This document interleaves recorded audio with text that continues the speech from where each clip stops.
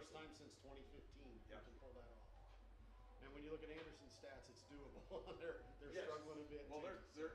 Anderson has a lot worse record, but Anderson's they played a tougher schedule. Much tougher schedule, and the conference they're both tied. Yep. So this is going to determine the game Position. today will determine conference position. Brian thinks that he could be wrong, but he thinks like in our entire time here, because Anderson's been a really good program over the years, I think we've only finished ahead of the standings of them one time. And so he's like, I want to finish. Sure. Like, that's a goal for us. Yeah. So. And a reachable goal. It is. So this one will be interesting today. Are they having the umpire meeting down here? It'll be behind home plate. I was gonna say. This is the bat testing. Oh, you have to double check it. Yes, and that we way have get to them dinged. certify them all. Yeah, no, you do. we have to do a test before the game. There's a certification list. That's why they got it all laid out down here. And they got to go against this piece of paper that says which bats are which. It's a pain in the neck. Brady gets to do that every home game. Bat testing. Okay, guys, we'll go in 3 minutes. Okay. And then blend right into the, I've got Kevin, Mike, right into the senior. Yeah. Well, since you're here, I'll hang out more baseball. That's perfect. And I think Thomas, my student, is coming over, and Zach, I mean, your crew can do game one, that's fine, but I think your crew has to leave after game one, and Thomas is here for game two. Yeah. So Thomas should be able to run everything for game two. The one thing he may not get is the lineup card, so we got to make sure somehow or other he gets lineup cards for game two. But other than that, he knows what he's doing. So that'll be good. He's done one game already this year on PA. Okay. And he can go up there. The biggest thing is he just gives them another set of hands to help. Yeah. What's your number, Kevin? Yeah, Zach. I put it in Zach's phone. Exactly. It probably wouldn't hurt for me to Yeah, have it here. probably. You're right. 812-236-5079.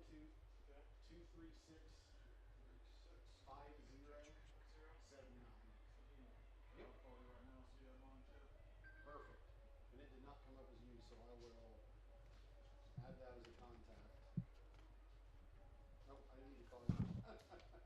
Info button.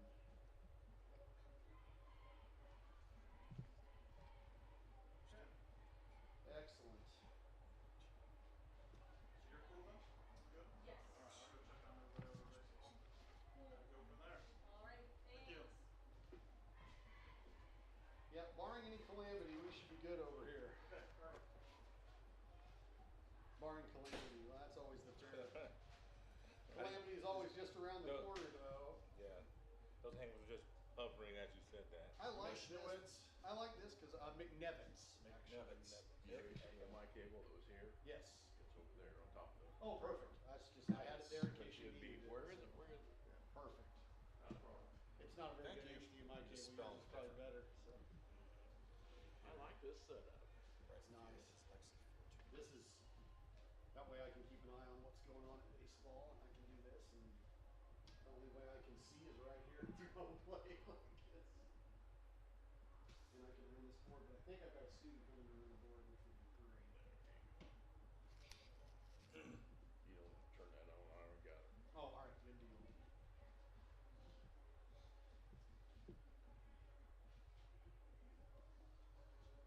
As long as nobody hits our center field camera, we're all right. Where is it? Oh, is it above the? Left of the black wall. Oh yeah. Well, you know, I won't guarantee Well, it. uh-oh. I won't guarantee it, but I can't say I've seen a ball go there this year. So. Typically, they go way over that. Okay, gentlemen, we're about ready to go. Okay. I'm not financially responsible if the softball hits that camera. Just so you know. I declare that now. Pre-game roll has started. This program is a copyrighted production of Indiana Sports Network and cannot be shown, reproduced, or redistributed in any way or in any form without prior written permission from Indiana Sports Network.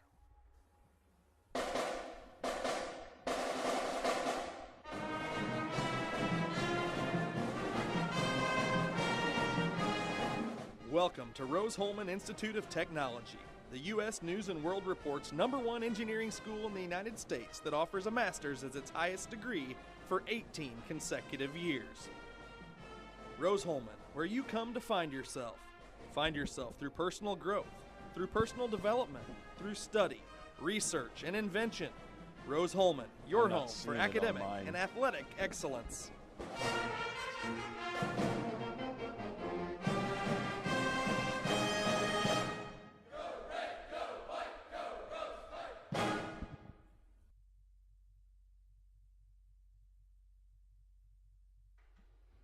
Good afternoon and welcome to Terre Haute, Indiana. It's Rose-Hulman Institute of Technology, and it's softball time for us this afternoon as Rose-Hulman will entertain the Anderson Ravens in what is a key ball game for Rose-Hulman as they try to gain a winning season here at Rose-Hulman, and it's been since 2015 since they've had that opportunity. They're going to play against an Anderson team. They both come in at 3-11 in the conference, and with that opportunity, again, both of these teams are going to be fighting for position in conference towards the end of the season, and for Rose-Hulman, they're fighting to have an opportunity for a winning season, their first time since 2015. Hello, everyone. I'm Herb King, and Walter Gordon's alongside me as my partner. And, buddy, we're going to have a great time watching softball this afternoon. A little cool for what it is in this time of the year, but, again, an opportunity to play. The rain came yesterday and kind of postponed this ball game till this afternoon, and we'll play two, as they say, and have a great time doing it. You know, yesterday, of course, the trying to decide days before what to do with the weather looming, and came a little late, and a lot of fireworks, if you would say, with the lightning crashes and people having outlets bursting in their homes that I heard some people about because of lightning that struck down next to their house. So. Today we should have hopefully maybe fireworks of a different kind. It's very exciting here on the softball field here at Rose-Hulman, and ready for you mentioned a little cool. So we'll see what that does. With not a whole lot of wind to speak of, but there's some gusts. Weather always plays a factor, or often plays a factor when we're having our outdoor sports. So it'll be interesting to see how we have today. But beautiful day. Well, I'm sure we'll see some sunshine from time to time, and ready for some great softball action today. Well, and with the opportunity to do it here in Terre Haute, and again, it's senior day, which adds a little bit more intrigue to what's going on. And for Rose-Hulman senior Gabby Davidson, she's the lone senior on Rose-Hulman's Fighting Engineers softball roster this season. She started 100 games for Rose-Hulman. Career batting average of .206. She has 6 doubles, a triple, 25 runs scored, and 15 RBIs. She's also appeared in 11 games as a freshman pitcher in 2019. So she's had a very good career, and being able to go to school here and studying in engineering and biomedical engineering major and a robotics minor. That'll get it done. And after graduation, she has accepted a position at Eli Lilly here down the road in Indianapolis, and that's a great place for her to get started in her professional career after this one's over. But again, Rose-Hulman gives that opportunity to play sports in an academic career here at Rose-Hulman, and they do it in multiple sports. And again, we're very happy for Gabby as this will be her senior day. And with that opportunity, again, we're glad you've joined us here on Indiana Sports Network, and we'll pause and in return for more of our pregame. You're watching Indiana Sports Network.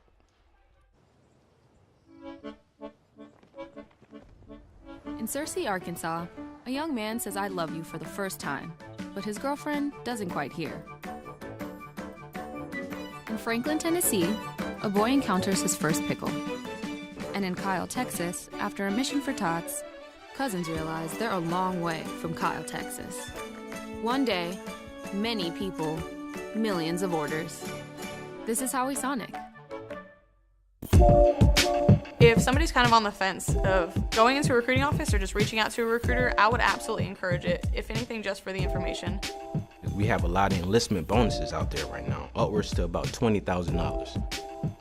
If you're in college or you plan to be to college, this is a great choice for you because our organization, we look for students who want to go to college. We also have educational benefits where we pay up to 100% of tuition. At Great Dane, we are proud to invest in our people and the communities we call home. We are hiring now for trailer assemblers and welders across the country. We need the makers, people who are ready to make a difference. We need you. Build something bigger for yourself and your family with great health benefits, advancement opportunities, 401k, pension, and more. Apply today at greatdane.com/careers. I would want this Fritos Chili Cheese Junior Wrap to wrap myself up in and keep me warm. I'll do the same thing. I'm going to warm up my little tortilla blanket. Tortilla blanket, I like that. Sonic, Fritos Chili Cheese Junior Wrap. I'm already going to have the spots on it. You already know what I mean? And welcome back to Rose-Hulman Institute of Technology. The coaches are meeting along with the umpires and getting things set for this afternoon's game number 1. And again, it's Anderson taking on Rose-Hulman here in the first one. Starting pitchers for the ball game this afternoon for Rose-Hulman, they're going to go with Ariel Thomason. She has a 2.58 earner run to average and an 8.5 record. She has 16 appearances, and she started in 12 ball games, 84 innings pitched, and that's the most innings pitched by any of the Rose-Hulman pitchers. And she's given up 31 earned runs and had 79 strikeouts, and with that opportunity, not very many base on balls is only 16, so a 79 strikeout to 16 base on balls. She's very accurate and makes sure that Rose-Hulman is able to field and do those kinds of things, and she is a freshman. For Anderson this afternoon on the mound will be Alexis Kern. She has a 4.87 earned run to average. She's 2-10 on the season. 13 appearances, and they're all starting, as she's been the starter for Anderson in 13 ball games. 60 innings pitched, and that is the most for an Anderson Raven. She's given up a batting average of .360 on that opportunity. So for Rose-Hulman, they have an opportunity to again pick up win, and that with that win, Rose-Hulman would be guaranteed a winning season. We'll have a senior presentation for Senior Day here in just about a minute. Rose-Hulman stands 16-14 overall. They need another win to secure its winning season.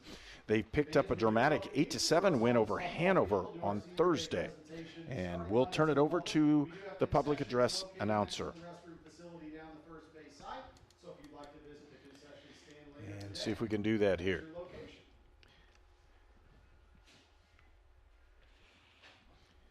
Nicole Lang leads the team in Rose-Hulman with 13 doubles and 5 home runs and a .717 slugging average. Ariel Thompson is also batting .376. Welcome to Rose-Hulman Senior Day 2022, as we honor one member of the Fighting Engineers softball program. Today's senior is Gabby Davidson. Gabby has started 100 career games for the Rose-Hulman softball team with a career batting average of .206. She has 6 career doubles, 1 triple, 25 runs scored, and 15 RBIs. Gabby also appeared in 11 games as a freshman pitcher in 2019. The biomedical engineering major and robotics minor is a native of Utica, Michigan. After graduation, Gabby has accepted a position as an engineer at Eli Lilly in Indianapolis. Gabby's fan base today includes her parents, Scott and Renee Davidson, Uncle Chris Tovar, grandparents Agatha and Ricardo Tovar, brother Jeremiah Davidson, and boyfriend Jack Franey. Gabby thanks all of you for your support throughout these 4 years. Ladies and gentlemen, a round of applause for Gabby Davidson.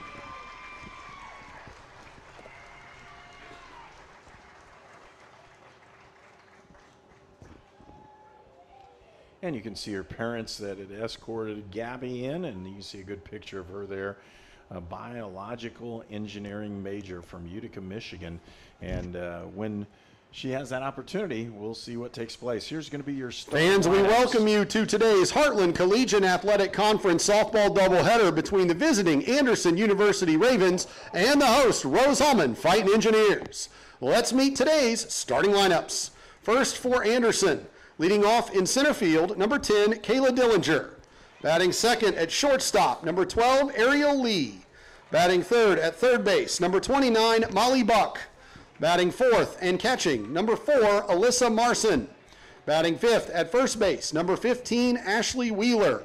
Batting sixth at second base, number 6, Kylie Lowry. Batting seventh in right field, number 8, Mckenzie Beatty. Hitting eighth and pitching, number 30, Alexis Kern. And batting ninth in left field, number 5, Taylor Johnson. The starting lineup for the Anderson Ravens. And now let's meet the starting lineup for the Rose-Hulman Fighting Engineers.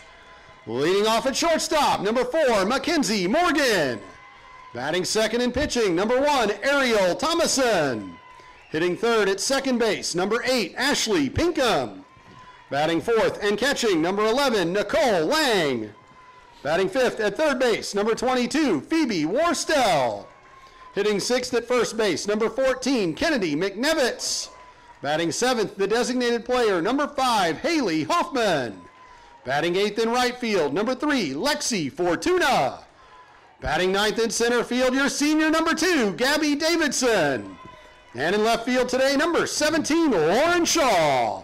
The starting lineup for your Rose-Hulman Fighting Engineers. And we'll be right back with the start of the ball game. You're watching. Ladies and gentlemen, we ask at this time that you please rise and face the flag. I would want this Fritos chili cheese junior wrap to wrap myself up in and keep me warm. I'll do the same thing. I'm going to warm up my little tortilla blanket. Tortilla blanket, I like that. Sonic, Fritos chili cheese junior wrap. I'm already going to have the spots on it. You already know what I mean? Gen Z is a stalled generation. The news says Gen Z is struggling. I've got news for them. I wait tables, but last week I built a field hospital. I put out a forest fire. I stopped 1,000 attackers. And a natural disaster. I've saved lives. And led a team on patrol. I serve. Well, I go to school full-time. While I work full-time. The greater the challenge, the stronger we become. You are watching HCAC softball at Rose-Hulman on the Indiana Sports Network. Order for a brownie batter shake and a yellow cake batter shake. I'm getting it started. Blending in the brownie pieces. Order up. Sonic brownie batter and yellow cake batter shakes. You are watching HCAC softball at Rose-Hulman on the Indiana Sports.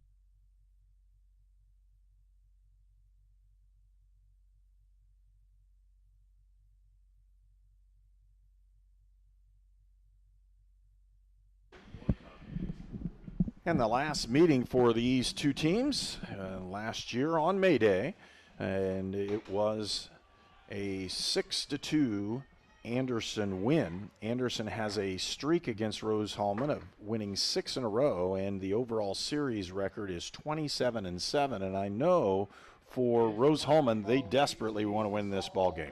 They do, and you want to, win all of your games. But when looking at Senior Day, it's added importance, especially. Then you look at the end of the season. You want to close out your season on the right foot. That helps you, in your off-season program. You're feeling good, and then start to ramp up things for, for next season, which will be sooner than we really could think. And you look at a young team like this, only one senior, on the roster, and so you get off to a good start today, win a couple of ball games for Rose, and that would. Boy, that would do loads for the feeling going into the offseason. Well, not only that, you've moved up. You've defeated an opponent in Anderson who has seemed to have your number. They've been a perennial power in the HCAC, and they just haven't been able to get it done this year in that terms. Both of these teams with 3-11 record on the season. All right, now the first batter in the ball game, number 10, is Kayla Dillinger.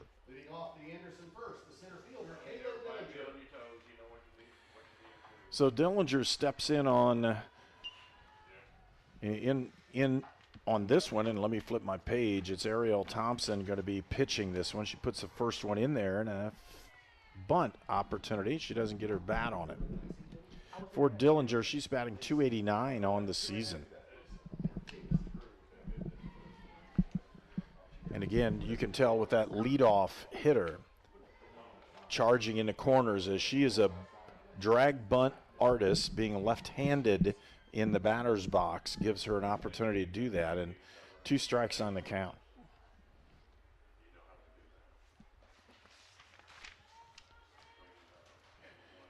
There's a third one fouled off. You know, that last name Dillinger, so familiar with Anderson, Lexi Dillinger. I was just looking at Kevin Lanke, wondering if there's any relation to Lexi, who was such a thorn in the side of Coach Prevost of women's basketball. Oh, what a pitch right there. Say it was up on her. Yeah, it's a great pitch on that on the pitcher's count. 1-2. Yeah, 1-2 on the count now as she missed high with that rise ball, ground ball to third baseman. She picks it up and throws her out. Nice play that time by Phoebe Worstel as she took that one easily. Out number 1 for the Engineers. You know, you mentioned at the beginning of the broadcast, Ariel being around the plate, limited number of walks, and you can see hopefully that's an indication of things to come. Definitely around the plate, right around the zone. Even that one ball that she had there was tantalizingly close. And missed on that. And just a little bit outside. Oh, the announcer's jinx. Some would say it's real. I don't know. I know we'll have a good day today. Kevin Lanke even laughed at that one. That's right. He liked that idea. A little bit high for ball 2 as she's missed 2 now in a row. And Buddy, you shouldn't have said anything about that. She has been. She's very consistent in what she's doing pitching-wise, but she has run up a 2-0 count right now. Swing and a miss that time by Ariel Lee. Lee for Anderson is the shortstop.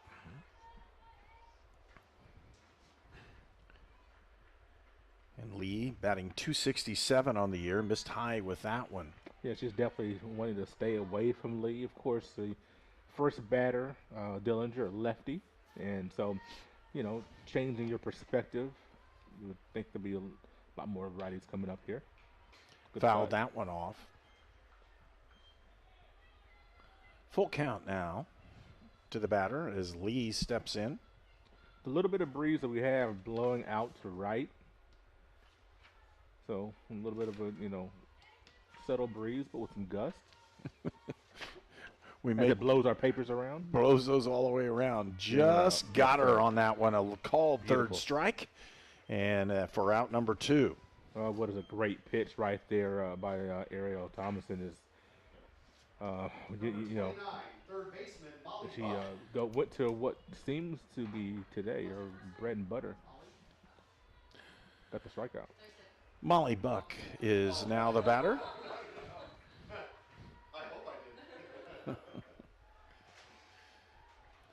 Molly from Mount Vernon, Fortville, Indiana.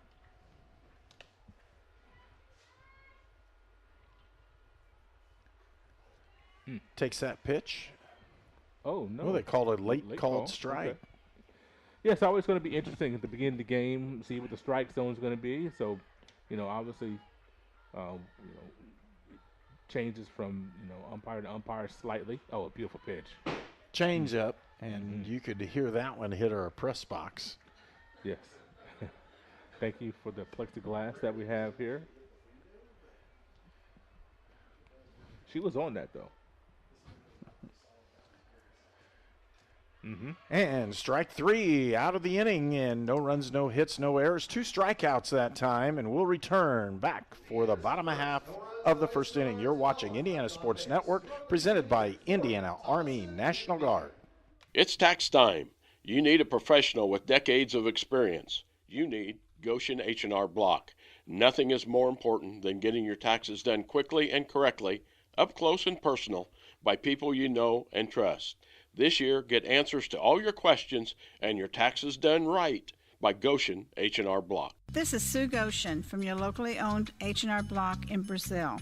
Walk in, make an appointment, or drop off your documents, and we'll tackle your taxes while you're away. Treatment for those with mental illnesses and addiction issues has evolved over the years. In the late 1960s, Indiana's mental health system began to take shape. From 1971 to 2021, Hamilton Center has touched the lives of thousands of people in central and west central Indiana. We are committed to the latest therapies to improve the quality of life for those with mental illnesses. Treatment works. Recovery is possible. And thank you, Indiana.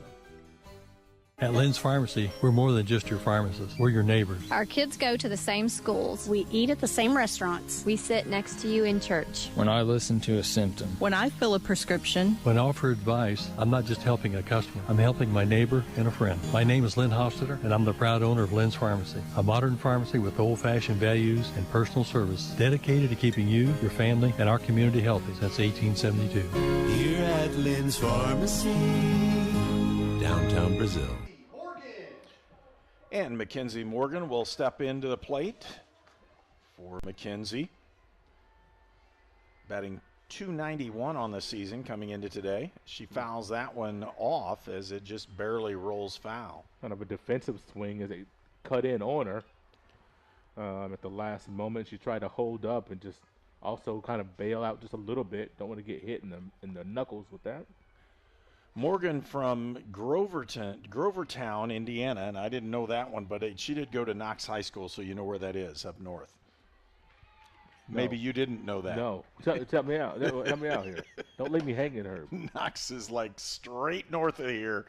It's a little bit to the east, too, but it's pretty much north, getting close to the region, as they say. Fly ball to left field. Johnson camps underneath it, and then she'll haul that one in for out number one. You know, it's the first test that we've seen ball up in the wind today to see. You can see Johnson start to take a step in, but then held back and battled the swirls just a little bit. Then made a nice play. Thomason is a freshman from Boonville, Indiana. She steps into the plate, and for Ariel, she bats .376 on the season. Coming in and a hot one, she smashes it down the left side for a base hit. So again, Thomason with a good shot on that ball, and she ends up on first base. Jumped on the first pitch that she saw and just got around on that so well. Ashley Pinkham comes into the ball game from Blue Valley High School in Leawood, Kansas. So Pinkham with her first opportunity. She bats .344 right back to the pitcher and moves the runner. There's still 2 outs, though, on that one as Pinkham moves the runner. They didn't go for a potential double play. But, again, those are shots coming right back. Yes, they are. You can see the Rose-Hulman batters squaring up, getting early in the count. Not going deep in the count and then swinging early, being very aggressive. You see a couple of hard shots. That time, Kern did a great job to knock it down, stay with the play. Nicole Lang from Fishers, Indiana, and Hamilton Southeastern High School takes that first one for a ball. And I like the adjustment there by Kern. After 2 straight fastballs got smacked around pretty hard, she goes with something off speed, saying, okay, just so you know, we got other pitchers. Good pitch right down the middle for strike one. 1-1's the count. 2 out here in the bottom of the first inning. Fastball. She just didn't quite get a hold of that one to straighten it out, and it fouled it off. Young man goes scurrying after that foul ball. Got beat by someone else, though. It's fun to watch the kids here at the ballpark go scurrying after foul balls and such. It's fun. Light crowd at the start, but here towards the bottom of the first, you could really see the stands start to pack in here. Mm-hmm. Outside pitch for a ball evens a count at 2-2.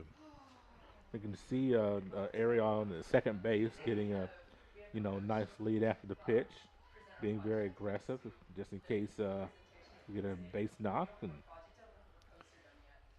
inside, got her. Yeah. Really nice pitch and went over the inside part of the plate. That's the end of the first inning, and we'll return for more. You're watching Indiana Sports Network, presented by Indiana Army National Guard. We're the Browns, and this is our account. Our relationship with Riddell really began when we were kids, so when we started our business, it seemed like a natural fit for us. Riddell's provided all of our financial needs for both personal and business, and we could not be happier with the level of service that we're provided. Riddell National Bank has helped us grow our business so that we can help grow our communities with the core values that we both share. If you're looking to grow your business, Riddell is your best option.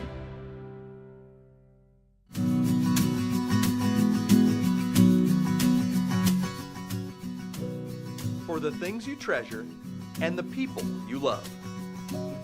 Brian Sponsler and Ben Rice for Auto, Home, and Life. I'm All-Pro running back Jonathan Taylor for York Automotive. York is my #1 pick for your next car, truck, or SUV. Shop from over 600 vehicles at yorkautomotive.com today. You're #1 at York. I love a good deal. I love finding good deals like this because this Fritos Chili Cheese Junior Wrap is 99 cents. I feel like they just marked it wrong, but I'm not telling. Right. Sonic Fritos Chili Cheese Junior Wrap. And welcome back. Top of the second inning, no score as we've had 3 outs recorded in the first inning by Ariel Thompson, and she's been, like we said, around the strike zone from Boonville. And leading off for Anderson in the second, their pitcher, Alyssa Marson. And for Marson, she's batting .329 on the season as she steps in. Again, no score, top of the second. Takes that first one outside for a ball.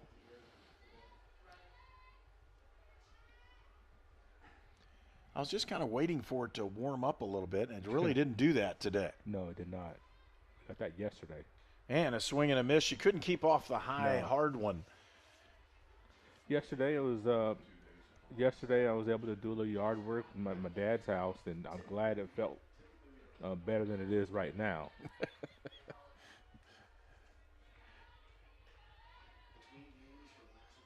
Missed with that one as well. 2-1 as the changeup didn't quite cut down. Yeah. And she close enough that somebody could really entice to swing, but if it was a bad ball, it would have been popped up.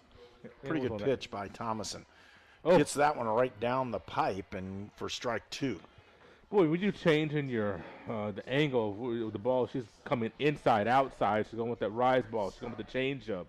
Well, she's really mixing up her pitches exceedingly well. And a ground ball up to the second baseman, picked up by Pinkham and throws her out.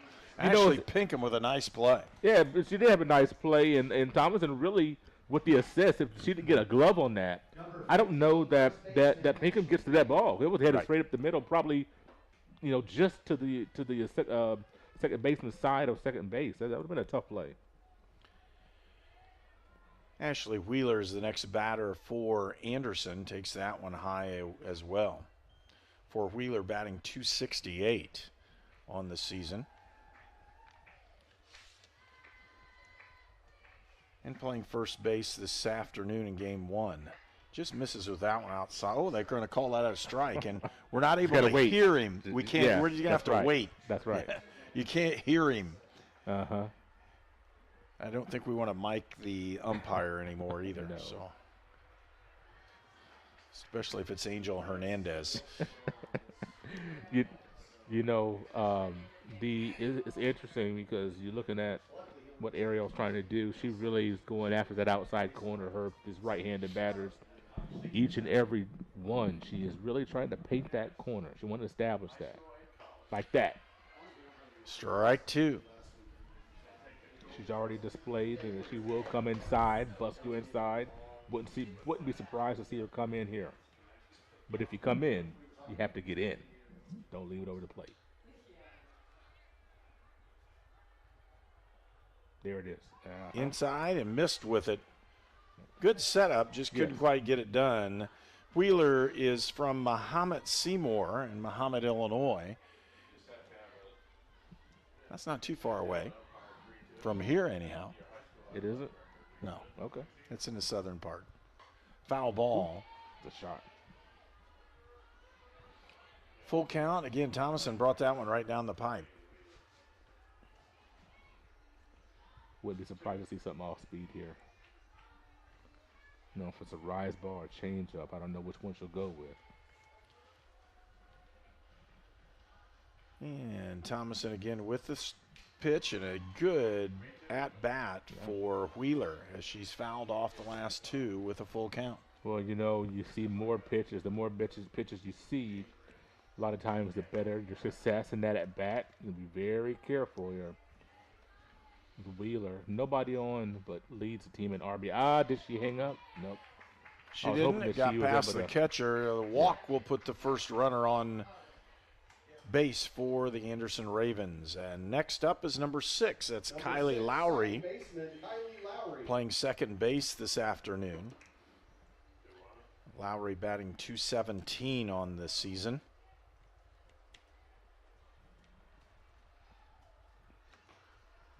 And off the base hard was Wheeler, trying to get that jump on it.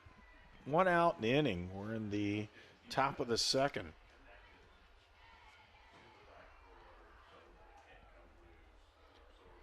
And a swing and a miss by Lowry. Well, you can see that Morgan is going to be the one covering the bag, but I don't think they're really thinking that Wheeler's going to make much movement because she's so far away from the bag. We're expecting Lowry to get around this pitch. And now to the errant backstop. Pitch. That'll go as a wild pitch as she throws that one to the backstop, and Thomason's going to regroup and see what she can do that way. Again, 1 out in the inning. We're in the top of the second. 2-1's the count now to Lowry, the second baseman for Anderson.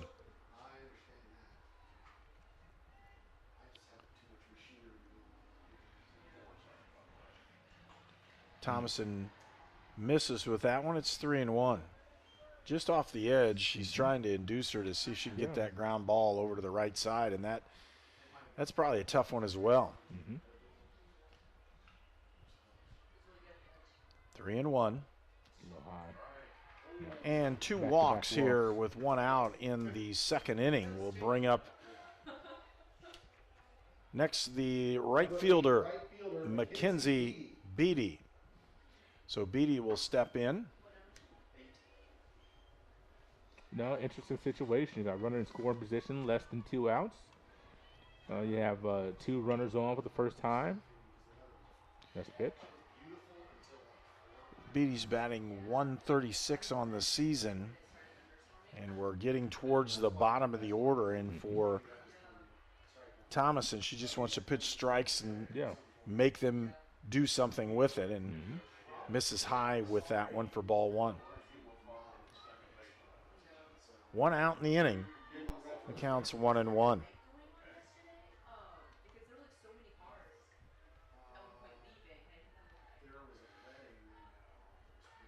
A swing and a miss for strike 2. Beatty's from Belvedere, Illinois.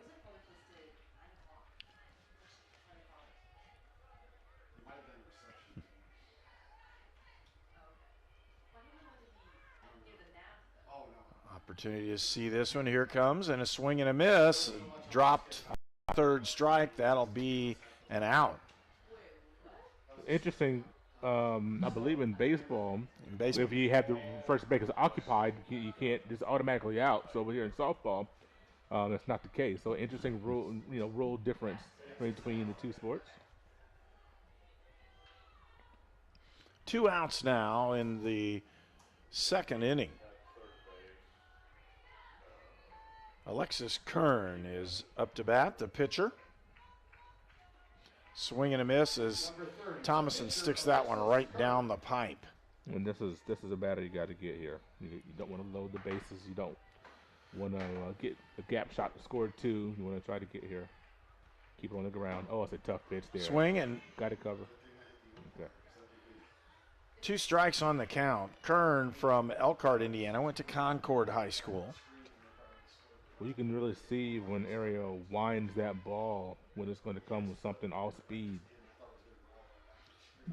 And for Kern is normally not a batter. Swing and a miss, and you can tell that one, that's out number 3. So Rose-Hulman gets out of the inning. No runs, no hits, no errors, and 2 men left, and we'll go to the bottom of the second. Indiana Sports Network If somebody's kind of on the fence of going into a recruiting office or just reaching out to a recruiter, I would absolutely encourage it, if anything, just for the information. We have a lot of enlistment bonuses out there right now, upwards to about $20,000. If you're in college or you plan to be to college, this is a great choice for you, because our organization, we look for students who want to go to college. We also have educational benefits where we pay up to 100% of tuition. At Great Dane, we are proud to invest in our people and the communities we call home. We are hiring now for trailer assemblers and welders across the country. We need the makers, people who are ready to make a difference. We need you. Build something bigger for yourself and your family with great health benefits, advancement opportunities, 401k, pension, and more. Apply today at greatdane.com/careers. I would. And we're back. Phoebe Worstel, the third baseman, up to bat for Rose-Hulman. Bottom of the second. And I'll tell you what, almost an, what do they call that, orifice in baseball? Is that the one? Ephus. Man. I got it wrong, and I apologize. I should have known that one, and I did, but I don't know why I said that one. Pop up. Just over the second baseman's head, and center fielder comes in. Nice play by Kayla Dillinger. Great job. Great job by Dillinger. Nice break.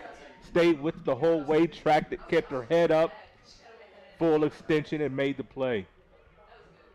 I was laughing about that first pitch. That's one of those where you could probably swing twice on it and miss it twice. That's how long it was in the air. I'm like, wow, just teasing you. Good pitch. Strike one right in there. Mm-hmm.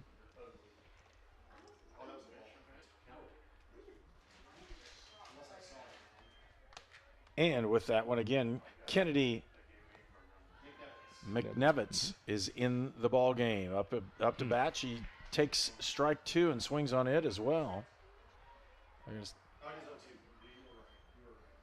This is really setting up to be a pitcher's duel here, Herb. And both of these young ladies have got some nasty stuff. Takes that one high. 1 ball, 2 strikes. There's one out in the inning. And I want to remind you, it is always a pitcher's duel if you see a good softball game. That's right. what it is. Right.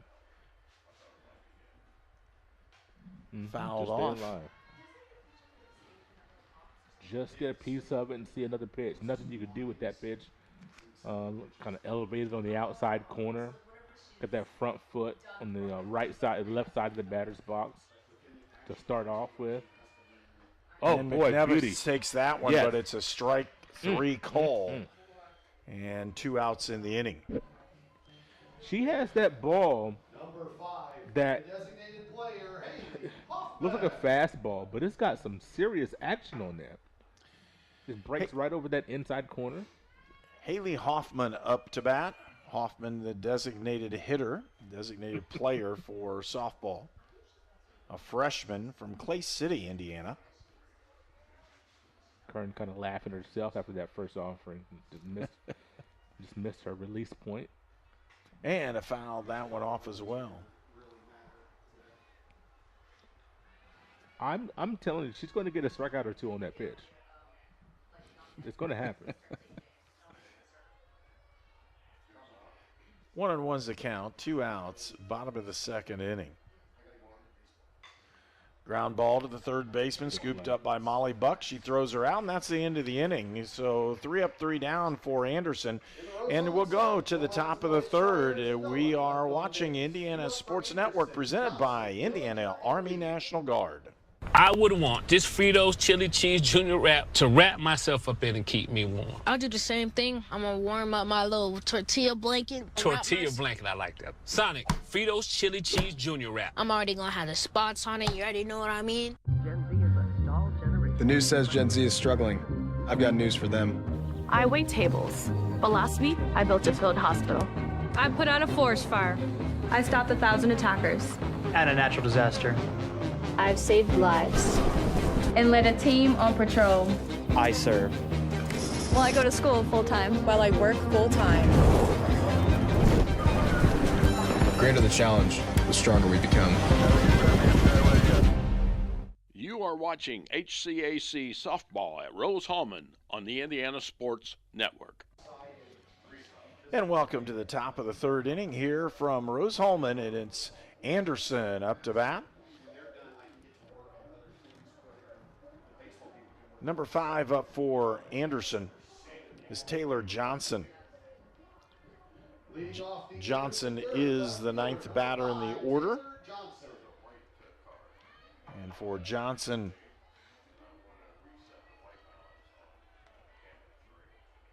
comes from Covenant Christian High School in Danville. Try to slap one there. And Worcester was ready for it. She's playing in. She's been playing inside the bag all game, but I think she's a couple of paces closer to the plate than what she had been playing previously. And here she comes, yeah. Expecting that slap offering. 1-1 to count now on Johnson.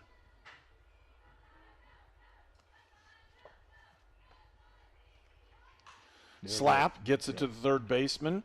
Worstel throws her out.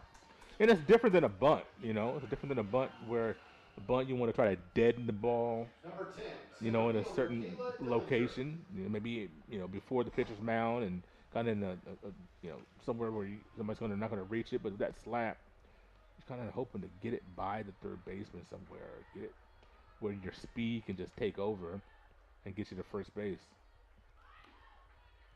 A little bit low on the first pitch. Takes it for ball 1.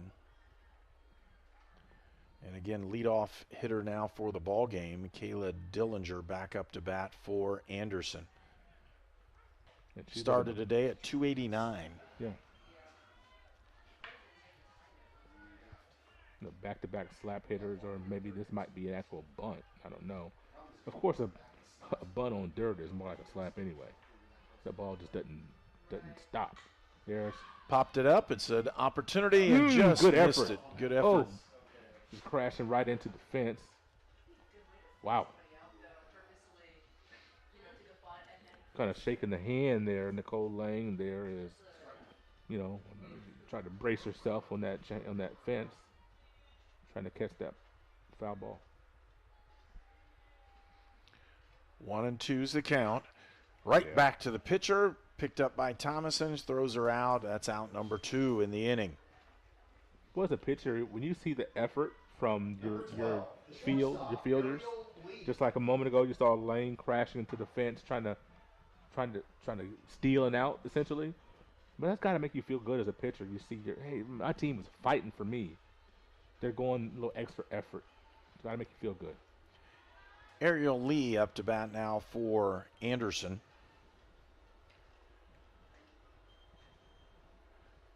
The shortstop for this afternoon's ball game started the day at 267 batting average.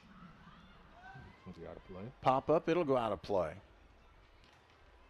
Hometown is West Manchester, Ohio, and went to National Trail High School. Lee, one of the 4 strikeout victims, the first time through the batting order. Pop up down the line. It'll go foul, and just an opportunity for Mcnevitz to have an opportunity to get to it, and Kennedy couldn't grab that one, just over her head. And the wind was pushing it, you know, farther out of play. Not to say the wind caused that to be out of Mcnevitz's grasp, but outside for ball 2. 2-2 for the count. 2 outs on the board. You can see that in your background right there. Missed high with that one. Lane kind of slapping her glove, but she knows she should have been able to snare that one as opposed to it getting behind her. Full count with 2 out.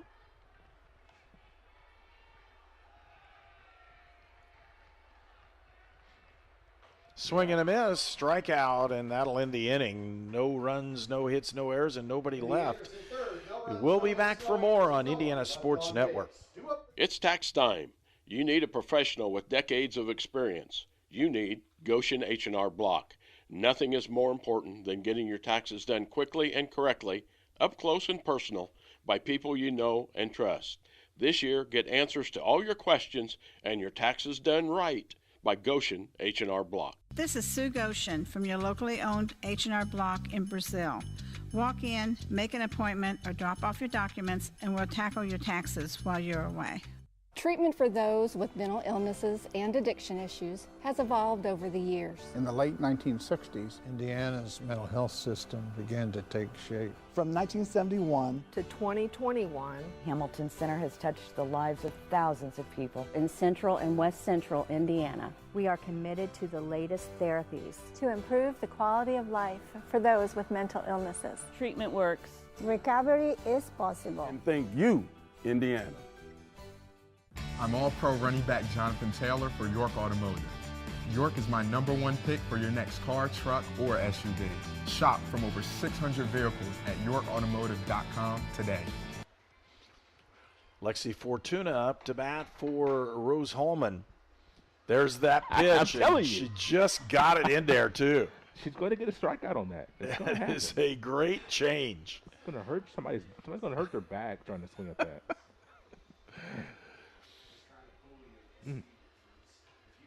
And then you get the high fastball right afterwards. I mean, I love the way both of these pitchers are mixing up their pitches today. Inside, outside, high, low, high speed, fastball, just mixing it up very, very well. And Lexi batting 175 this season. Misses that one outside. It's 1 ball, 2 strikes. So Lexi Fortuna.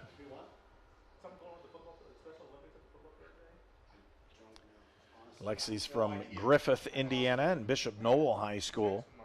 Takes that ground ball to the third baseman, scooped up by Molly Buck. She'll throw her out as well. Out number 1 in the inning. Here in the bottom of the third. No score in the ball game if you just joined us. And up to bat for Rose-Hulman. Number 2, center fielder, Gabby Davidson. Gabby Davidson, the senior, the lone senior here on senior day for Rose-Hulman. As Davidson takes the first one low and inside.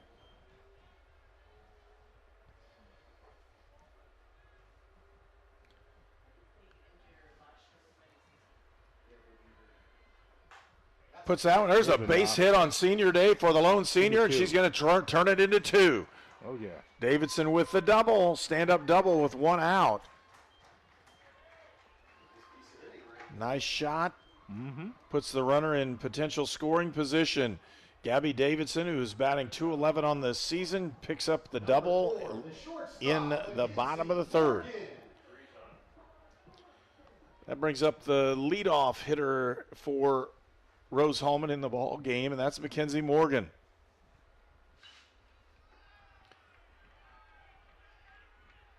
Morgan with an opportunity to knock in a run. Foul ball as Morgan is way ahead of that one. Man, I'm telling you, that pitch is just getting in on the hands of the Rose-Hulman right-handed batters time after time after time. Having such a hard time squaring that thing up because you're just going to roll over on it. Well, this what she's working on is that inside part of the plate, and they're expecting Molly Buck to make the play. She has so far in this ballgame. She's done a really nice job at third base in the hot box. There it is, and just about brought that one back in as a nice pitch, got it over, and fouling it off was for Rose-Hulman. Just making sure they're able to get it get your bat on the ball.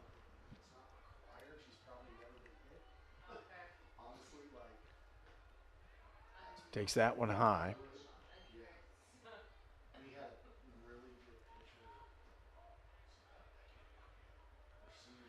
So Morgan again, leadoff hitter for Rose-Hulman in the ball game. Up, she's got a potential base hit. No, it's caught in center field. And hustling back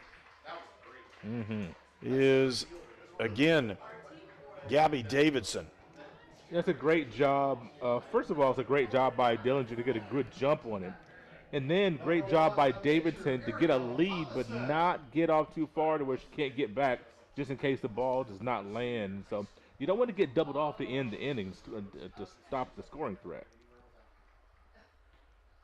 Missed on that changeup, and she brought that one over the top.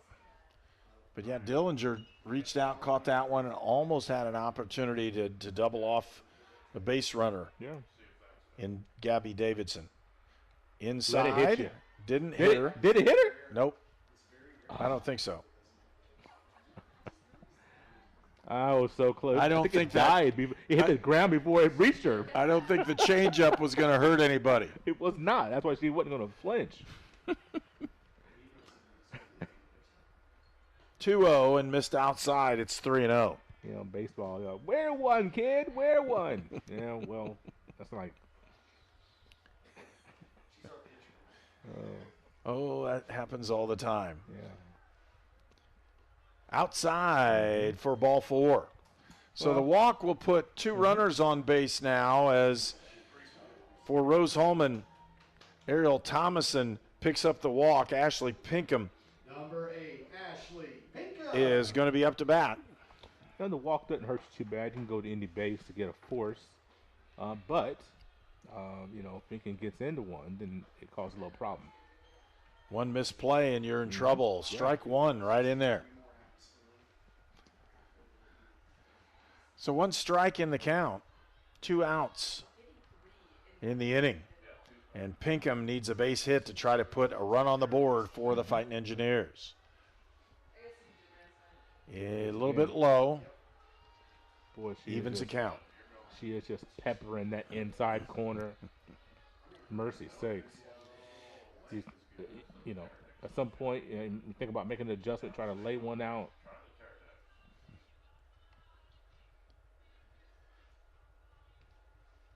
Two balls, no strikes. Pinkham with the ground ball to third baseman. Molly Buck throws and gets the out to end the inning. And Rose-Hulman strands 2 runners, but to no avail. They don't end up with any runs.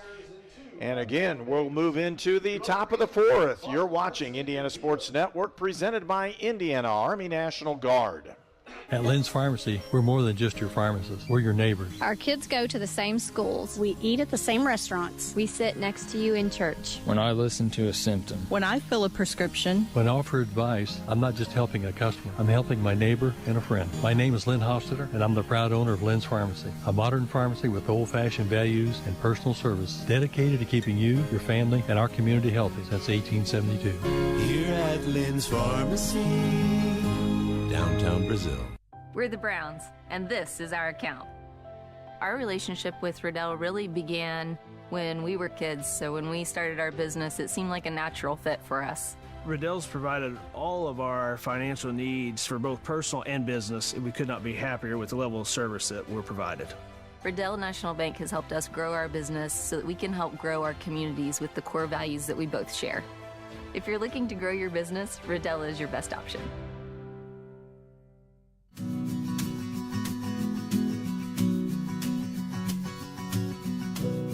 For the things you treasure and the people you love. Brian Sponsler and Ben Rice for Auto, Home, and Life. You're watching College Sports on the Indiana Sports Network, presented by the Indiana Army National Guard. And for Anderson, Molly Buck steps into the plate, takes the first one for ball 1. She started the day at 333, and we've said her name over and over and over because the way Alexis Kern has been pitching for Anderson, she pitches most things on the inside part of the plate, which makes the Rose-Hulman players hit that ball back towards Molly Buck, and at third base, she's made every play. She has been very solid down there at the hot corner, and you know, makes strong throws over to first base and not rushed in any way. And 3 pitches and a strikeout. Up to, I'm sorry, missed the first one. I thought the first one was in there, and it wasn't. Yeah, it's a little high. That's a call. And obviously the scorekeeper on our side thought it was in there too, because he rung it up as a strike, I believe, first time. 1-2 is the count. Counts even now at 2-2.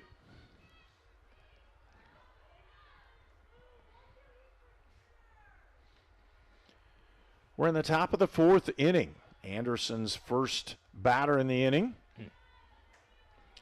And the count is now full at 3-2. Don't want to put on the leadoff batter.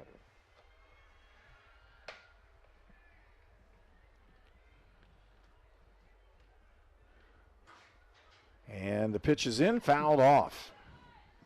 Molly Buck from Fortville and Mount Vernon High School.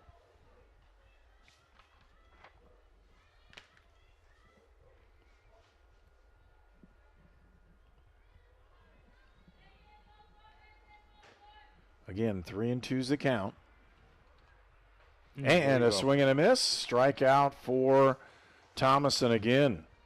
Leadoff batter has been retired in every half inning so far this game. Pitcher's doing a great job. You want to, limit the opportunities. If you want to do that, you limit your walks and you keep the leadoff batter from reaching base. Marson now the batter for Anderson.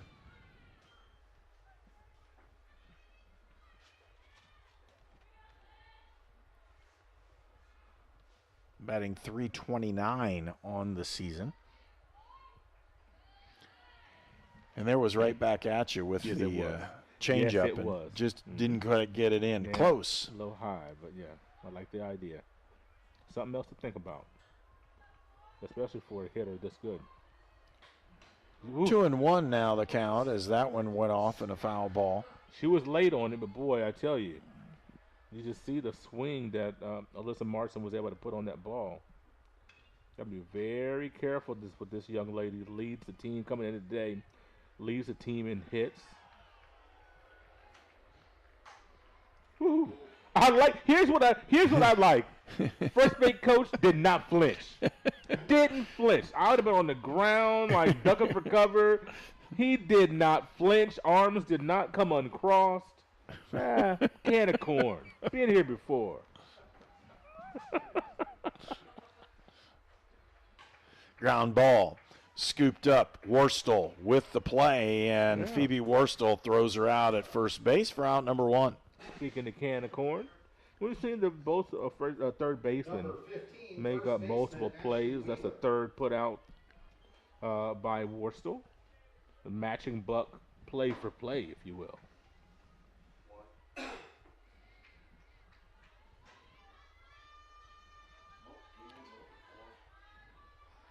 Two outs in the inning. Foul ball. Back out of play. I still can't believe he didn't budge down in the first base coach's box. What would you have? You would have flinched at least, Herb, right?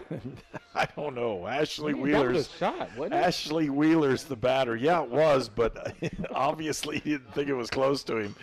Wheeler from Muhammad, Illinois, fouls that one off as well.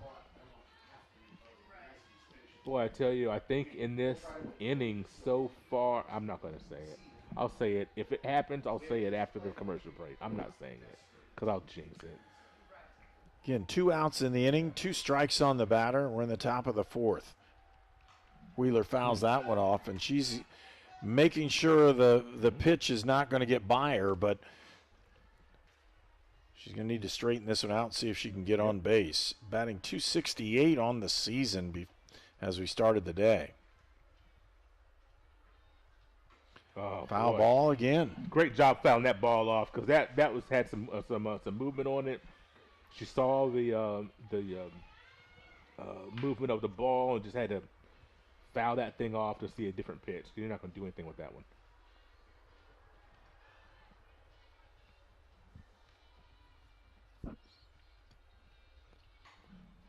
And I'll tell you what, that is a great at-bat for Wheeler.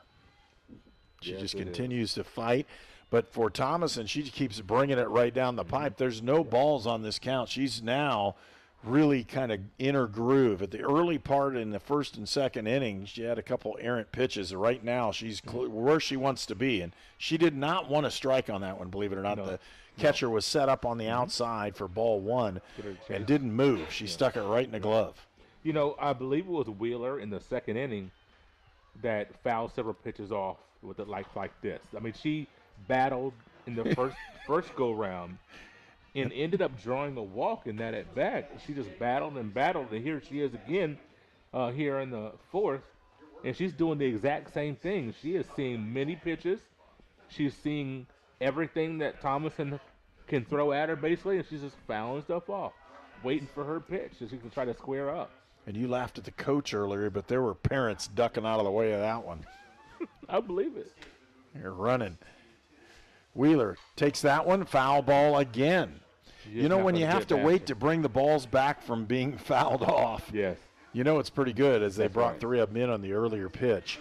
1 ball, 2 strikes now, 2 outs on the count, and we're in the top of the 4th inning. No score if you just joined us. Yeah, There's the play, and she got one right in the gap. Will she go for 2? No, she will not. Holds up at first base. And, again, a really nice at-bat. Great at-bat. For Wheeler. It really was. And she saw, in between the first at-bat and the second at-bat, I'm going to say she's probably seen 17, 18 pitches. She fouled off in between the 2 at-bats, probably about eight pitches. I mean, she saw every pitch. She knew what Thomason could bring. We've got a courtesy runner here. But it's a great piece of hitting to get on base to give yourself a chance to extend this inning.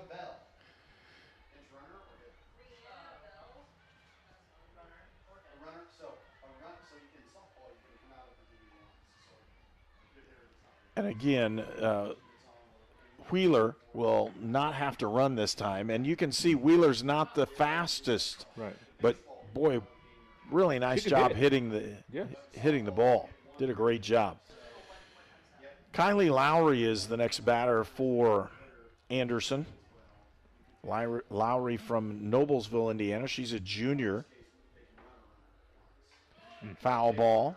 And Lowry's another one she can hit. I mean, can put some things together. Brianna Bell, the pinch runner down there at first base from Pendleton Heights High School, the junior. Pitch gets by her. Yeah. Now you have an RBI opportunity for Lowry. The inning started out so well. See, this is why I didn't. You remember I stopped myself. Now it doesn't matter what I was going to say because it's not true anymore. Foul ball again. But the inning started so well. You get the first 2 outs, you mow him down, then here comes Wheeler. She makes you battle and battle and battle and battle and throw more pitches. This looks like it could have been a quick inning because Wheeler had an 0-2 count. And now then all of a Thomason's got to work. About 6 foul balls later, and you got something going. Just missed that one. Yep. And here we go, full count. Full count, 2 outs. Top of the 4th, runner on second base in scoring position. And Anderson has a chance here if they can pick up a base hit. Missed it. Walk. So with that, runners at first and second, and this is basically the same scenario that Rose-Hulman had in the last inning. Opportunities to score. They just need a timely hit to do it for Anderson. Anderson had this in the second inning. They had Wheeler got on base, got to second base, and Lowry drew a walk. So here we have the exact same situation again, just Wheeler with a base knock. And a swing and a miss that time by Beatty. Mckenzie Beatty from Belvedere, Illinois, a senior for Anderson.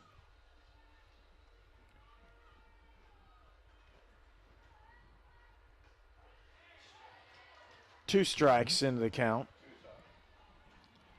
Now let's see if we can put her away. If Mckenzie starts fouling balls off, we're going to have to battle. But you want to get her in the next pitch or two.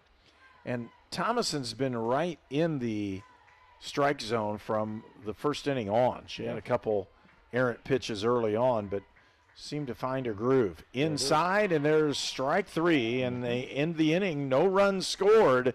And again, we'll go into the bottom of the 4th. You're watching Rose-Hulman softball on Indiana Sports Network. I ran out of my pain meds too quickly. I took more and more to get through my day. I did anything to get them.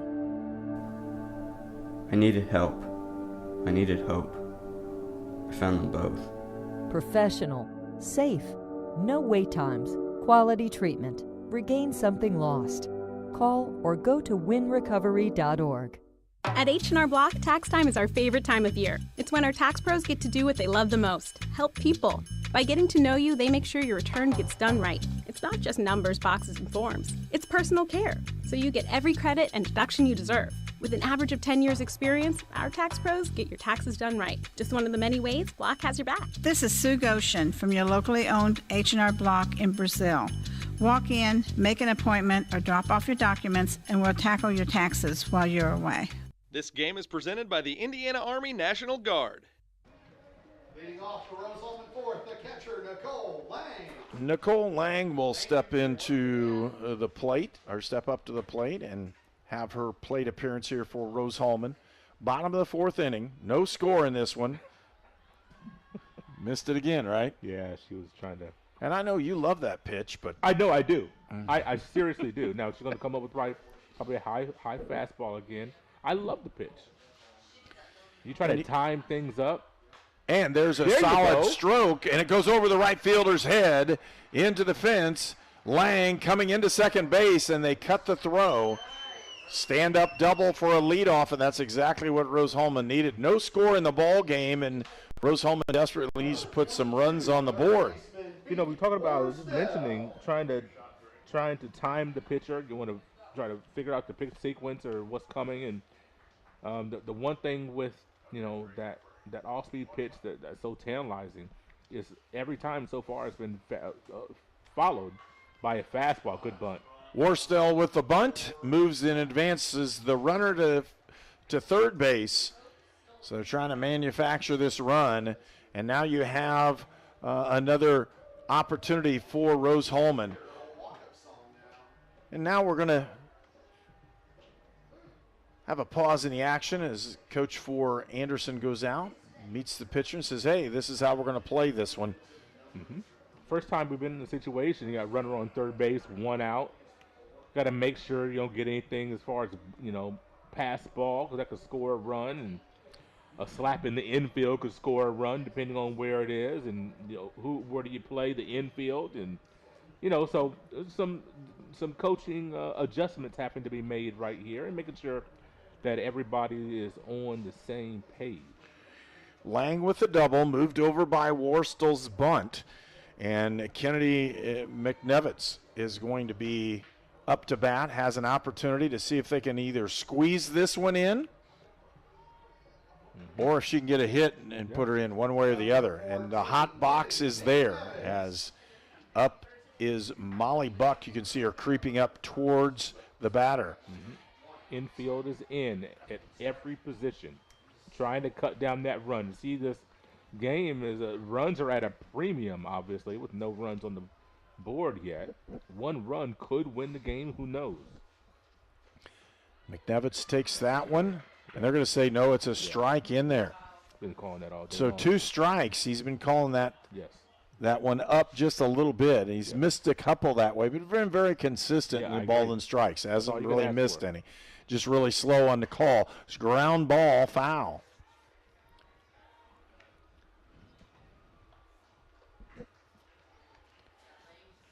Two strikes into the count. There's one out.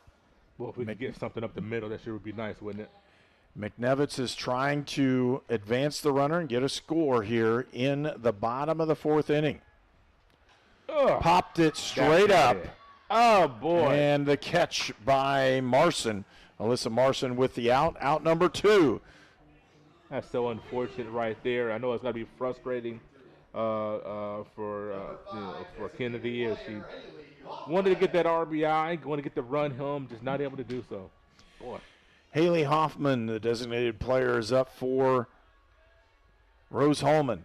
Runner on third base. 2 outs. No score. Bottom of the fourth. Wild pitch. Did it hit her? And it hit her. Yes. Yep, they said it hit her. It's unfortunate because I know she wanted to get out of the way of that, and maybe the runner gets home, depending on it. I don't know. But, she didn't even have time to get out of the way of that. It's just unfortunate. That's the first time we've seen Kern really, really wild with one. And the right fielder, Alexi Fortuna, up to bat for Rose-Hulman. Now what do you do with runners on the corner? little movement, and that was way inside. Try to frame that one. I appreciate Marson trying to frame it, but that one was so inside you don't, it's kind of like at some point it's the boy who cried wolf. You don't want to frame too much because the umpire starts to get wary of that. Like, okay, so just frame the ones that are close, let everything else go. Like that one, once again, was not really that close, was not close enough to frame. If you are an athlete, a farmer, work in the factory, or just work. And in the plate. 2-0 is the count. Little low. 3-0. So 3 balls, no strikes, 2 outs, runners on first and third. Well, I know that Kern does not want to see Gabby Davidson at the plate with the bases loaded the way Davidson unloaded in the third inning. Hoffman hit by a pitch. She'll advance to second. Bases loaded. Yeah. 2 outs on the walk, that time by Fortuna. Now you got something. You got an opportunity here. Gabby Davidson, really laid into one in the third inning, or last at bat. So Kern going to have to be very careful here. So Davidson had a double in the right field gap between center and right. She saw it well, hit it well. 2 outs in the inning, bases loaded, and Rose-Hulman has an opportunity with a timely hit here to score. Ooh, she wanted that one, took it high for ball 1. Great hold there as she wanted to release. Just was able to hold back. That ball, like you mentioned, was high. Tense moments right here. Another one. That one's a little low. A walk 2 balls. One also. 2 balls, no strike. Yep. And again, that's one of those where you hit by a pitch, a walk. The wild pitch is really close in softball. You're not going to usually advance much on a wild pitch. 3-0, and she's going to be taking this one. Yeah, I would think so. 3-0 is the count, 2 outs. If she picks up ball 4, it'll walk in a run, and it'll be the lead run. No score in the ball game, bottom of the 4th. And she took it. Ball 4, it was high. And Rose-Hulman finds its way onto the scoreboard. It's 1-0 Rose-Hulman off of that walk, and a real nice one that time. Senior Gabby Davidson doing the damage here with the walk. And a 4-pitch walk at that, which is kind of surprising as we talked about. Curran has been right around the plate, been, in command, and then things kind of into unraveling just a tad bit for her. Morgan up to bat, takes the first one inside for ball 1, and that's been on the corner. Oh, they call it a strike. I'm sorry. It's a late call by the umpire, and we look down at our our things of what we're looking at, trying to make sure we say the right things, and we missed that one. 1-1 now the count, as that one's way outside. The umpire's been consistent, but he's also very consistently slow in calling balls and strikes, and we can't hear him from where we're seated. We cannot hear him scream ball or strike. Another good okay. I was going to say another good take. Thought that might have been a little bit higher, but that's okay. Still got one to work with. 1 ball, 2 strikes, and boy, I'd like to see Morgan lay into one to get a good pitch to square up here. 2 outs in the inning. Hot one down the side and just foul. Great job by Hoffman getting out of the way. She was in foul territory though, so it would have been okay. But still, sometimes you got to play hopscotch there. She didn't have her arms crossed. That's what it was. She did not have her arms crossed. That's why you get to lead in foul territory when you're on third base. That's it. That's the exact reason. If it hits you in fair territory, you're out. 2 outs. 1-2's the count. He's got one. It's in the gap. And Rose-Hulman's going to score at least 2. Coming 3. 1, 2. It's a double, and 3 runs will score for Rose-Hulman. They take a 4-0 lead. Great piece of hitting there by Morgan as she got her pitch, able to stick her bat out. I don't even know if that was a full swing, to be honest with you. She able to poke that out there into the gap in right center. It looks like Coach Hoffman is close to making a move. He's going to make a move here. Well, he didn't like the pitch. He thought somebody called the wrong pitch is what it appears to me. He's been out twice, and here comes the new pitcher into the ballgame. So we'll have a pitching warm-up. We'll take a short break. We'll be right back. You're watching Indiana Sports Network presented by Indiana Army National Guard. If you are an athlete, a farmer, work in the factory, or just work in your own backyard, you need the benefits of chiropractic care. Shaw Chiropractic, located in the Brazil Kroger Strip Mall. Dr. Julie and Dr. Michael Shaw, your friends for chiropractic care. If somebody's kind of on the fence of going into a recruiting office or just reaching out to a recruiter, I would absolutely encourage it, if anything, just for the information. We have a lot of enlistment bonuses out there right now, upwards to about $20,000. If you're in college or you plan to be to college, this is a great choice for you, because our organization, we look for students who want to go to college. We also have educational benefits where we pay up to 100% of tuition. I'm All-Pro running back Jonathan Taylor for York Automotive. York is my #1 pick for your next car, truck, or SUV. Shop from over 600 vehicles at yorkautomotive.com today. You're #1 at York. This game is presented by the Indiana Army National Guard. Ariel Thompson back up to bat for Rose-Hulman, runner on second base. Thompson takes that one high. Our new pitcher is Caitlin Hawkins. She's an Adams Central grad and grew up near Decatur, Indiana. A 2.70 earned run average for Caitlin Hawkins. She has a 3-2 record. So she is a winning record for Anderson and gets that one in there for strike one. For Hawkins, she's a sophomore. And again, appears to have one of the better records for Anderson. And replaces Alexis Kern, who comes out. Boy, she's going to feel that one. Got that arm brace. Yeah, there, she's got an armband, so she got hit, but it's not going to. It's going to be one of those where you're wearing armor. I didn't know that she had the armband on her first until I saw her move her arm. I'm like, okay, there we go. So that's the second hit by pitch in this inning, Herb. So that's the 4th free pass in the inning. The first three have come around to score. Breakout inning for Rose-Hulman. Yeah. They've already scored 4. Runners at first and second, 2 outs. And Pinkham takes that one high for ball 1.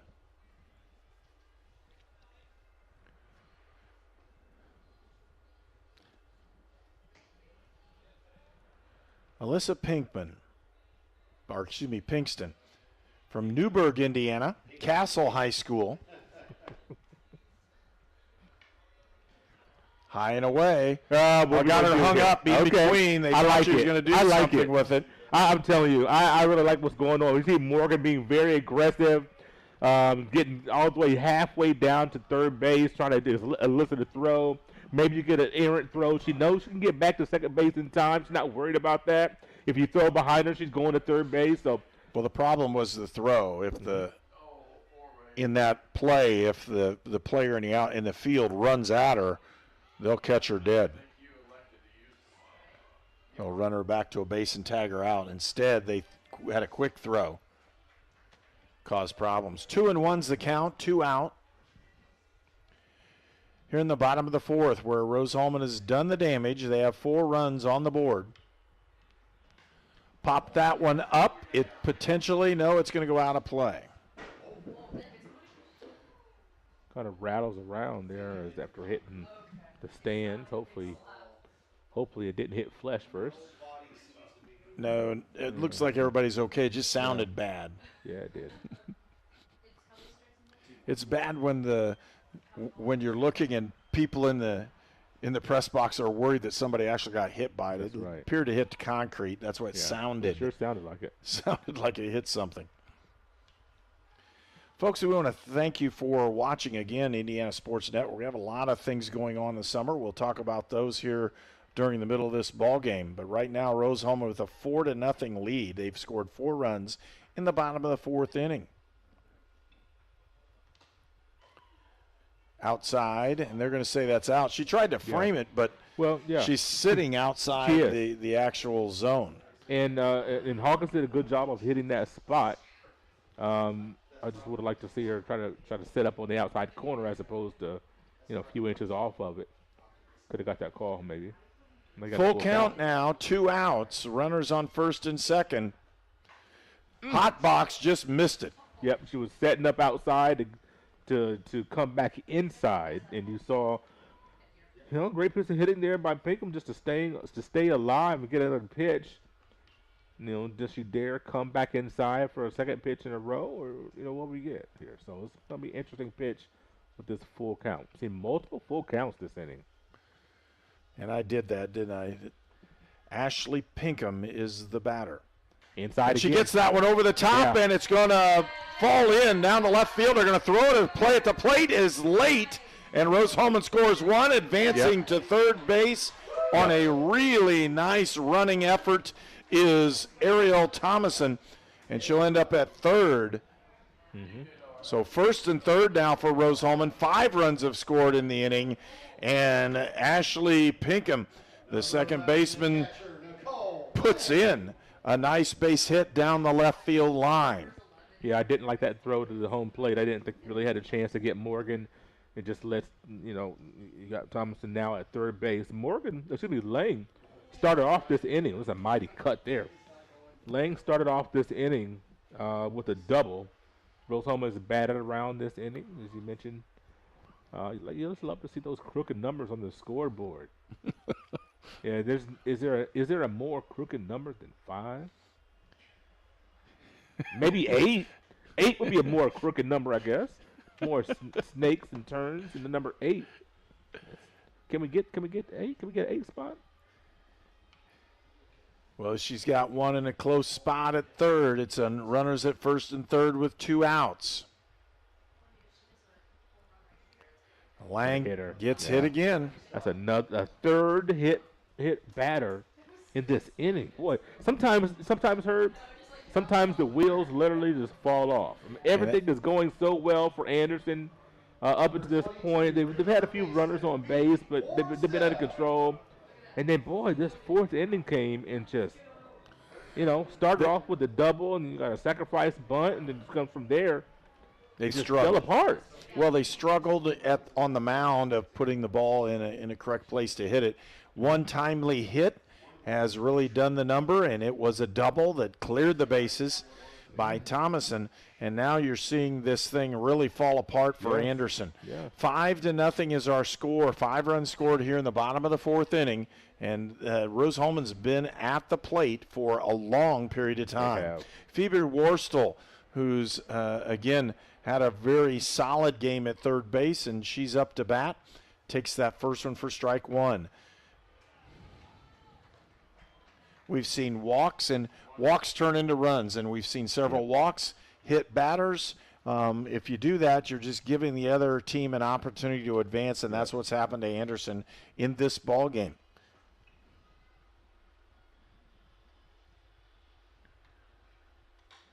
Popped it up. There you go. Should be the out. It is. That'll end the inning with an out, and a nice play that time by Ashley Wheeler to get Anderson off the field. Again, we'll go into the top of the 5th inning. 5 runs being scored by Rose-Hulman, and you're watching Indiana Sports Network presented by Indiana Army National Guard. The news says Gen Z is struggling.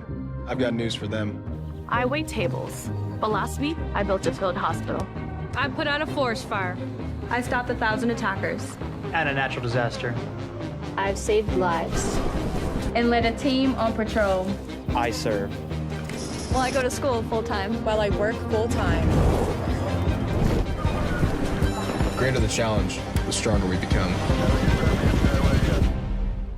Order for a brownie batter shake and a yellow cake batter shake. I'm getting it started. Blending in the brownie pieces. Order up. Sonic brownie batter and yellow cake batter shakes. You are watching HCAC softball at Rose-Hulman on the Indiana Sports Network. And welcome back to Rose-Hulman. It's 5-0. Rose-Hulman took the lead in the bottom of the 4th inning. And And they crossed 5 runs off in the bottom of the 4th inning. Not necessarily because it was all Rose-Hulman. Anderson had some walks, gave walks to the Fighting Engineers, and they took advantage of it. 5 walks in the inning, 5 free passes, I should say. You had 3 hit batters. You had a couple other free passes. 4 of those passes came around to score. So you're looking at, you mentioned the damage not always been done because a ball hits bat. Sometimes this ball hits player and ball misses glove in the strike zone. 4 of the 5 walks came around to score. Now, what does Rose do here to counter that? You got to have a shutdown inning to solidify this 5-0 lead. You don't want to come out here in the top of the 5th and give up a crooked number yourself. You want to solidify this thing, stay with the momentum defensively, and try to put this game away. Caitlin Hawkins up to bat for Anderson. Hawkins from, again, Adams Central High School, Decatur, Indiana. Pops that one up. Oh, wow. Camping underneath is Pinkham, and she'll gather that one in for out number 1. There's the way to start the inning. A couple of pitches and you get an out. Once again, leadoff runner does not reach base.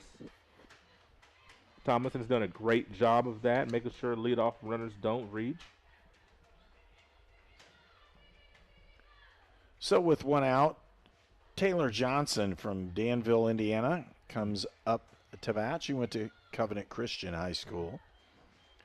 Johnson batting .397 before the game started today.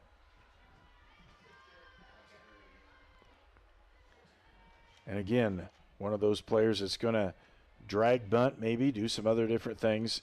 Hit-wise, she has 23 hits on the year, only 2 doubles. So she's definitely trying to get on base and not trying to pick up a double. There you go. But she has a shot at that one right down the line and caught by Lauren Shaw for out number 1. Shaw placed exceedingly well. Know the strength of your opposition. You know where to position yourself in the outfield, and in perfect position to make that play. Kayla Dillinger up to bat for Anderson. Takes the first one over the outside corner for a strike. She's a freshman from Tri-West High School, just outside of Indianapolis on the west side. Slaps, that's a pretty good play, but just misses it. Just on the Rose-Hulman correct side of the bag. 2 strikes now in the count. 2 outs in the inning, and it's 5-0 Rose-Hulman as they scored all 5 runs in the bottom of the 4th. Oh, whoa, she missed that one. That one got away from her. And she's laughing about that. She's laughing. Yeah. She's happy the bases weren't loaded and somebody was running on that one. That's Folks, right. We're going to have some interesting sports coming up on Indiana Sports Network. June 17th and 18th is Indiana Class All-Star Basketball Classic at Anderson University. We'll have that for you on the air. Slap into left field, and they just can't shoot. Shaw could not make that play. Dives, that'll go down as a hit. Boy, good effort. She just could not come up with the ball. Lauren Shaw with a good effort to pick up out number 2, but just couldn't get out number 3. She had to go to the ground, and then when she went to the ground, the ball popped out of her glove as her body made contact with the grass, and she tried to reach up with her bare hand to grab it and just couldn't quite. I was like, oh. And just wanted to make that play, couldn't quite make it. Now up to bat for Anderson. But what I was going to say, I'm sorry. Is Ariel Lee, senior from West Manchester, Ohio. One thing about where Shaw was placed in left field. There's a shot into left field as Lee gets a single and advances the runner to second. So now runners on first and second for Anderson. And coming up to bat, number 29, Molly Buck, the third baseman, freshman from Mount Vernon. Well, Shaw on the single by Dillinger was placed very well, and just couldn't quite come up with that play. And now you're starting to see a little something percolating here, a little two-out rally here for Anderson. Good pitch. Pitch over that outside corner for strike one. You know, you want to shut down this rally because you look down your lineup sheet and you have Wheeler and a couple of batters. You don't want this inning to get to her. They're swinging a miss as Buck takes a good hard cut at it. Mm-hmm. The other thing you'll notice is Rose-Hulman scored a lot of those runs with 2 outs. Yes, they did. In the fourth inning. So that's where you really get frustrated. You already have 2 outs. You can't get the third one. Mm-hmm. Foul ball. And again, Buck is taking hard, healthy cuts. Yeah, Rose-Hulman had 2 outs. They just had 1 runner on at that point, and then just the wheels fell off. So we'll see what Rose can do here defensively. I'd hold it. Pass ball on that one. Advancing the runners to second and third. Now they're both in scoring position. Or a potential base hit could bring them both in, and Molly Buck wants to close the gap. Rose-Hulman leads 5-0. We're in the top of the 5th inning. 2 outs. Just missed with that one outside. That was close. That was a good pitch there on that 1-2 count. Now you don't want to mess around with this one. You want to get her here. 2 balls, 2 strikes, and 2 outs here in the top of the 5th. Missed high, and we could load the bases with another ball. It's a full count. Wind picking up. A little stiffer breeze going out to right field.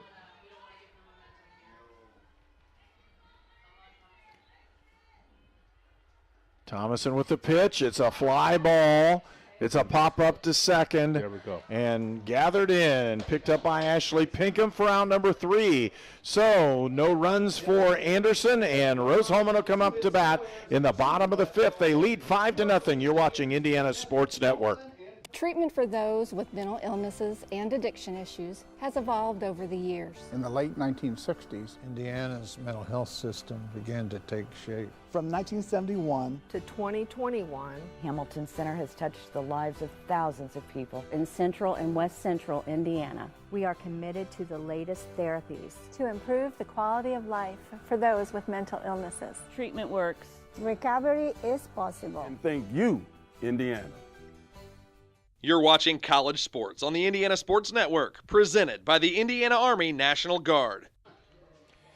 And welcome back. And again, we have multiple things we're going to be doing this summer. The first one we're talking about is the Indiana Class All-Star Basketball Classic held at Anderson University. There's 6 games in 2 days, and 3 boys games on the 17th, and 3 girls games on the 18th. This is in June, and we'll have those games for you here, as well as broadcasting the Indiana football coaches North-South All-Star Classic in Indianapolis. And we'll have that game for you here live on Indiana Sports Network on July the 17th. Rose-Hulman up to bat here, bottom of the 5th inning. They lead by 5, and up to bat is number 14, Kennedy Mcnevitz from Greeley, Colorado, and Northridge High School. And Mcnevitz, again, having that opportunity. They had a big inning this last inning for Rose-Hulman, scoring those 5 runs. A lot of players active in that one. And Mcnevitz drives this one down the left field line, and is it caught? She catches the ball in the corner of the field. It is in foul territory, and they're going to come out and check her out. They're going to need to. Because she is hurt. She ended up hitting the corner, and immediately the trainers are running out to see what's going on that way. And I'll tell you what, that was a huge effort. We didn't think she'd probably get to it. Taylor Johnson is the player that made the play in the corner for Anderson, and she appears to be injured. Let's hope it just has the wind knocked out of her. And with that, we'll take a very short break. We'll be right back. Again, you're watching Indiana Sports Network.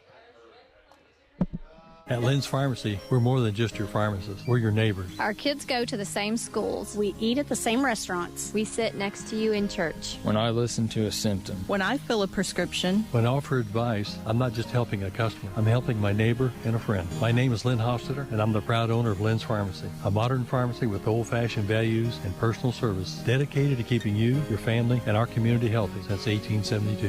Here at Lynn's Pharmacy, downtown Brazil. We were choosing colors for the house, and I stopped and looked at Mike and said, "We're really doing this, aren't we?" The process was challenging, but Riddell was there for us every step of the way. The mortgage, closing, they eased our stress. It made sense when Mike said, "We're really doing this." Mortgage loans made easy from Riddell. Making friends since 1885. Good news, and she's wiping a little bit of tears from her eyes as she's like, it hurt for a while, but I'll be okay. She's toughing this one out. Taylor Johnson with an outstanding play, catches the ball literally in the corner of the field, right in foul territory, and crashes into the fence for out number one. And now for, again, Rose-Hulman, Caitlin Hawkins will pitch for Anderson, and stepping in again is number 5 for Rose-Hulman, that's Haley Hoffman. Just laying it all out there for your team, and just wow. I mentioned that before, as a pitcher, just gotta make you feel good and makes you give a little extra oomph. One to turn on that one, she didn't for ball 1. You've seen, for the most part, Rose-Hulman very disciplined on the high fastball. So hard to lay off that, but this right-handed batter's done a good job of that so far today. Boy. That's a really nice pitch on the inside corner for strike 1. It sure was. Again, last inning, the 4th inning, Rose-Hulman put across 5 runs to take a 5-0 lead. Inside. Close to being hit, and that's where the trouble happened in the previous inning. They had 3 players hit by pitch, and then 2 others walked, and Anderson had trouble closing the door after they had 2 outs. 1 out in this inning. 2 balls, 1 strike as pitch is in there and good by Caitlin Hawkins, gets the swing and a miss. Well, the Anderson pitchers have really tried to own the inside portion of the plate. And for the most part, they've done a really good job of that, but it's gotten them in trouble a few times by coming a little bit too far inside and hitting flesh. Full count now as that one misses high.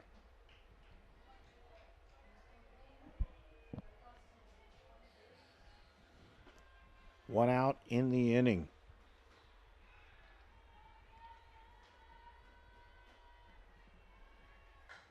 Pops it up, and with that going towards the shortstop and gathering it in is Ariel Lee. You know what, Herb? What's that? That was the very first play made by a shortstop today.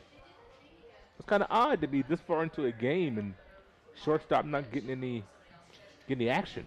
Well, it's been the third baseman and the pitchers who've done the majority of the work gathering the up and throwing them out. On the inside corner, in there for a strike, and up to bat is number 3, and that's Lexi Fortuna. I just love the way they work that inside corner. Ball just tails back over. He starts inside, it tails right back over the plate, just ever so slightly. Ground ball. There's your shortstop play, gathered up by Lee, and she throws her out to end the inning. So 1-2-3 inning in the bottom of the 5th. We'll send it back to the top of the 6th, where we'll see Anderson. You're watching Indiana Sports Network, presented by Indiana Army National Guard.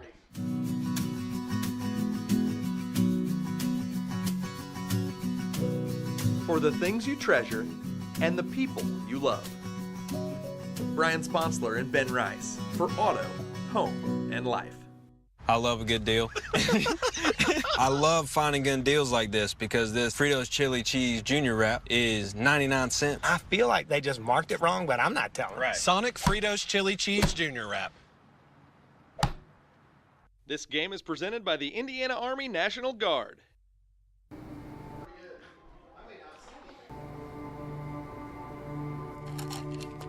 I ran out of my pain meds too quickly. I took more and more to get through my day. I did anything to get them. I needed help. I needed hope. I found them both. Professional, safe, no wait times, quality treatment. Regain something lost. Call or go to winrecovery.org. And welcome back to Rose-Hulman. It's 5-0. Rose-Hulman with the lead over Anderson as we approach the top of the 6th inning. And with that, coming up to bat for Anderson is number 4. And that's Alyssa Marson, the catcher.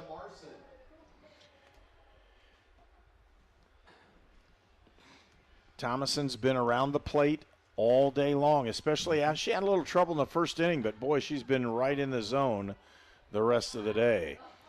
You know, we mentioned the leadoff batter has not reached in any half inning for Anderson. This is you want to keep that streak going. Ashley Wheeler on deck has been a thorn in Thomason's side. And again, another foul ball off on that one. 2 strikes.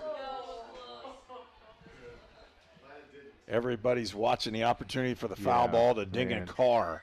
Just makes you nervous. Just letting you know I'm parked clear on the other side. There's a shot into right field and then misplayed on the right side by Lexi Fortuna. She wasn't able to get to that one. It's going to end up with a triple. Triple on that one, and a really nice shot, but a misplayed ball. Alyssa Marson ends up with a 3-bagger, and she's just 60 feet away. You know, it's a good effort by Fortuna to be able to try to lay out. But, boy, I just love up 5. I would have loved to just play that on the hop, keep it in front of you, keep it as a single.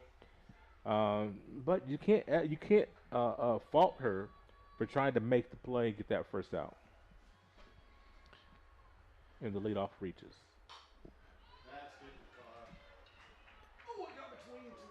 And these guys are having too much fun with foul balls. And speaking of that, if you look, Ashley Wheeler is up, and guess what? She can hit foul balls. Yeah, and she also had a really nice hit after she continually fouled them off in one of the innings. If she straightens one out, it's going into the trees. Wheeler, the batter, nudged right towards the third baseman, scoops it up. Phoebe Worstel with another good play, and out number 1 for Anderson. That's huge right there. She got in on her hands, and all she could do was just kind of fist that thing off, and a great play by Worstel to get that out. Kylie Lowry now steps in for Anderson. 1 out in the inning. We're at the top of the 6th. Swing and a miss. You know, it's interesting with this lineup. If you could record Wheeler, you know, you as an observer, not as a player, but as an observer, you're like, okay, we got through that threat. Now we can maybe regroup, because you know Thomason's done a great job with the bottom half of the lineup. A lot of her strikeouts. Well, actually, half. It's kind of half and half. I was looking at that. So where the strikeouts are coming from, but boy, she's struggled with Marson, Wheeler, and Lowry. Pop up.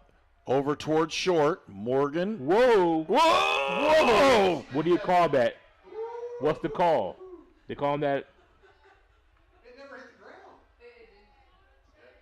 ground. Ooh. Did it hit the ground? Yep. It did. That'd be an error. They're going to go out and talk this one over, I guarantee you. Coaches are coming out going, it didn't hit the ground. What are you doing? And I like the walk because it was really nice and slow. Yeah. And he's looking down at the ground to make sure he's not overstepping what's going on. That's right. They're saying, no, they did hit the ground. Mm-hmm. They're going to say it's an error. We'll get a pinch batter possibly. And now with runners at first and third with one out. Yeah. You know, it's because you think about when it's the catch and then you have the transfer. Because Morgan, I thought, was trying to transfer to her throwing hand to, you know, relay the back to the pitcher, so make sure we don't have any movement on the base pass. But in that process, so I don't know here in collegiate softball, D3 softball, at what point it constitutes a catch. Because she had it in the glove. But I thought during the transfer, of course, there's no replay here and all that kind of stuff. Right. So MLB, you think about, okay, if there's a transfer, even on a double play ball, if you tag the bag you have in your glove and you go to the transfer and you drop it, it's still an out. So that's kind of an interesting play here, interesting call, as now we have runners on the corner for Anderson. Pinch hitter Paige Wickard, a left-handed sophomore from Eastern Hancock High School in Indiana, is up to bat. Took the first one for a strike over the outside corner. A little high for ball two. She bats .250 on the season.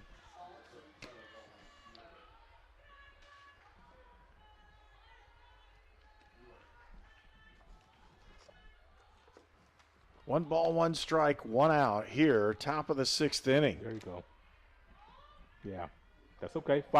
With a 5-run lead, you got one out. Sacrifice that runner in second.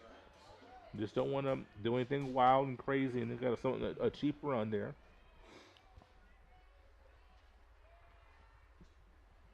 Two balls, one strike. That's a beautiful nice pitch in there for a strike two. And again, there's your off-speed pitch you want to see. I'd love to follow that up with another one of those. I'd really love to see that back-to-back. I don't think she'd be expecting it.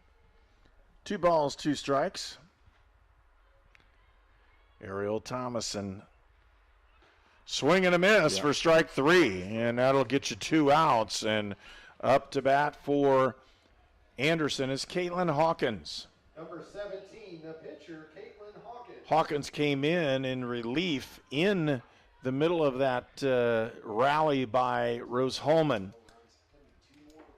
Again, Rose-Hulman with a 5-0 lead, top of the 6th. Anderson with the runners in second and third. Hawkins, the batter, misses that one. They're going to try to score it, and they do. Yeah, and they score one. They may score the second one. Yeah. They do that as well. So 2 runs scored for Anderson. Man. As the pitch gets away, goes to the screen, and then an errant opportunity to try to tag somebody out as the throw goes errant. So again, those 2 runs are picked up. It's 5-2, and Anderson has 2 runs. And coach is going to walk out and settle everybody down. So you've got an error on the throw by the catcher. And then that scores the second run. So no earned runs on that one, as there was not a hit involved, and nor was there a walk or anything that way where it took a skill to make the play. That happened because of errant throws. And Rose-Hulman trying to regroup. It's 5-2, top of the 6th inning. Hey, we want to again remind you, it's June 17th and 18th, the Indiana Class All-Star Basketball Classic at Anderson University. On June 17th is the girls. 17th is the boys. The 18th is the girls' games. There's 3 of them of each. Top basketball players in the state of Indiana. Also on July 17th, we'll bring you the Indiana Football Coaches Association North-South All-Star Classic game at Indianapolis North Central, and that's always fun. I've had an opportunity to coach in that one as well, and it's a great opportunity for all the players in Indiana in football. So make sure you take a look here on Indiana Sports Network. Thomason gets one, and again, nice fly ball out to center field, and Gabby Davidson holds that one in. That'll end the inning, and Rose-Hulman will come up to bat in the bottom of the 6th. They lead Anderson 5-2. The city of Brazil was founded in 1866. By 1876, there were 2 schools, 7 dry goods stores, 2 hardware stores, 4 churches, and 5 drugstores. One of those drugstores is still there today, Lynn's Pharmacy. Lynn's Pharmacy has grown from a small neighborhood drugstore to a modern pharmacy, offering prescriptions and medical equipment with old-fashioned values and unparalleled service. You can even step back in time and visit Lynn's Soda Parlor Here at Lynn's Pharmacy, downtown Brazil. It could be anyone. The star student, the all-state athlete. I never thought it could happen to me, that I could lose everything.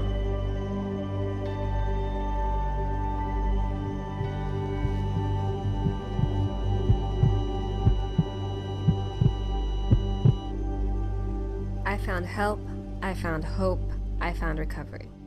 I regained something lost.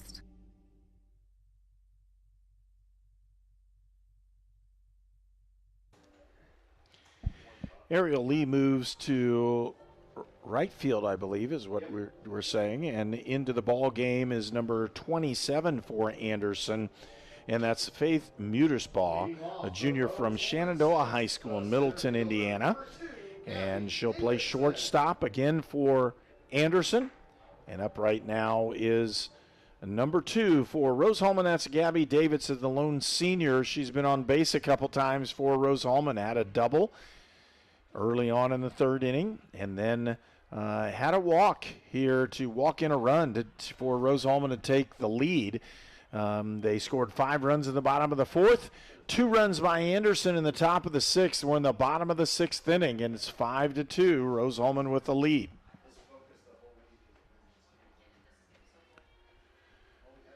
Pitcher Caitlin Hawkins, and Hawkins has been able to throw strikes on this one. Misses just high on that one. 1-1's the count. The baseball team's in a battle with Bluffton University today, and they need to win a couple ball games to find themselves in the tournament. Both of these teams will not be in the HCAC tournament, as they are both 3-11 on the season. It takes the top 5 in the conference to reach the tournament, and neither one of them will do that. But for Rose-Hulman, this is an important game, because if they win one game today, they will guarantee themselves a winning season. And for Rose-Hulman, that's a big opportunity. They haven't done that since 2015. 2-2 is the count. Rose comes into this game winners of 3 of their last 4. So, take a 2 for Manchester, split with Hanover. There's a shot, but just foul. Gabby Davidson. Lone senior for Rose-Hulman. And she has a lot of family in the stands, and came to see her in her last set of ball games. 2 ball games here again. We'll have the second one in about 20 minutes or so. We'll shut down for about 15 minutes, and then we'll come right back on the air for game number 2.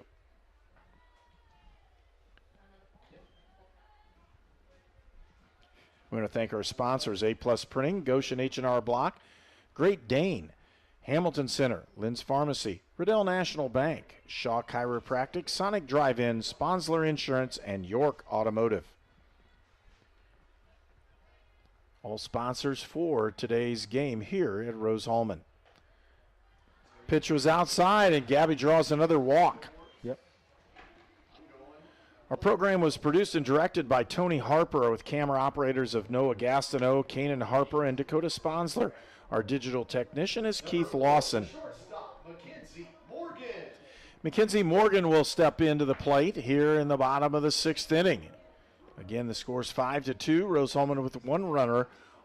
Gabby Davidson on first base. Top of the lineup did some damage back in that 4th inning. All three hits by the little pitch out. Good throw. Good throw.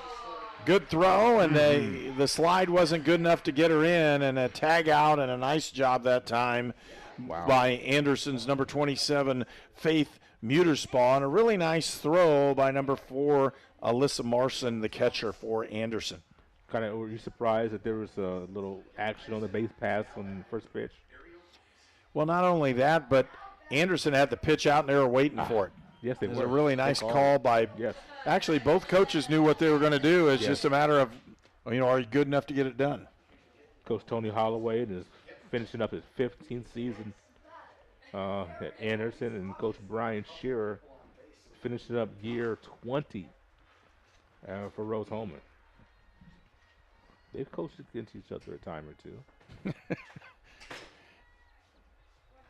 Swing and a miss. They say she fouled it off, but it was a held ball. Again, 1 ball, 2 strikes now into the count.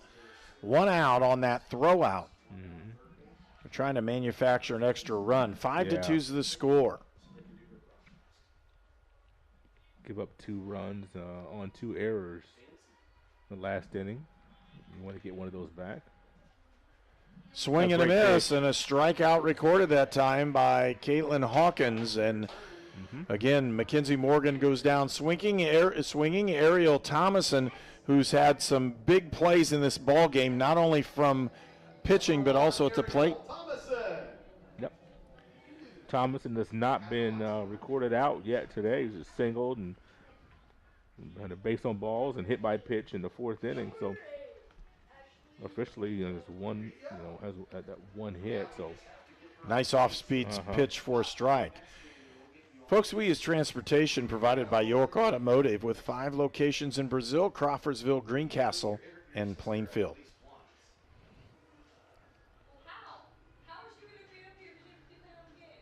Ariel Thomason again, 2 outs, 1 strike, foul ball. Yeah. Raise that count up. 2 strikes now. A lot going on here on the campus of Rose-Hulman Institute of Technology. Of course, we got softball here, baseball, just to our west. Special Olympics going on, football field. Friend of mine, Scott Gans, doing a little PA work. He's sitting over there for that today. So busy place. Foul ball up over the top and out of play.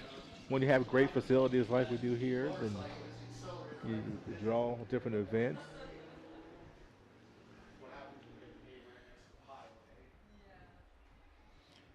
And we're kind of disappointed we didn't get a chance to bring this ball game to you yesterday, but with the storms moving through, and it ended up being a pretty decent day considering all the things that were going on. The fields are in great shape.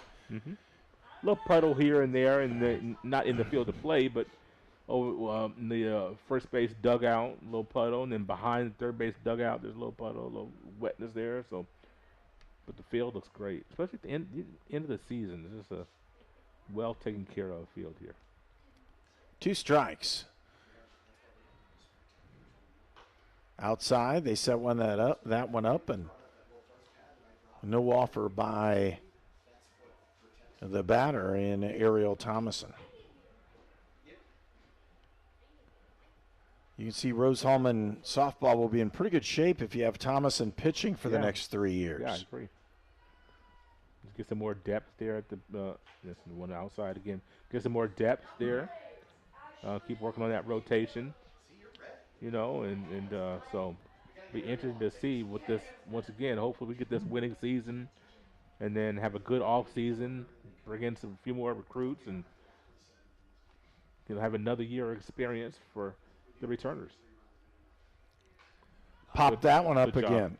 Fight that off. A tough pitch right over that inside corner that's been pounded all day long by the Anderson pitchers, whether it be Kern or Hawkins. They've pounded that inside corner. Good job by Thomason just to stay alive there.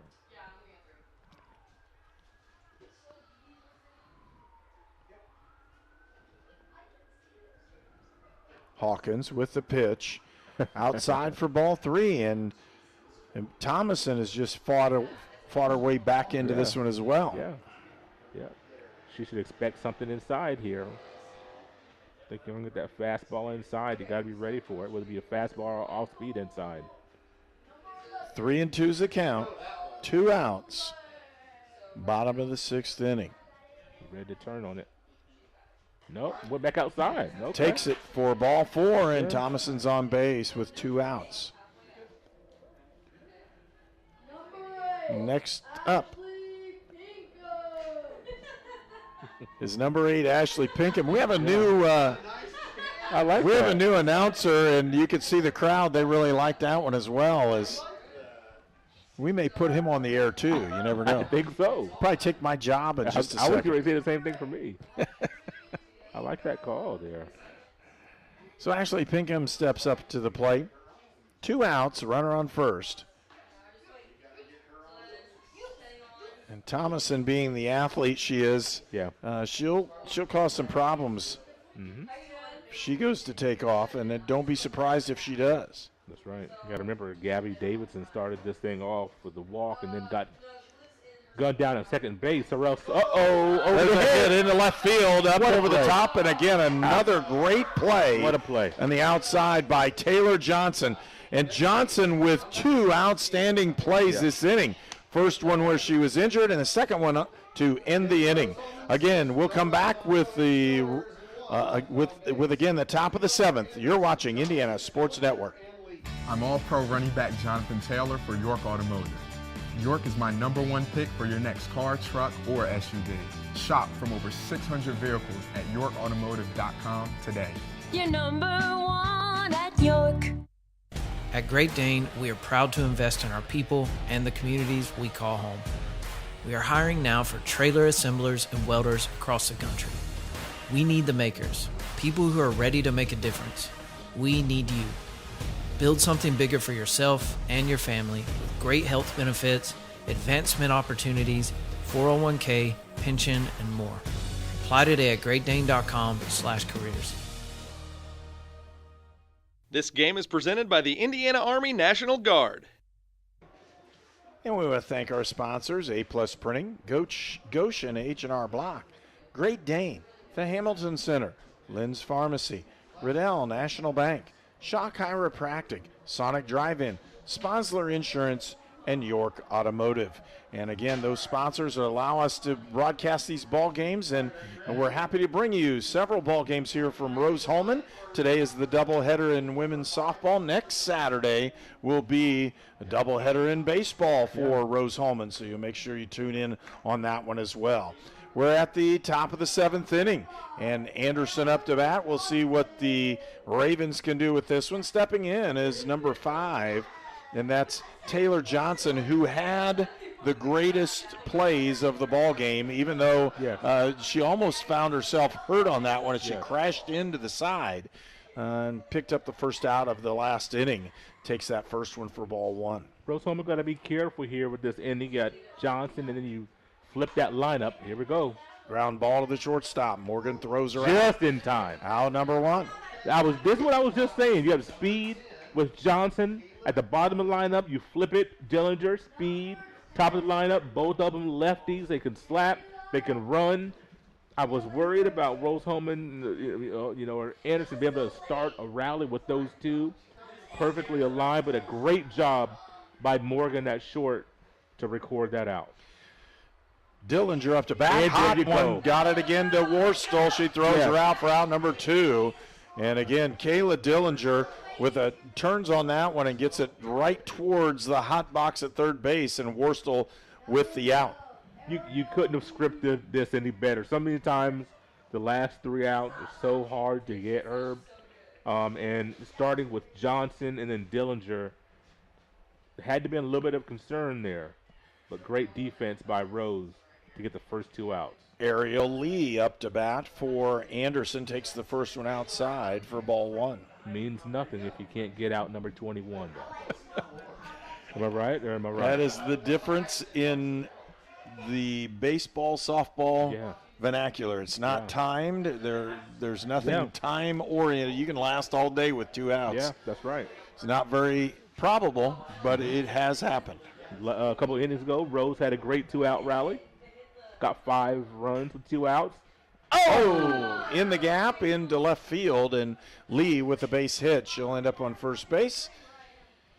And for Anderson, Up to bat, number 29 for Anderson, and that's Molly Buck. And Molly has been the one that's caused problems. She fouls the ball off. She's not taking any pitches. She's up swinging with passion and emotion. A 3-run deficit, and Anderson's going to try to see if they can get a couple more runs across and see if they can tie this one up. She hammers this one to center field. It's deep and off the wall.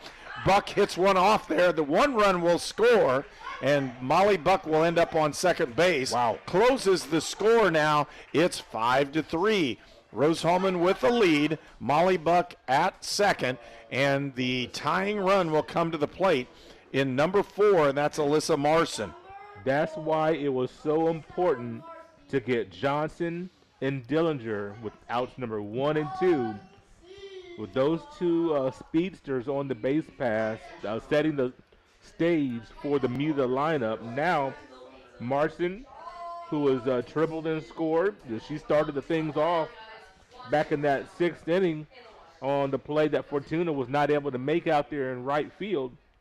If you can't get Marson, your palms starting to get a little sweaty because Wheeler would be chomping at the bit to get another opportunity.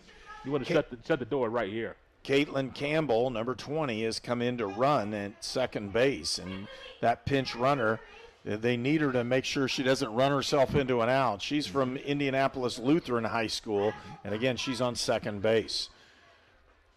Pitch over that inside corner for a strike.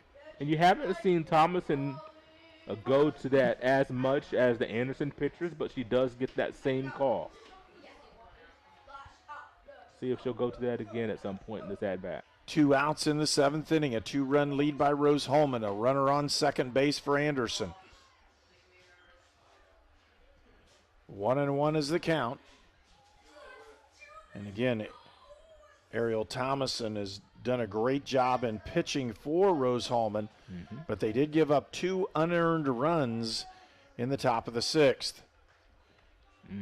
Pitch outside for ball 2. Got it. Now you're behind in the count a little bit if you're Thomason, and you got to come with a pitch here. And you would think that Markson's going to be sitting on something that she has in her mind. There Thomason gets a fly ball into right field, tough to catch, and pulling it in is Lexi Fortuna for the out, and that'll end game 1. Rose-Hulman wins that first game 5-3. More importantly for Rose-Hulman, they end up with a winning season. They're guaranteed with that win. And again, we'll talk about this one, but really a solid ball game by Rose-Hulman up until that 6th inning where they gave up 2 runs off of, and they're both unearned off of errors. And when you do that, that can come back to bite you. And Anderson did the exact same thing in the 4th inning, but they gave up 5 runs, and that's where Rose-Hulman reduced the errors, have a chance to win, and that's what happened for the Fighting Engineers in game number 1. Yeah, this game definitely, it always gets interesting as the game goes on. It's kind of like, when you're watching boxing and boxers feel each other out, and then as you get to the middle rounds in the second half of if it's a 12-round fight, then round 7 through 12, you start to see some fireworks, and same thing here. You see the great pitchers duel the first 4 innings or so, and then you start to see some mistakes by pitchers, some mistakes by fielders. In that 6th inning where Anderson scored the 2, Fortuna tried to come up with a spectacular play instead of keeping the ball in front of her. You get a triple, starts a little rally, a couple unearned runs after that. So, Rose-Hulman does hang on to get this win. That is what the important thing is. They got the 21st out. They have the winning season. So now you regroup and come back for game number 2. Team stats for Rose-Hulman, again, 5 runs on 5 hits. They had 2 errors. They had 7 left on base. So they sent 21 batters up to the plate. They had 3 doubles, did not have a triple or a home run, and they ended up with 5 RBIs. They had 5 walks, 3 strikeouts for Anderson. And if you're looking at it, they picked up 3 runs on 6 hits. They committed no errors, but they left 7 on base. The errors are not errors in terms of fielding. Where they had trouble was walks and hit batters. And with that, they had a double, a triple, 1 RBI in the process of this one, 3 walks in the ball game, 8 strikeouts, and again, their on-base percentage for Rose-Hulman was .829, for Anderson at .612. And again, just a pretty solid ball game for Rose-Hulman. They were able to get something accomplished, pick up the win, and again, a winning season, the first time since 2015. We're going to pause in this one. We'll cut away for about 15 minutes. We'll come back and get ready for game number 2. Again, you've been watching the Indiana Sports Network, and we're presented by Indiana Army National Guard. It's been a production of Indiana Sports Network, LLC, and thank you for watching. We'll be right back in about 15 minutes.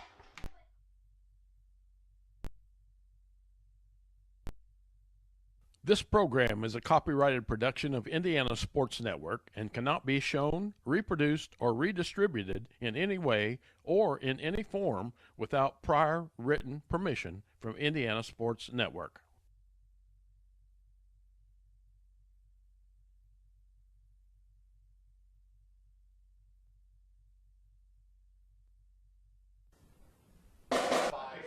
Yes. Now it's getting really dicey.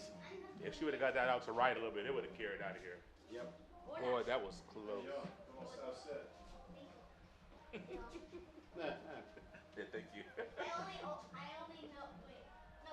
Oh.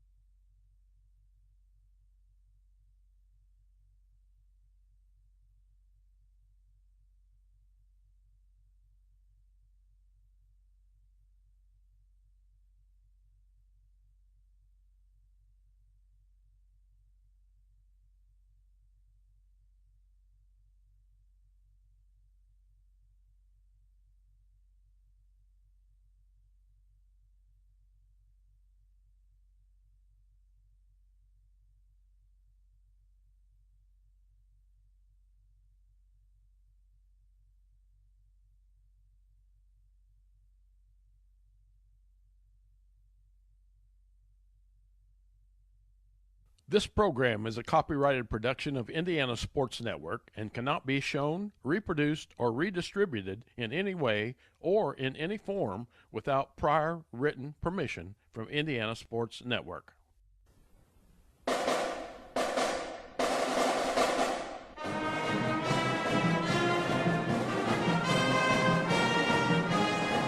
Welcome to Rose-Hulman Institute of Technology, the U.S. News & World Report's #1 engineering school in the United States that offers a master's as its highest degree for 18 consecutive years.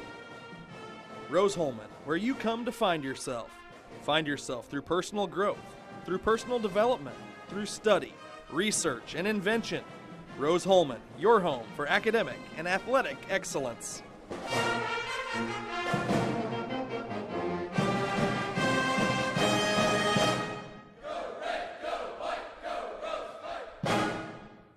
You are watching HCAC softball at Rose-Hulman on the Indiana Sports Network.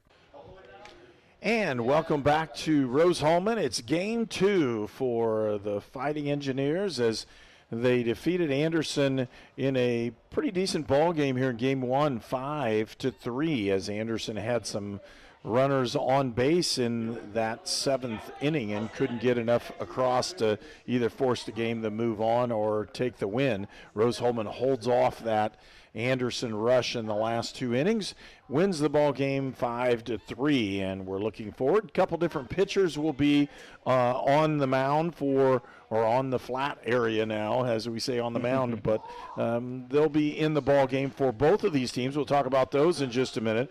But again, it is senior day here at Rose-Hulman. And for Rose-Hulman, one senior in the ball club, and that's Gabby Davidson. She had a really good ball game in the first one, drawing a couple walks and ended up with a double to extend what's going on with her. She had a really nice outing in game number 1, also made a good play in the outfield as well. So as we look forward to this one, let's take a look at starting lineups for both of these teams.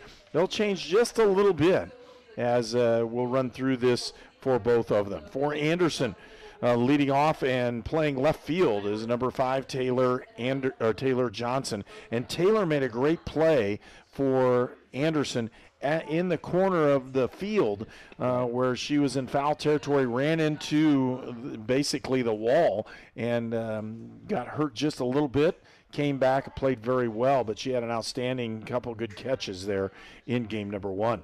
In second, batting second is Ariel Lee. She's a designated hitter for this ball game for Anderson. Batting third is the third baseman, Molly Buck. Batting fourth is the first baseman, Ashley Wheeler. Batting fifth is the second baseman, Kylie Lowry.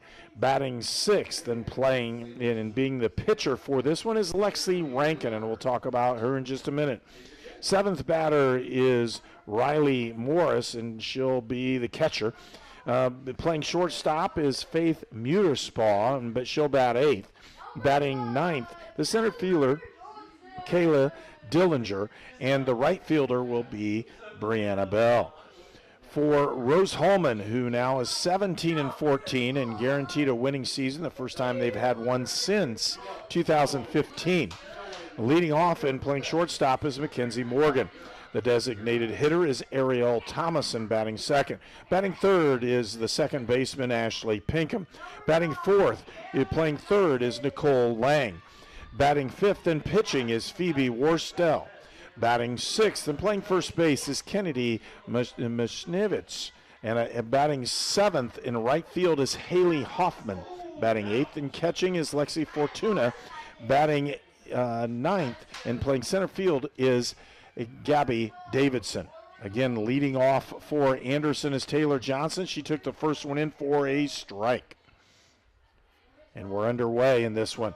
Worstel with another good pitch in there for strike 2.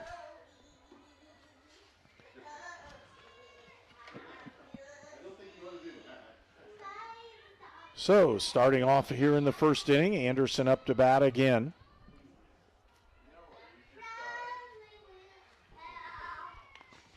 Worstel right back. Picks that one up and throws him out, and it's out number 1. Yeah, that's a nice way to start this game off for Rose-Hulman after, like you mentioned, securing the winning season and winning game 1 of this split. Is to get a quick out. And, it's interesting. I talked about in that top of the 6th inning, top of the 7th inning for Anderson, as we have aerial lead now in the batter's box. He's had starting the inning with the 9th batter and the first batter, that being Johnson and then Dillinger, and now you flip it. Down the right field line, it's a fair ball and dropped by Haley Hoffman. That'll be an error on her, and as the base runner now for Anderson will be at first base. Well, what I was saying is that it's interesting. You had Dillinger the 9th spot, Johnson the 9th spot, and then Dillinger lead off, and now you flip it. You see how these young ladies seemingly are interchangeable. They're both lefties. They both have great speed. And today, in the second game, you have Johnson leading off. Dillinger will bring up the rear. So you have that 9-1 flip when it comes to that. If you have something percolating for Anderson, it'll be interesting. Hopefully Rose-Hulman can keep it. There are certain spots in the lineup you want to make sure there's nothing brewing, and that's one of those spots. Oh, my. And Molly Buck, we know if she gets a hold of one, it's going to go a distance, and she just corked one, but it was just foul. She corked one last game, dead center, and hit off the wall, and couldn't quite make the play. That was Gabby Davidson in that situation, and the Bucks definitely got some power.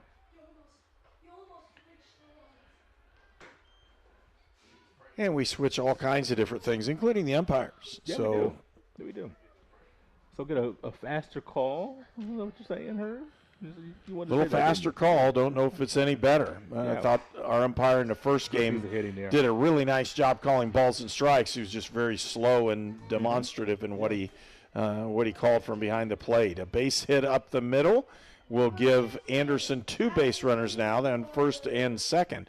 Now the next batter is 4th in the order, and that's Ashley Wheeler. And Ashley has been a kind of a thorn in what Rose-Hulman's tried to do from the mound as she fouls him off and picks out something, and she's played very well. Yeah. Line shot, caught by second. That's double play. No, she's off the bat. Coach is going to come out and talk about that. That was a double play, and that wasn't even that close, to be honest with you. No. But unless he says the foot was off the bag, that's the only thing. He didn't say the football was off the bag. Right. We're going to see what he called. Because if not, he can be overruled by the home plate umpire who had has a better view. Yes. They're going to conversate. That's good. This is what should happen. So we'll have a conference to discuss what's going on, and they'll discuss what's happening. Yeah.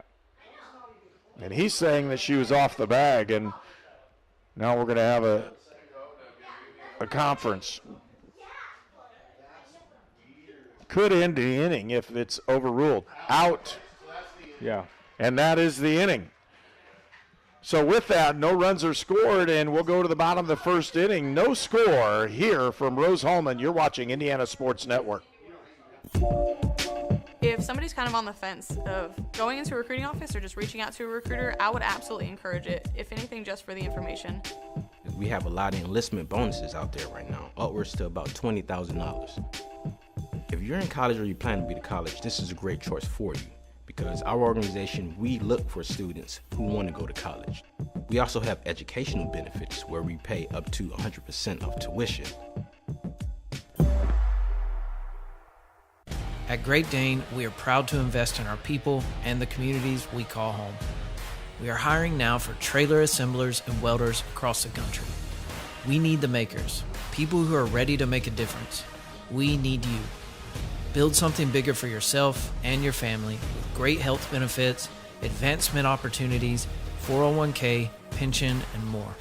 Apply today at greatdane.com/careers. You're watching College Sports on the Indiana Sports Network, presented by the Indiana Army National Guard.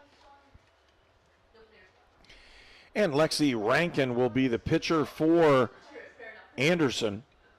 4.86 earned run average. And her overall record, she has appeared in, it says here, games played, games started, wins, loss. She's 2-8 on the season. She started 10 ball games during the season. Again, she's 2-8 as a record in what's going on. She has 57 innings pitched, so she and Kern coming into this ball game are virtually identical in the number of innings. They've rotated them back and forth, and we'll see what Rose-Hulman can do. Leading off for the Fighting Engineers is the shortstop, number 4, Mckenzie Morgan.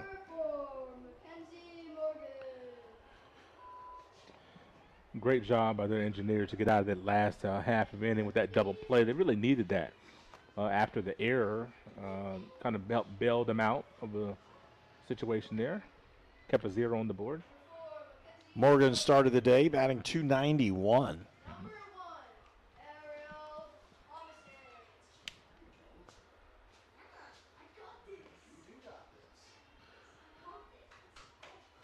So Morgan playing shortstop again here in the second ball game. Inside, misses again. And you can see the philosophy, and this is a pitching staff, philosophy evidently. They're just going to pound that inside corner, at least on Rose-Hulman. I don't know what they've done against everybody else, but you want to pound that, establish that inside corner. Mm-hmm. Pretty good pitch, and she got the inside corner that time. 2-1's the count, as we're starting the bottom of the first inning here in game number 2. Game number 1 won by Rose-Hulman 5-3. Rankin fires one outside and misses with that one. 3-1 is the count.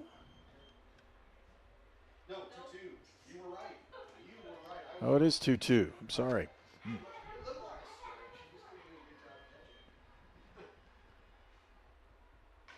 Foul ball. Gets that one off. Once again, that inside portion of the plate, with that Rankin is wanting to establish, wanting to dominate that corner, and a good job there by Morgan to foul that one off and see a pitch. Maybe you can get Rankin to make a mistake. Rankin's a junior from Greenfield Central High School in Greenfield, Indiana. High and outside, and she kept off of it. Good job. Once again, we saw that first game. For the majority of the time, the Rose-Hulman batters were able to hang off of that high strike, or high fastball. That is not a strike, evidently. There's a good at bat right there, Herb. Draw the walk right to start the ball game. It's pretty good. Up comes Ariel Thomason, and Ariel pitched for the win in game number 1. And she'll have a chance to be the designated hitter here in game 2. I want to thank our sponsors, A-Plus Printing, Goshen H&R Block, Great Dane, Hamilton Center, Lynn's Pharmacy, Riddell National Bank, and Shaw Chiropractic. Bunt, sacrifice, they're trying to get it in. That's a really nice play by the third baseman, as she came charging in on that one and then made the play, and Molly Buck, again, solid play by Anderson on that in the field, gets the first out, but Rose-Hulman moves that runner over to second. And you know that Coach Holloway knows exactly what Coach Shearer is going to do. They've coached, and this is just, softball 101. You get a runner on first base, no outs. You try to move that runner over the bunt, move the runners along, and so Molly Buck, a great job crashing from third base to make that bang bang play. Ashley Pinkham is the batter. Took the first one for ball 1. Second one. Oh my! We see you get ready to say, Herb, after that first ball, I said we're going to be interested to see the differences in the strike zone. Both of those were strikes in game number 1. Now we're going to have a conversation. Coach Holloway going to talk to his team here. Quick conversation. Yeah. So we saw a reaction from one of the Anderson players, and it was the pitcher. Yeah, I missed it. Because that was a pretty decent pitch from our estimation, but she didn't get the call and she reacted. And if you're coaching, you want to make sure that that doesn't happen. You don't want a reaction. You just want to go ahead and play and do the best you possibly can, because there's still these unwritten rules in both of these. You don't show up an umpire by saying, hey, that's a strike. What do you want? And if you do that, can cause later on. 2 balls, no strikes. There's 1 out in the inning. We're in the bottom of the first inning. Gets a strike there. Yeah. So, in the heat of the moment, your blood's coursing through your veins. The first inning, you're trying to establish yourself. Well, sometimes it's hard not to react. You're a junior. You think, oh, she's a junior. She should be able to. But hey, it's just human. Base hit into right field. It's going to hit the gap. 1 run's going to score. Pinkham again hustling towards second with a stand-up double. Great piece of hitting by Pinkham. Went with the pitch. The ball was outside a portion of the plate. She went with that. Just hit the gap out there in right center for a big RBI. That brings up the third baseman, Nicole Lang. Runner on second base. 1 run scored, 1 out in the inning, and we're in the bottom of the first.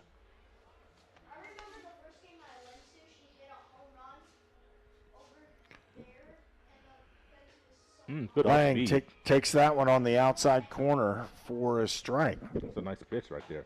Once again, we're seeing the Rose-Hulman walk come around to score in that 4th inning for Rose in game number 1. 5 bases on balls, 4 of them come around to score. So you can see that trend here early. There's the first walk here for Rose in the game, and then that they were able to draw. And that's run number 1. Well, also, go ahead, Herb. No, I'm just saying that's how most runs are scored in baseball and softball is by walks. Yeah. Also, the wind is picking up. So if you can get one up, that wind for a moment there, it was going out pretty stiff to right center. Now it's shifted back over to right field. It's kind of dying down a little bit. So wind still swirling around a little bit today. They called that one outside. So we're seeing a little bit different strike zone and maybe not as consistent as the first umpire. But again, you're going to have to play with what's given you. If Rankin can get that call, it's going to be tough for these right-handed batters. The first game, you got the higher strike, not high, but higher. Haven't gotten that so far. But the outside corner has been productive so far for Lexi Rankin. The inside corner, not quite as much. Full count. 1 out. Good hit. Shot up the middle. It'll be a base hit. That should score another run. Nope, they're going to hold her. And with that base hit, we have runners at first and third for Rose-Hulman. And up to bat will be number 22 for the Fighting Engineers, and that's Phoebe Worstel. Yeah, I didn't think they really wanted to run on Dillinger. She got that back into the field so fast and didn't have the speed enough to be able to score that run. Good hold. Still have 1 out, so you don't want to run into anything here. Worstel hits one up the middle. It's caught. Yeah. And not tagging up at third base. No way should have scored. I don't say that disrespectfully. With that Dillinger's got an arm. She's got an arm, and the speed at third base there with Pinkham just not quite enough to make it on that arm. So I didn't mean that disrespectfully, folks. But I'm just saying Dillinger she could fire it in. 2 outs now in the inning.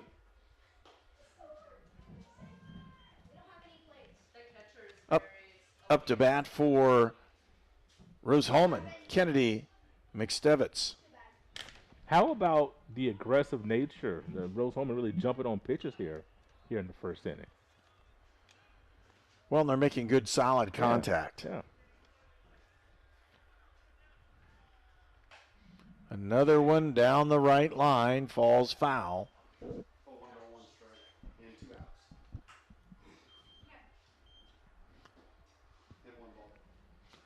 1 ball, 1 strike, 2 outs in the count.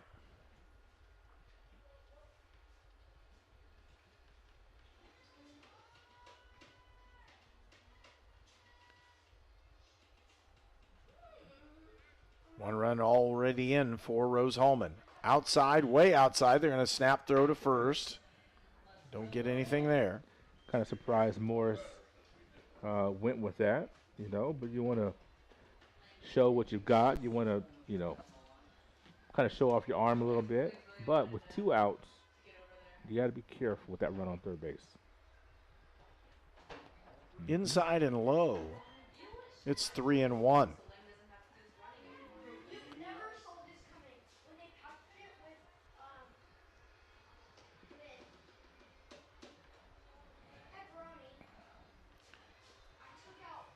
Boy, a bunt would be big here. Bottom of the first inning. Shot up in right field, a pop-up. No, it'll be short, caught by the second baseman, Lowry, for out number 3.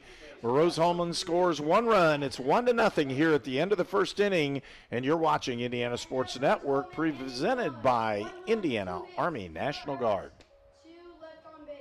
Treatment for those with mental illnesses and addiction issues has evolved over the years. In the late 1960s, Indiana's mental health system began to take shape. From 1971 to 2021, Hamilton Center has touched the lives of thousands of people in central and west central Indiana. We are committed to the latest therapies to improve the quality of life for those with mental illnesses. Treatment works. Recovery is possible. And thank you, Indiana. At Lynn's Pharmacy, we're more than just your pharmacist. We're your neighbors. Our kids go to the same schools. We eat at the same restaurants. We sit next to you in church. When I listen to a symptom. When I fill a prescription. When I offer advice, I'm not just helping a customer. I'm helping my neighbor and a friend. My name is Lynn Hofstetter, and I'm the proud owner of Lynn's Pharmacy, a modern pharmacy with old-fashioned values and personal service, dedicated to keeping you, your family, and our community healthy since 1872. Here at Lynn's Pharmacy, downtown Brazil. This game is presented by the Indiana Army National Guard. Top of the second inning. Anderson coming to the plate. Went 3 up, 3 down the last in the first part of the inning here, and this to start the ball game. Number 6 up for Anderson. Kylie Lowry up. She'll foul that one back out of play. And I will say, no, Anderson did have a base runner in the first inning. It wasn't 3 up, 3 down. Oh, yeah, you're right. So Worstel, the pitcher for Rose-Hulman. Phoebe Worstel, a 4.44 earned run average. She has a 4-5 win-loss record in 16 appearances. They gave that outside strike in the first inning for Anderson. They gave it right back to Phoebe Worstel. See what you're getting. 2 strikes. And with that, I would say they'll keep painting that outside corner. That got a lot of the plate. for where you are in the ball strike count, that got a lot of the plate. That might have been a mistake. 2 strikes in the count.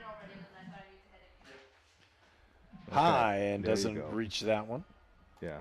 How about, it's a big difference. When you have no rain, we can have our full complement of cameras to give you all the different angles, and the beautiful camera out there, center field, give you the angle there for that strikeout. First one of the game for Worstel. A week or so ago, 2 weeks ago, we were at Northview, had rain. Had to bring the cameras in the dugout. You had nothing out in center field. We were very severely limited. So it's nice to do a game where you have full complement of angles to give you all the pictures for the day. For Worstel, the last pitch was her 47th strikeout of the season. Mm-hmm.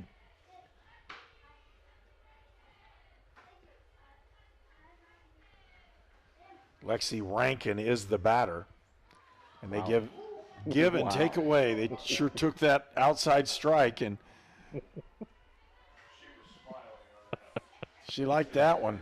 Okay. All right. You can't show the emotion one way or the other, because if you know it's that way, and there's strikeout number 2 in the game. That's number 48 in this one. Mm-hmm. You want to dominate this part of the lineup, Herb.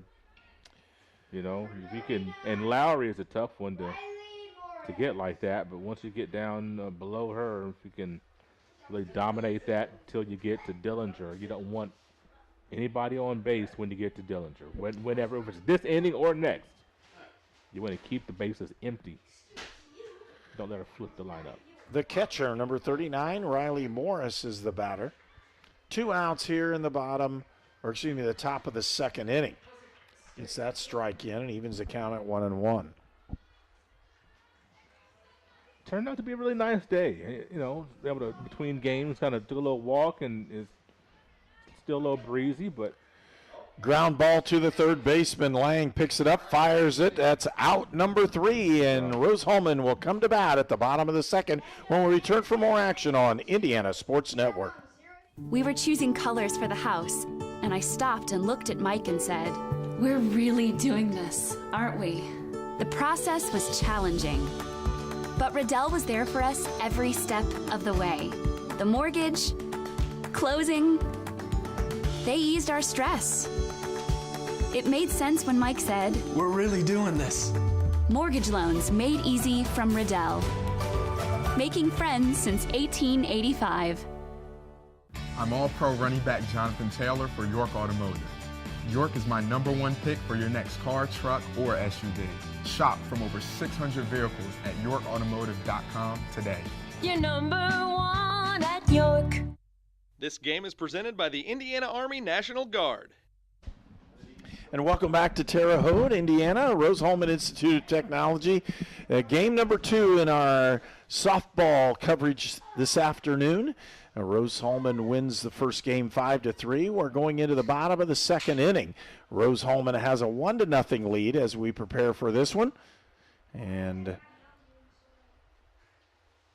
we'll see what's going to happen here as, again, pitcher for Anderson has been number 31, and that's Lexi Rankin. She has a 4.86 earned run average coming into this ball game. Number 5 is Haley Hoffman. She'll be the leadoff batter for Rose-Hulman in this second inning, the bottom of the second. Haley batting .294, played in 21 games, has 51 at-bats.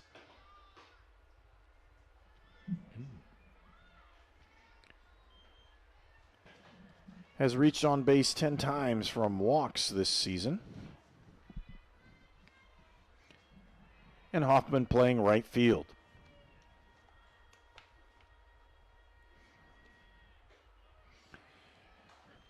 She likes to give that outside strike, and if the pitchers know that, they'll be able to consistently do that. Go to it all day long. Just stay there. Especially on the third strike. She'll get some calls on these. Yes.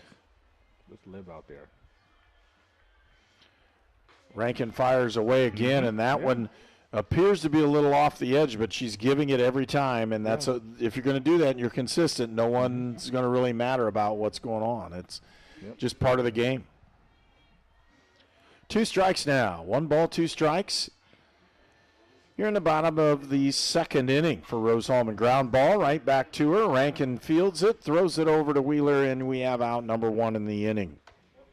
Quick work there of Hoffman is a very good pitching sequence there for Rankin, as she did a great job there to retire the first batter of the inning. So just so key, Herb, is to get that first batter, get that first out. The catcher, Lexi Fortuna, up, and she played in right field in game number 1. A little bit of shifting out in the field for both teams, because you had different pitchers, different catchers, and swinging on that one. And like I said, if they're going to give those outside ones away, everybody's just going to paint the corner, and it's going to go over very quickly because there are a lot of strikes that nobody can hit. The one thing, though, with the wind blowing out to right, and so that'll be the danger there for the pitchers. 2 strikes in the count. Fortuna with the ground ball to the first baseman. Wheeler picks it up. She'll make the tag unassisted, and that'll be out number 2 in the ball in this inning. Yeah, the wind has been blowing out to right all game long. So if you can get one of the power hitters to lift left one out. You know, you get poked at. We've seen that a couple times already today. A little poke going out to right center. So that's the danger of trying to paint that outside all day long. Oh wow! That's it. Once you give that outside strike, you're going to continue giving it all day. Mercy. It's consistent. I will say that one. Davidson, who had a big double in the game number 1. That's all you can do with it. Foul ball down the first base line. You know, it's one. If Rose starts leaning over the plate a little bit, she'll bust him inside to get that inside corner, which that's been given a little bit as well. So, boy, all you could do is like kind of nub that thing off. So stay outside if you're ranking.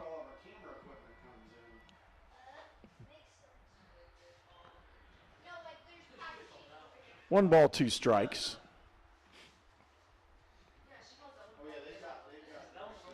Testing the limits, I think Rankin was there. How far outside can I go? I think we got a nice shot for you if you're looking on this one from the outfield fence area. Yeah.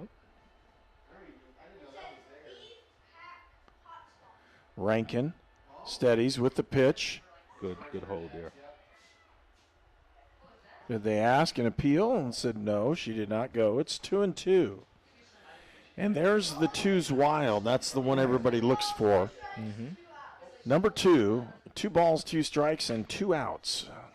2 deuces are wild all the way across the top. Swing and foul tipped that one away. Learned about deuces being wild watching Cubs baseball when I was in elementary school. You know, back in the day, they didn't have lights. You'd come home from school at 2:45 and a freaking game is on. That was awesome. Good? How much better can it get? There's no homework being done. No, there wasn't. You're watching Cubs baseball. I didn't even like the Cubs, but it's still on. You're watching baseball, man. Who cares about homework? You know, I think you're exactly right. That's exactly what everybody did. They ran home. Yes. And Absolutely. immediately watched the Cubs. Absolutely. They were on every day. Every day. And that was a kid's dream to do that one. Absolutely. People are missing. Full count, 2 outs. Ground ball to the shortstop. Muterspaw throws, and it's an errant throw, and turning the corner and heading towards second base with smart base running is Gabby Davidson. Nice play by her. They're going to give the error on it. They're going to give the hit. I'm sorry, they're giving the hit on that one. Nope, they did give an error. Okay. That was definitely a throwing error. And they're giving it to... hit to get to first base and error get to second. That's what they're saying on that one. That's why they flashed him up twice. Okay. Pitch on the outs. They called that one a strike, and that, folks, that was way outside. But it's consistent, and they're giving it to both directions. Yep. So each team is getting those. There you go.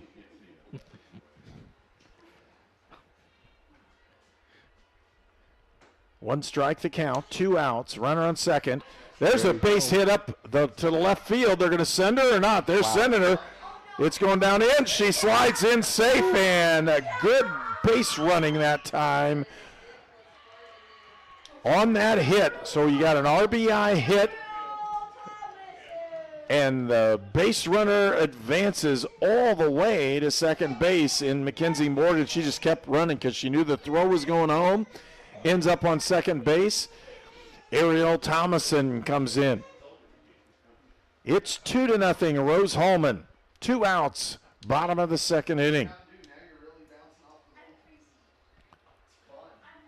Rose-Hulman with 4 base hits already in this game. We had 4, I believe, in the whole game 1. Right. Rose-Hulman. So I'm seeing them get a better beat on the ball that she's throwing. They have a chance to make it through here. I don't think the speed's much different, but the movement is a lot different in the ball that's going on. They call a strike. There's not a whole lot of you don't see the changeup. I haven't seen the changeup yet. I don't believe. Maybe seen 1 or 2. You definitely don't see the I don't even know what that was, a really super slow one. You're staying outside with it, which I agree that she should. missed a couple of spots here and there, but I just don't think we've seen the differential in speeds, that we saw with Kern in game 1. 1 ball, 2 strikes, 2 outs, runner on second base. All right. Ground ball right back to her.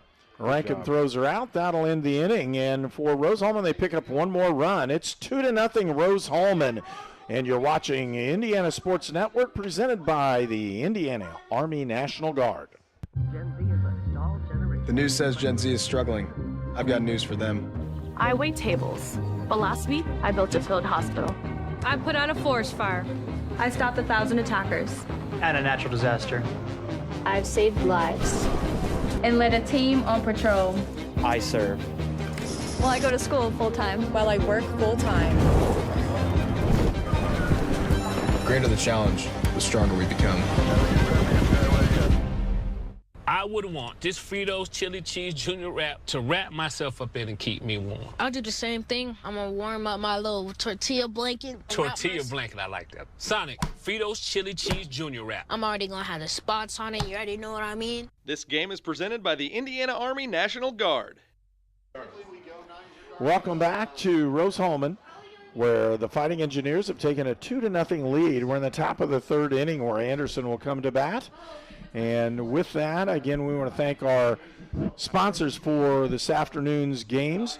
A-Plus Printing, Goshen H&R Block, Great Dane, the Hamilton Center, Lynn's Pharmacy, Riddell National Bank, Shaw Chiropractic, Sonic Drive-In, Sponsler Insurance, and York Automotive. Our transportation is sponsored by York Automotive. They have 5 locations in Brazil, Crawfordsville, Greencastle, and Plainfield. And stepping up to bat for Anderson is number 27. That's Faith Muterspaw. She's a junior shortstop from Shenandoah High School. As we get ready on this one. So Muterspaw will check in on this one. Takes that first one right down the pipe for a strike 1, and she can't connect with it. Very important to retire this batter with Dillinger, then Johnson, that 9-1 flip in the lineup. Very important to get Muterspaw here, record that out. Pop up, Fortuna trying to catch it. She does. Good job. Lexi Fortuna with the nice out, recording out number 1 in the inning. Kind of looked like it was going to get out of play, but it did not. It stayed in the field of play, and a great job by Fortuna to stay with that, make the play. The speed merchants of Kayla Dillinger and Taylor Johnson, well, they just make you nervous. They make me nervous, Herb. I'm going to tell you that. I'm going to be honest with you. These young ladies make me nervous. Well, seeing them come up like this. She's a slap hitter, and that's what she can do in softball. Yep. And I'll tell you what, slap hitters can cause all kinds of problems if they can bring it along with them. Yep. And she's got a pretty good eye. Misses that one as well. There's ball 2. And Ward still trying to be fine with where it goes. You want to get in the outside corner to make her slap it right to lane. So but you have 2 balls now quickly.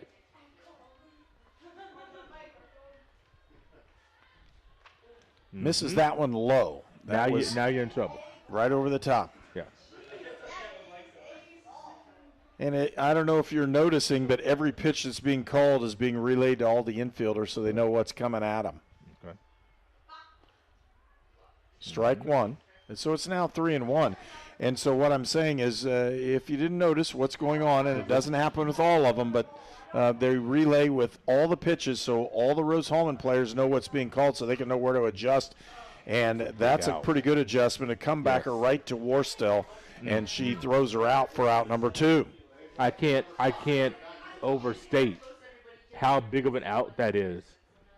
Getting Dillinger to ground out to back to Warstell, being down 3-0 in that count to record that out. Now you go back to the top of the lineup. The top of the lineup got good contact the first time through. There's a good contact, but it went right at Ashley. And she picks that one up, and out number 3 is recorded, and we'll move to the top or the bottom of the 3rd inning, where Rose-Hulman will come to bat, and it's 2-0 Rose-Hulman. If if somebody's kind of on the fence of going into a recruiting office or just reaching out to a recruiter, I would absolutely encourage it, if anything, just for the information. We have a lot of enlistment bonuses out there right now, upwards to about $20,000. If you're in college or you plan to be to college, this is a great choice for you, because our organization, we look for students who want to go to college. We also have educational benefits where we pay up to 100% of tuition. At Great Dane, we are proud to invest in our people and the communities we call home. We are hiring now for trailer assemblers and welders across the country. We need the makers, people who are ready to make a difference. We need you. Build something bigger for yourself and your family with great health benefits, advancement opportunities, 401k, pension, and more. Welcome back. Ashley Pinkham, who just recorded the catch on the line drive, is up to bat. She pops one. It's up into short center field and dropped by the shortstop in Muterspaw. She couldn't get her hands on that one, and that error will allow Pinkham to be on first base with a leadoff. With the wind that's blowing and swirling around, you have got to use two hands out here today. She went up with one. I think it might have hit the heel when she tried to squeeze her mitt. It popped right out. Got to have two hands out here today on the Indy pop fly. Third baseman Nicole Lang is up to bat. Outside. Oh, they're going to call that strike. I'm sorry. We're standing literally right up above. We can see if they're going to cross or not. Wow. So strike one.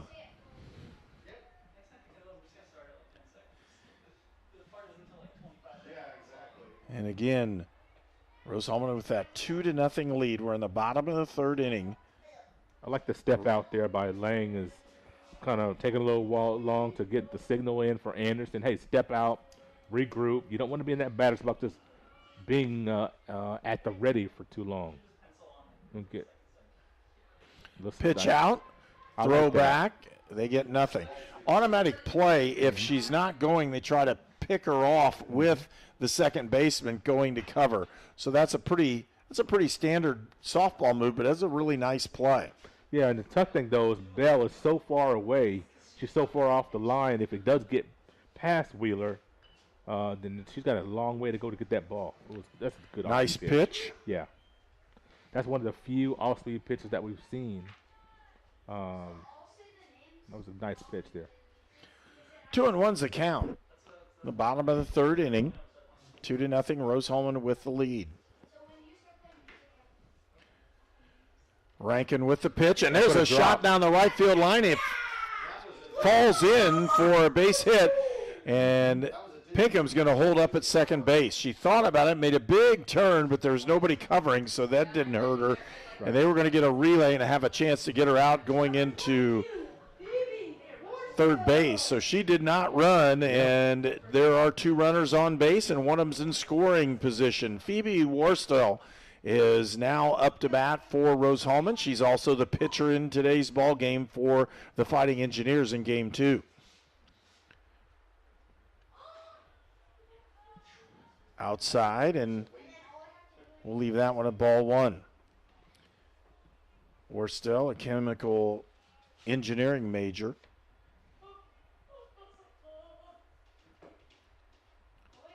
Came in today batting .295.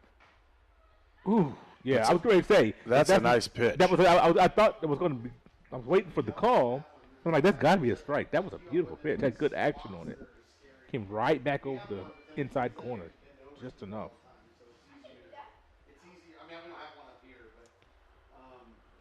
Woo! Hot corner, and did they get her or not? They got her. What a play.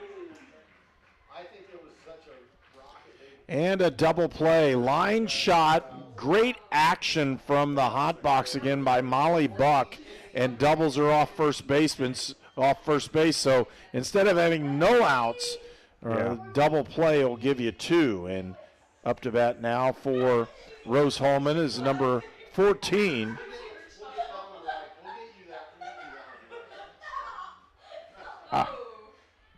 Mcnevitz. You know, that was a great play. I'm telling you what, Molly Buck has been rock solid all day long. I mean, she has been phenomenal down there at third base today.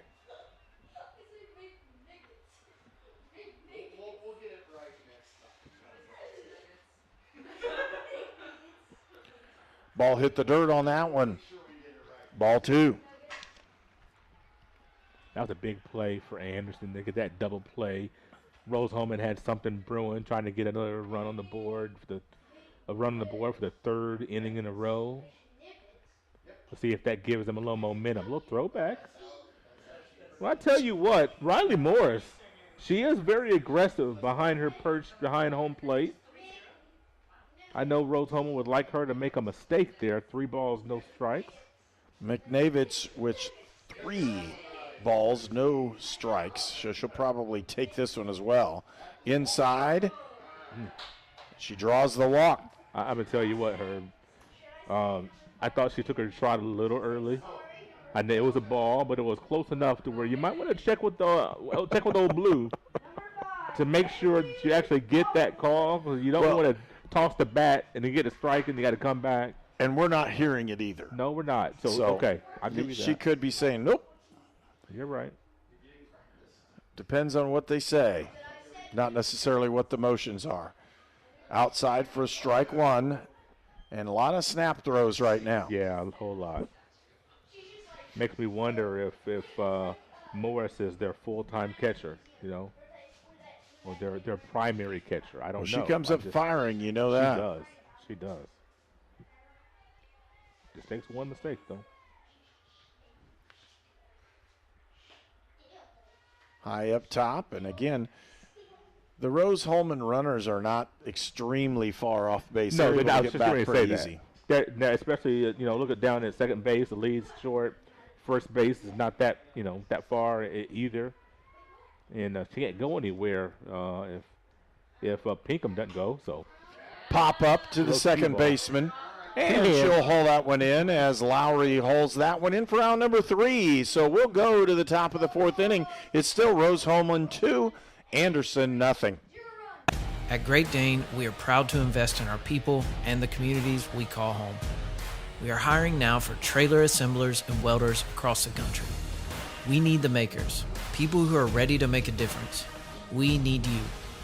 Build something bigger for yourself and your family with great health benefits, advancement opportunities, 401k, pension, and more. Apply today at greatdane.com/careers.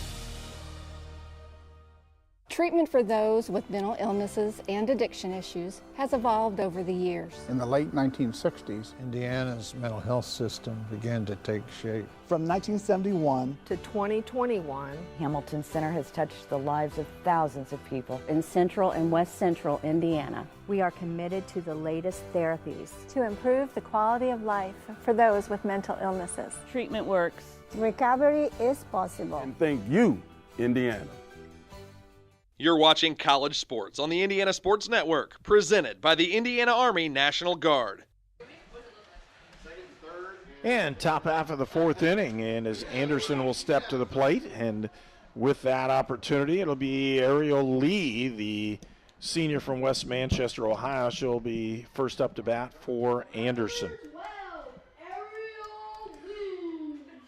Right now for Rose-Hulman, they have 2 runs on 5 hits and 1 error. For Anderson, no runs on 1 hit and 2 errors.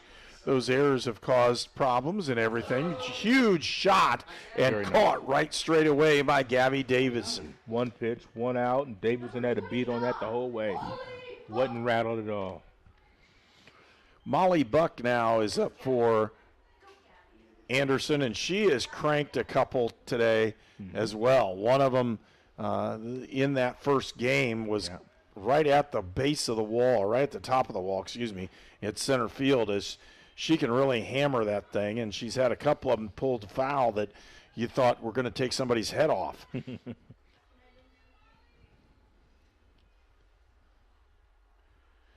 Takes that one high for ball 1. So for Molly Buck, again from Fortville, Mount Vernon High School. Cranked on that one, but kind of jammed her inside. Yeah, good pitch. Jammed her.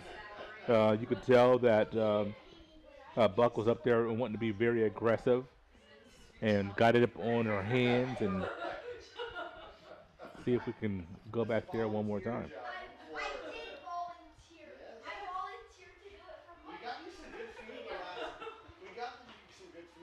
And outside for ball 2 to even the count. 1 out. Top of the 4th. Rose-Hulman with a 2-0 lead. Fouled away. Inside again. Trying to bust her inside. Went outside on that last ball and tried to bust her inside again. But good job by Buck to get a piece of it, get it fouled off, and now you start your sequence again. Does Warsaw dare go back inside again? We'll see. Molly Buck, third in the order for Anderson, takes that one, and it's a full count.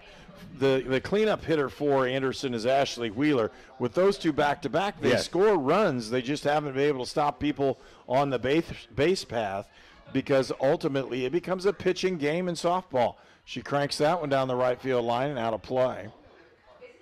And that's, like you said, it just those two back-to-back, it's very dangerous situations, which that's the heart of your lineup. You're looking at 3, 4, 5, 6. You're trying to get a lot of RBI production, but if there's nobody on the base pass, it makes it harder to get the RBI, unless because all you got to do then is just keep it in the field of play. So full count, ground ball, picked up, scooped up. Nice play, hanging a backhand. A great play by Kennedy Mcnevitz. What a great play on the corners. Lang to snare it, Mcnevitz to snag it. 2 down. Boy, that's a big play right there with Wheeler coming up. So with 2 outs. Just as solid as Buck has been for Anderson, Lang has been solid just like that for Rose-Hulman. There's the get to that squeaker right down the line. Wheeler gets to first base. She's like, I can't stretch that one. Right. Again, not a lot of wheels for Wheeler, but at the same time, she hits the ball so well. She's got a stick, man. She just wasn't able to square that one up, but she turned on it so well, just got it inside the bag and got a single. And you know what? A one-pitch single, to be honest with you, I'll take that versus getting, 8, 9, 10 pitches in this at bat and fighting off. Now he's got to try to get Lowry. Kylie Lowry struck out in the second inning. We'll see what Warsaw can do with her. Oh, hit her. Now you got something brewing. Rose-Hulman with a 2-0 lead. Anderson with 2 base runners. 2 outs in this one. And the pitcher, Lexi Rankin, up to bat for Anderson.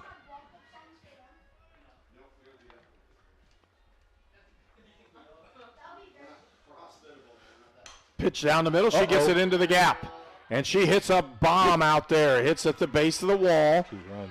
2 runs are going to score. We're going to have a tie ball game as Rankin comes up with a double and a really nice hit by Lexi Rankin. And Lexi, as far as averages and all those kinds of things, she doesn't have a great batting average, but that was a very timely hit, and she needed that. Her team needed it, and now the score is tied 2-2. It just went right with that pitch, went out into left center field and just didn't try to do too much. And, tied this game up on one compact swing. Riley Morris, who started the day at batting .262, is up to bat for Anderson.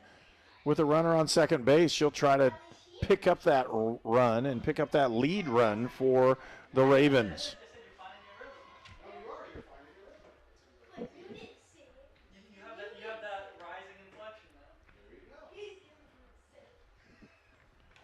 Foul ball back to the screen.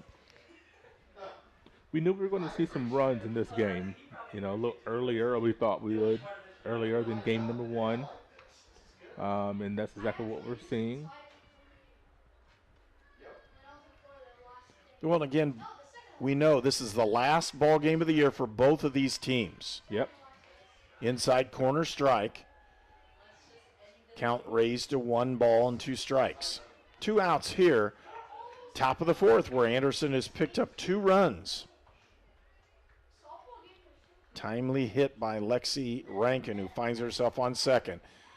Pops that one up down the right field line, and it is caught over there for out number 3. A nice play by Haley Hoffman to end the inning. And with that, Anderson ties the ball game 2-2. We'll return for more action here on Indiana Sports Network. At Lynn's Pharmacy, we're more than just your pharmacist. We're your neighbors. Our kids go to the same schools. We eat at the same restaurants. We sit next to you in church. When I listen to a symptom. When I fill a prescription. When I offer advice, I'm not just helping a customer. I'm helping my neighbor and a friend. My name is Lynn Hofstetter, and I'm the proud owner of Lynn's Pharmacy, a modern pharmacy with old-fashioned values and personal service dedicated to keeping you, your family, and our community healthy since 1872. Here at Lynn's Pharmacy, downtown Brazil. We were choosing colors for the house, and I stopped and looked at Mike and said, "We're really doing this, aren't we?" The process was challenging, but Riddell was there for us every step of the way. The mortgage, closing, they eased our stress. It made sense when Mike said, "We're really doing this." Mortgage loans made easy from Riddell. Making friends since 1885. This game is presented by the Indiana Army National Guard. Score is tied 2-2. And we're going into the bottom of the 4th inning, where the catcher for Rose-Hulman, Lexi Fortuna, will step up to bat. Again, if you're just joining us, Rose-Hulman won the first game 5-3 and held a 2-0 lead going in here to the 4th inning, where Anderson scores 2 runs to tie the ball game. We're in the bottom of the 4th. Score tied 2-2. I'm sure that Coach Shearer's had conversation with his team and said, hey, umpires giving that outside corner. You know that Rankin is going to the outside corner. Be ready for it. You see that first quick offering there by Fortuna on that pitch on the outside corner. There you go. Line shot to the second baseman. Nice play. She scoops it up and throws, and that's out number 1. So Kylie Lowry with another solid play at second base.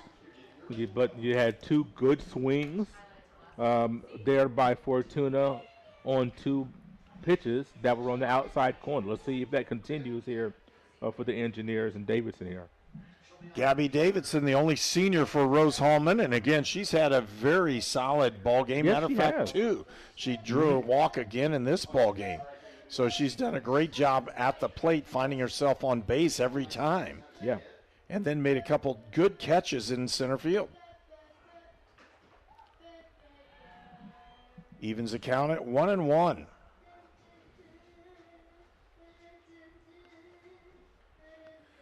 Gabby Davidson from Utica, Michigan. And again, you don't even have to say what she's majoring in. The big one is she's working at Eli Lilly next year, folks, in Indianapolis. Ground ball, puts it right back to the pitcher. Nice scoop and throw out, and Rankin comes up with that one for out number 2 for Anderson. Again, our score's 2-2, and we're in the bottom of the 4th inning. Yeah, you get a job at Eli Lilly after college. You've done all right. You've done good. You've done all right. That's a great opportunity for her. Yes. That's what Rose-Hulman prides themselves in, finding these young people, getting in not only through school, but finding job opportunities for them. And great opportunity for her to go to work in Indianapolis at one of the best drug companies in the country. 1 ball, no strikes. And again, picks that strike up over the outside corner. They're safe. Number 4 is Mckenzie Morgan. That's the batter. Starts in that leadoff role for Rose-Hulman in this ball game. Went forward again. They called another strike. Why not? 1 ball, 2 strikes. Wow. 8 inches outside. A consistent strike zone, though, I will say that, because every time it happens, that's what's been going on. She reaches out, pops that one up, and that's the end of the inning. So we'll go to the top of the 5th inning. The score tied 2-2. You're watching Indiana Sports Network, presented by Indiana Army National Guard. I'm All-Pro running back Jonathan Taylor for York Automotive. York is my #1 pick for your next car, truck, or SUV. Shop from over 600 vehicles at yorkautomotive.com today. You're #1 at York.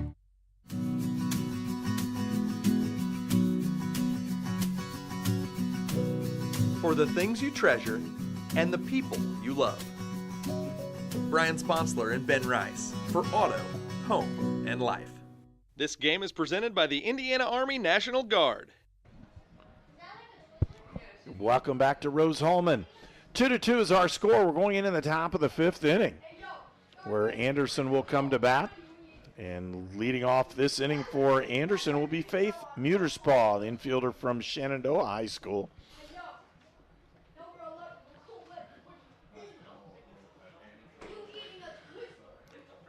And don't forget, we will be broadcasting other events this summer. First of all, on June 17th and 18th, the Indiana Class All-Star Basketball Classic at Anderson. And Walt Gordon, my partner, I'm Herb King, and we've done these ball games before, but I haven't been over there for about 3 years. You've been handling the play-by-play over on that one. Well, I tell you, it's a lot of fun, and we see some great basketball. You have a futures game. Students that just finished their, freshman or sophomore year. Then you have the juniors games as well. So you'll have 3 games for the men, 3 games for the women, and you're going to see some players that end up going off to play, Division I, Division II, Division III, NAIA, JUCO basketball, and get the opportunity to be seen by coaches. A lot of coaches that'll watch the broadcast, if they can't make it to the O.C. Lewis Gymnasium, they can watch our broadcast and see some of the best and brightest talent that Indiana has to offer. And so, Muterspaw fouls that one off of her foot. But yeah, those things are all good. And then July 17th, we have the Indiana Football Coaches Association North-South All-Star Classic game in Indianapolis, and that'll be held at North Central High School. And that'll be fun. That's a lot. Shot down the left field and caught over there. Really nice play for Rose-Hulman. Hauling it in as Lauren Shaw for the out. She's been a rock star out there in left field as well. Look at that, Shaw, and then her counterpart, Taylor Johnson. Look, left fielders, third baseman have been fantastic. The center fielders for both teams have been fantastic. First baseman for both teams have been fantastic. There's been some really good play out here today when you look at what these two teams have done. But, the Indiana football North-South All-Star game, there's so many talented young men playing that game. Oh, yeah. Unbelievable. Kayla Dillinger is our batter.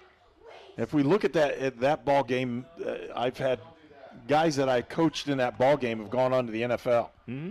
What was it like to coach in that game? Would you coach more than one time as far as being Twice. a coach or assistant? How many? Twice as the assistant. Yeah. I've been assistant, and when you coach there, it's a big deal. You stay the week and get to know these players and do all those kinds of. It's a neat thing. We have different excursions. We'll take the guys and go to different things. We went to an actual special needs camp that's held in Indiana, where we got to meet the kids from these young kids that have all kinds of disabilities. Got to meet with them and take pictures, and it was a really neat experience for these guys. My son enjoyed it when he had a chance to play in the game, and I really enjoyed it when I had a chance to coach there. It's awesome. It's really good for the kids. Substitution now, as we're looking at a couple different things. We're going to substitute into this ball game as now pitching is going to be number 24 for Rose-Hulman, and we're going to take a short break. We'll be right back and get ready to go with this one. You're watching Indiana Sports Network. If you are an athlete, a farmer, work in the factory, or just work in your own backyard, you need the benefits of chiropractic care. Shaw Chiropractic, located in the Brazil Kroger Strip Mall. Dr. Julie and Dr. Michael Shaw, your friends for chiropractic care. If somebody's kind of on the fence of going into a recruiting office or just reaching out to a recruiter, I would absolutely encourage it, if anything, just for the information. We have a lot of enlistment bonuses out there right now, upwards to about $20,000. If you're in college or you plan to be to college, this is a great choice for you because our organization, we look for students who want to go to college. We also have educational benefits where we pay up to 100% of tuition. At Great Dane, we are proud to invest in our people and the communities we call home. We are hiring now for trailer assemblers and welders across the country. We need the makers, people who are ready to make a difference. We need you. Build something bigger for yourself and your family with great health benefits, advancement opportunities, 401k, pension, and more. Apply today at greatdane.com/careers. Treatment for those with mental illnesses and addiction issues has evolved over the years. In the late 1960s, Indiana's mental health system began to take shape. From 1971 to 2021, Hamilton Center has touched the lives of thousands of people in central and west central Indiana. We are committed to the latest therapies To improve the quality of life for those with mental illnesses. Treatment works. Recovery is possible. And thank you, Indiana. You're watching College Sports on the Indiana Sports Network, presented by the Indiana Army National Guard. Taylor Johnson's the batter, takes the first one in for a strike. Pitching rotation in now for Rose-Hulman. Bailey Ulrich, ERA of 7.0. She's 4-4 on the season. And Ulrich comes from Carroll High School in Fort Wayne. The comebacker goes to it. He misfires. It goes awry into the side and an error on Ulrich. And she says, yeah, that's my fault. I got excited. Yeah. And just threw that one away. So now runners at second and third with one out. And for Anderson, it'll be the designated hitter, Ariel Lee. And that's a tough error right there. You have to walk to Dillinger, error to Johnson, and now you start getting into cricket number territory with some of these batters that are coming up. You got the speed on the base pass, so anything out in the outfield is going to score too. And Ulrich has a little more speed than we've seen. I don't know about just the consistency of what's going on. She has some speed and is left-handed. Yeah, the first lefty we've seen. 37 innings pitched on the season. And she can really move that ball around. She's given up 64 hits, 47 earned runs, has 19 strikeouts and 15 base on balls. So the consistency is where she's going to have to pick her game up as she gets prepared for next season as well. Bunt, it should be foul. It was foul, yes, but that was a great attempt. I like the fact that they were trying to manufacture that run.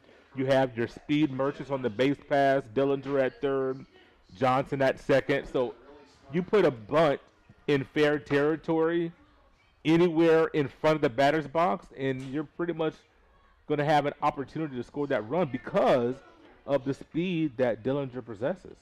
2 strikes now in the count. A little low on this one. Didn't square around earlier in the at-bat, but then with that 1 strike, I like how they waited. Fly ball to center field. That should draw the run. Yeah.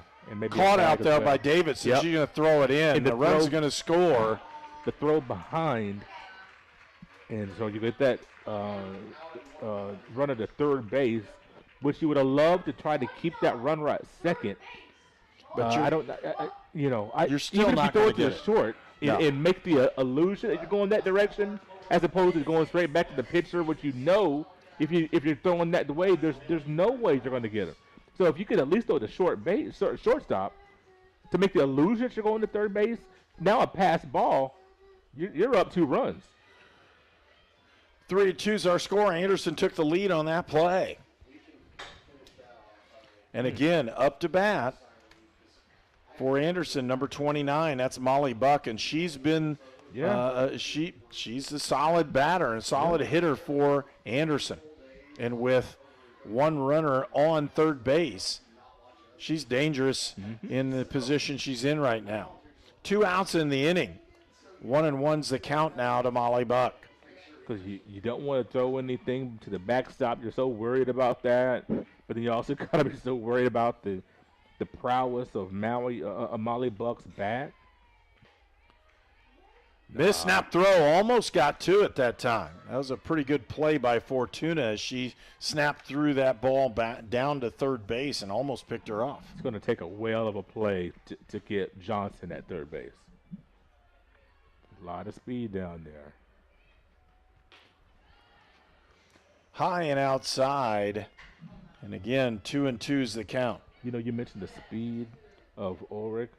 She popped that mitt, doesn't she? She does. Just a freshman, popping that mitt, boy. Well, and I kind of like what Rose-Hulman's doing. They're not only worried about this one, they're worried about next season as well. And one senior on the team, they want to make sure everybody gets the innings they need to get the experience and tell them, yeah, we care about what's going on. They use 3 pitchers throughout the year in multiple ways, and that would being Thomason, who threw in game 1, Worstel, who started this ball game, and now they bring in Ulrich, and that's a wow. And she slipped on that one, but that pitch. But at the same time, those are the pitchers they've used, and with those 3 kind of pitchers, again, Thomason has had more innings than Worstel, and Ulrich has picked up about 37 innings now, basically, of work for her this year, and those 3 pitchers are going to have to carry him in the next year or so. You know, it's interesting when you look at those 3. You mentioned Thomason, Worstel, and Ulrich, all freshmen. So you look at the top 3 of your pitching staff, all freshmen. So you're looking at when they're upperclassmen, you're going to see some lineup changes here.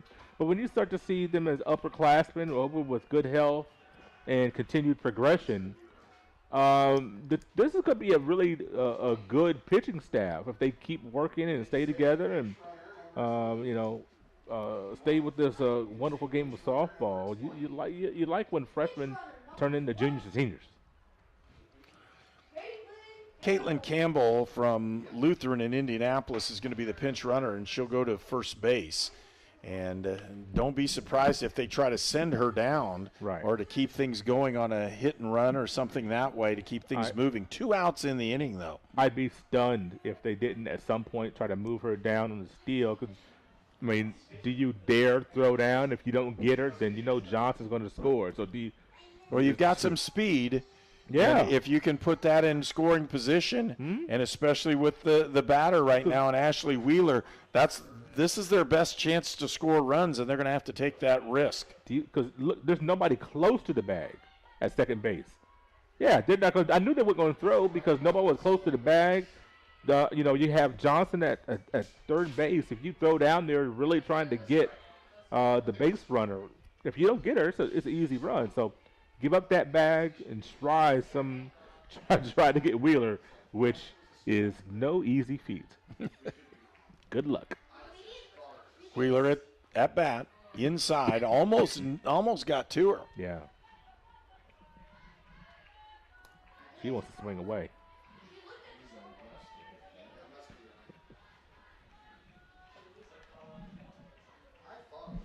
And she is going to swing away on this one. Yeah. Outside, got the strike call. They've been giving that the whole time. She didn't like the call, but that's the one they're giving every pitcher in this ball game. 1 ball, 2 strikes, 2 outs. Got to protect here for Wheeler. Ulrich trying to make sure she gets through this inning. Nice one, right straight away, center field, and caught out there. Beautiful catch, and again, it's Gabby Davidson with the catch. And again, we'll go to the bottom of the 5th inning. You're watching Indiana Sports Network, presented by Indiana Army National Guard. At Lynn's Pharmacy, we're more than just your pharmacist. We're your neighbors. Our kids go to the same schools. We eat at the same restaurants. We sit next to you in church. When I listen to a symptom. When I fill a prescription. When I offer advice, I'm not just helping a customer. I'm helping my neighbor and a friend. My name is Lynn Hofstadter, and I'm the proud owner of Lynn's Pharmacy, a modern pharmacy with old-fashioned values and personal service dedicated to keeping you, your family, and our community healthy since 1872. Here at Lynn's Pharmacy, downtown Brazil. We were choosing colors for the house, and I stopped and looked at Mike and said, "We're really doing this, aren't we?" The process was challenging, but Riddell was there for us every step of the way. The mortgage, closing, they eased our stress. It made sense when Mike said, "We're really doing this." Mortgage loans made easy from Riddell. Making friends since 1885. This game is presented by the Indiana Army National Guard. Welcome back to Terre Haute, Indiana, and Urick. We've mispronounced it. It's not Ulrich. It's Urick. And with that, again, a 3-2 Anderson lead. Bottom of the 5th inning. Anderson scored that one run to take the lead, and now Rose-Hulman has to see if they can answer with this one. Ariel Thomason takes the first one in the dirt.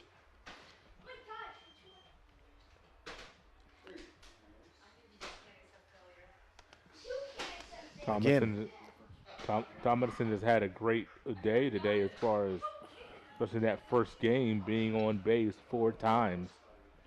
Trying to get on base for the first time today. I had a nice sacrifice bunt in the first inning to move Morgan over to second base. Morgan eventually ended up coming around to score for that run for Rose-Hulman in the first inning. So Thomason trying to lead things off.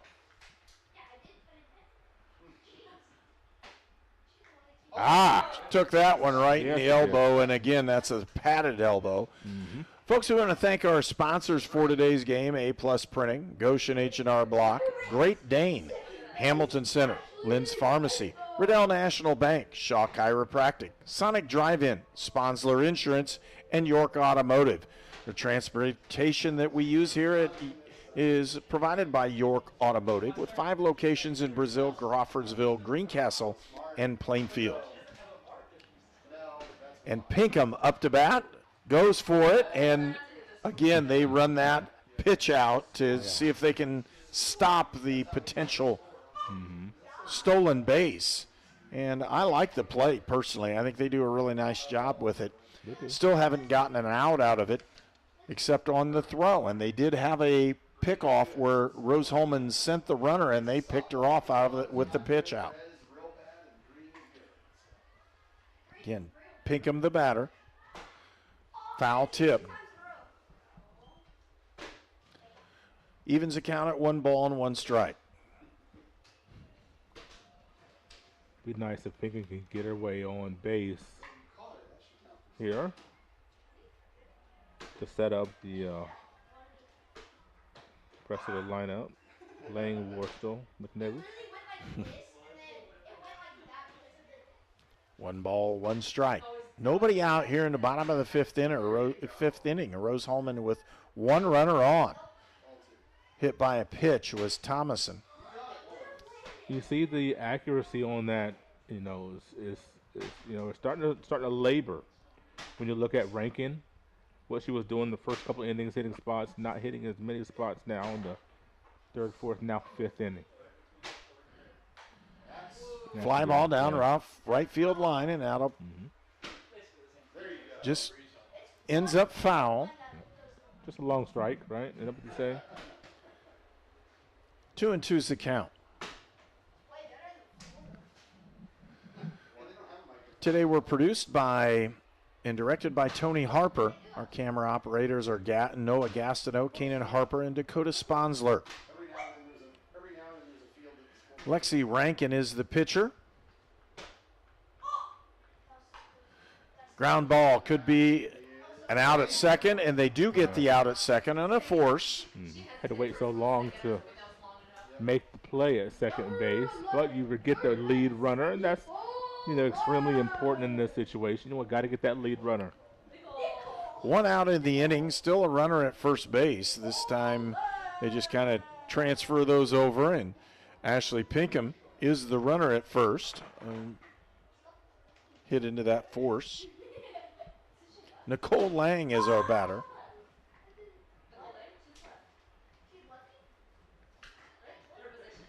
Swing and a miss on that one.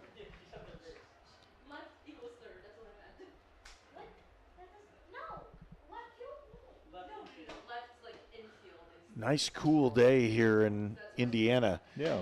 You'd think it was going to be a warmer one since we've hit May. You thought wrong. This one's cool and a little damp. Fly That's ball gonna down be the a right fair field ball. line. Does it hit? Yes. It hits in there. It's a fair ball, and Rose-Hulman has a chance to score. Are they going to send Pinkham? No, they hold her up at third. So runners at second and third with 1 out. A huge hit down the right field line by Lang. That's Lang's 4th base hit of the day. She has been just a terror for the Anderson pitching staff, and we might see a pitching change. Urich will be the batter up for Rose-Hulman. He's making the call. Is he going to make the call? As we're walking out here, we'll see if the coach crosses the line and then see what we're going to do here. 2 pitchers in the bullpen for Anderson warming up. Let's see what we do. And coach has a chance to kind of slow this thing down just a little bit. And by doing that, he may keep the pitcher in this case, Rankin, he may keep her in. Just kind of calm her down and make sure things are going the right way and disrupt a little bit of the rhythm that Rose-Hulman has right now. 1 out. We've got runners on. Get a lot of time to converse here in D3 softball, don't you? No, nobody getting chased out of there. It's just give you all the time you need. I'm just letting you know. You can walk on and off the field to do those things too. So the slower you walk, the more it takes. Yes. And we've watched everybody do that. Yes. Even if you're going out to talk to an umpire, go a little slower and see if you can get a little bit of a break. Urich up to bat now for Rose-Hulman. Misses with that one outside as Urich takes the first one. Bailey Urich batting .333. She started 7 ball games this year. A little late.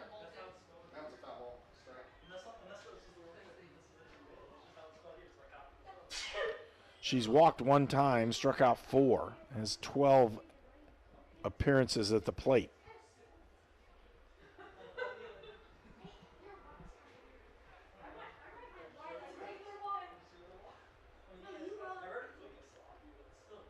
And fouls that one back out of play. You know, you look at the way this season has gone for the Engineers.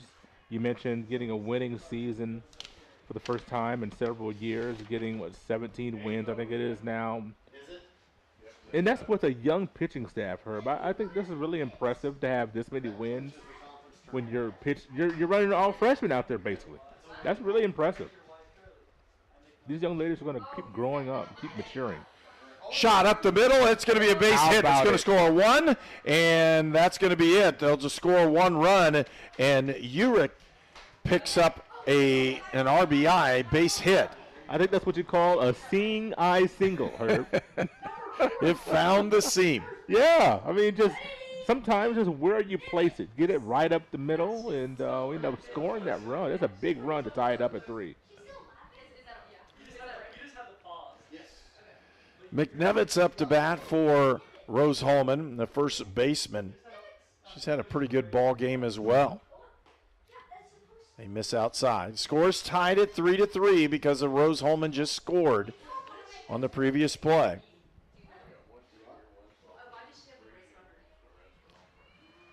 Three to 3 is our score.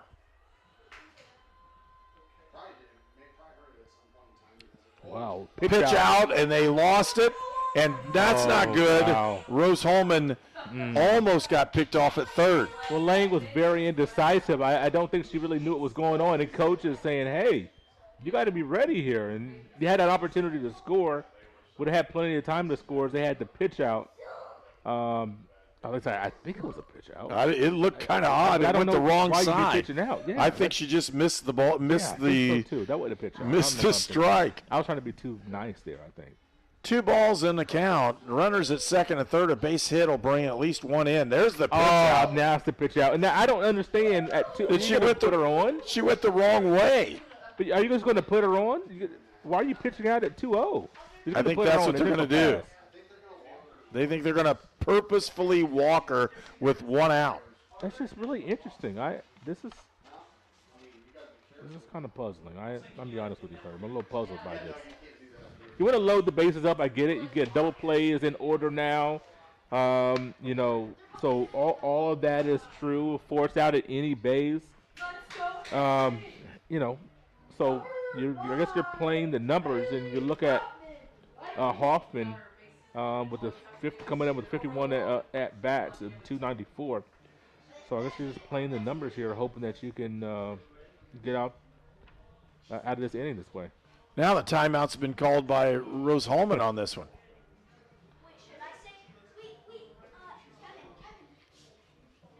So we're going to see what they're going to do. Yeah. Again, with 1 out, you could easily squeeze on this thing or do something just a little bit different. Yeah.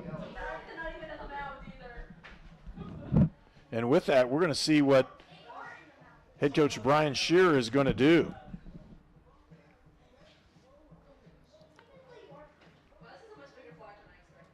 And they're all having fun. The 2 coaches, you can tell they have a pretty good relationship as they're backpack and patting on each other on the way by and smiling. And there's not animosity in this one at all. They're just both trying to get their clubs to play better. They know they're going to have enough push the next couple years to do some damage, as there's not very many seniors at all on Anderson's squad as well. As you look up the line, Taylor Johnson's a senior, and again, they're trying to get the pickoff play. They didn't get it done.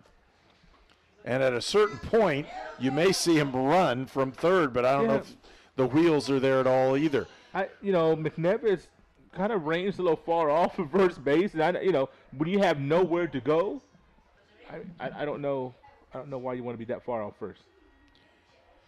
3 seniors, and they tried the squeeze, and she missed it, and they got back in time. Yeah, because Muir's ball wasn't covering the bag. When you have this bunt play on defensively, you got to be ready to cover that bag, and she wasn't able to get over there in time because you had who was that down at third base? You had Lang dead to rights, but Muir's ball couldn't get to the bag in time.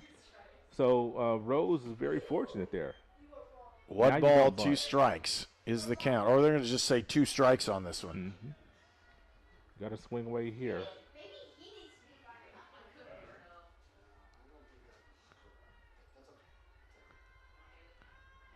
Inside. Yeah.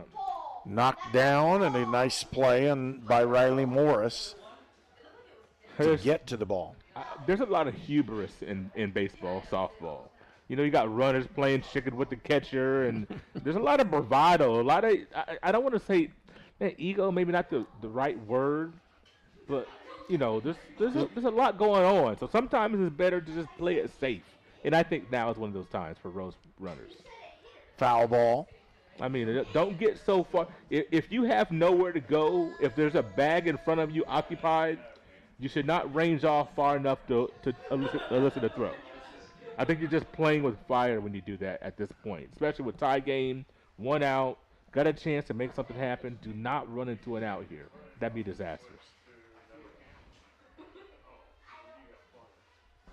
1 ball, 2 strikes. 1 out in the inning. Rose-Hulman has already scored 1. Bases are loaded. Big spot for Hoffman here. She got a fly ball, and it's a deep one in the gap. Oh, ball in. 1 run scores. Here comes the second. They're waving her in. A long single, and the only reason is because holding up at first base was Mcnevitz. And the reason why she held up is because she didn't want to get doubled off. Right. So she held up at first base. There was a tag up at third, and the runner at second also kind of tagged up a little bit. Yes. She was pretty close, but 2-run score. That's 3 runs scoring in the inning, and Anderson's going to make a pitching change. We'll be back with more after they make that pitching change. You're watching Indiana Sports Network, presented by Indiana Army National Guard. I'm All-Pro running back Jonathan Taylor for York Automotive. York is my #1 pick for your next car, truck, or SUV. Shop from over 600 vehicles at yorkautomotive.com today. You're number 1 at York. At Great Dane, we are proud to invest in our people and the communities we call home. We are hiring now for trailer assemblers and welders across the country. We need the makers, people who are ready to make a difference. We need you. Build something bigger for yourself and your family with great health benefits, advancement opportunities, 401k, pension, and more. Apply today at greatdane.com/careers. This game is presented by the Indiana Army National Guard.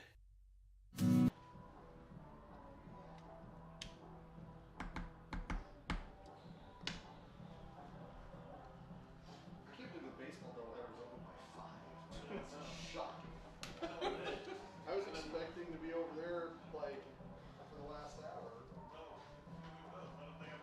Ending here with 2 innings left. This has been a long couple games, but they've been pretty good. There's just been a lot of base runners and a lot going on in this game. And welcome back. New pitcher is Michaela Durick.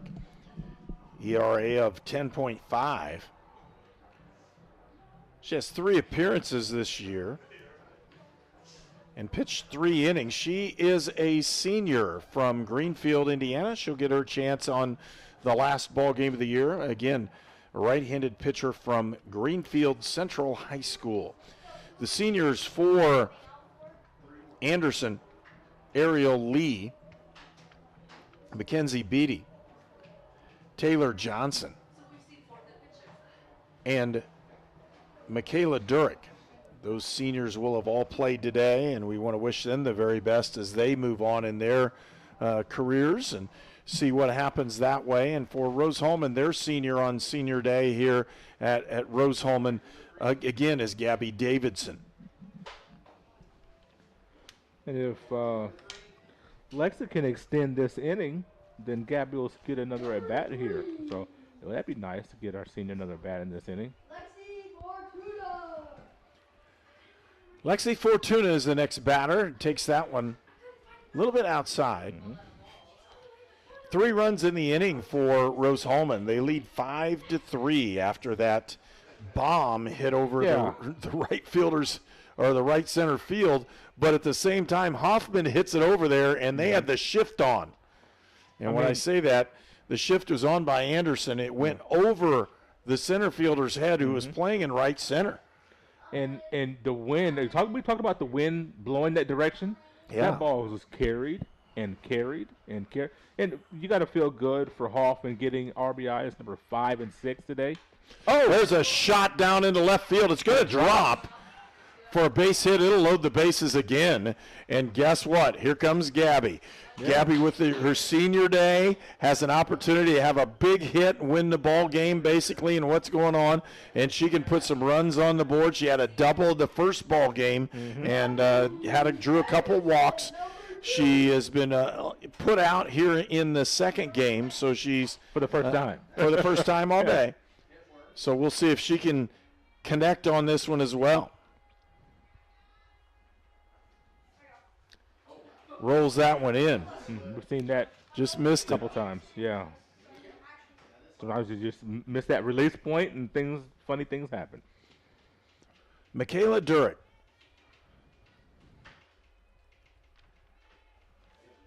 The pitcher for Anderson. 1 out in the inning. Misses that one low. 2-0 is the count. Good RBI opportunity for Gabby here. If she can lift one out into the outfield. Get an RBI. Misses that one. It's 3-0. She may be walking one in, and that's maybe as good as a hit for her. It doesn't really matter that way. And Gabby is, again, senior day. She's had a great day. Had played well in center field. And there you go. Ball 4 walked in the run. So there's an extra run. It's 6-3. Rose-Hulman with the lead. This will be the ninth batter to come to the plate this inning. Top of the lineup, Mckenzie Morgan. And Morgan has had herself a nice day.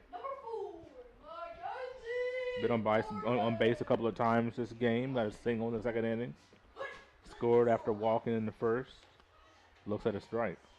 Snap throw, and they almost had her in there. That's what I heard. You got nowhere to go. You have nowhere to go. So there's no reason to be off first base that far. You got nowhere to go.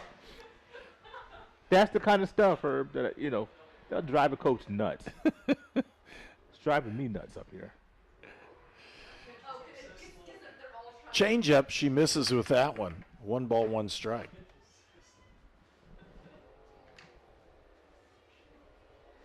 Just talked about that hubris, Herb. That'll get you sometimes, man. I get it. Swing and a miss for strike 2.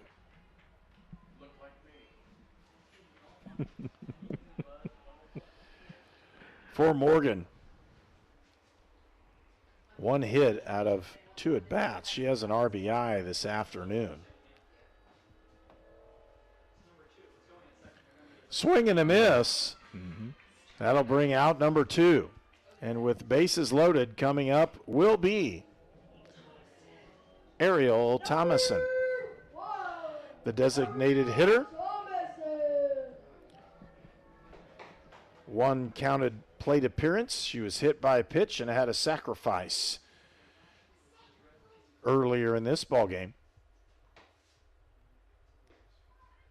Snap throw to third base, and I know you think you can get them, but if you're going to get them that quick, they're a little bit too close. Those are the dangerous ones that you and I kind of look at and go, well, you probably shouldn't have snapped through that ball down there. She's off the bag like 5 feet,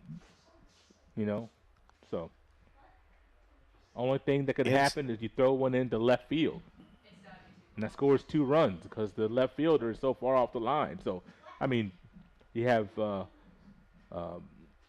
low reward, high risk. Those are not the ones that you want to really, venture at. 2 balls, no strikes in this count. 2 outs, a ground ball to the third baseman. Tough, and she immediately turns around, tags that base 4 out number 3. Nice play by Molly Buck, and we'll go to the top of the 6th inning, where Rose-Hulman has taken the lead 6-3.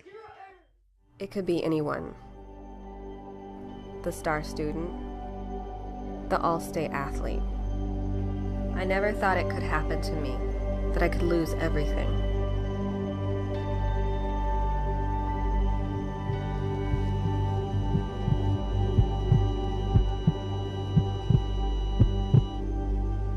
I found help, I found hope, I found recovery. I regained something lost. This game is presented by the Indiana Army National Guard.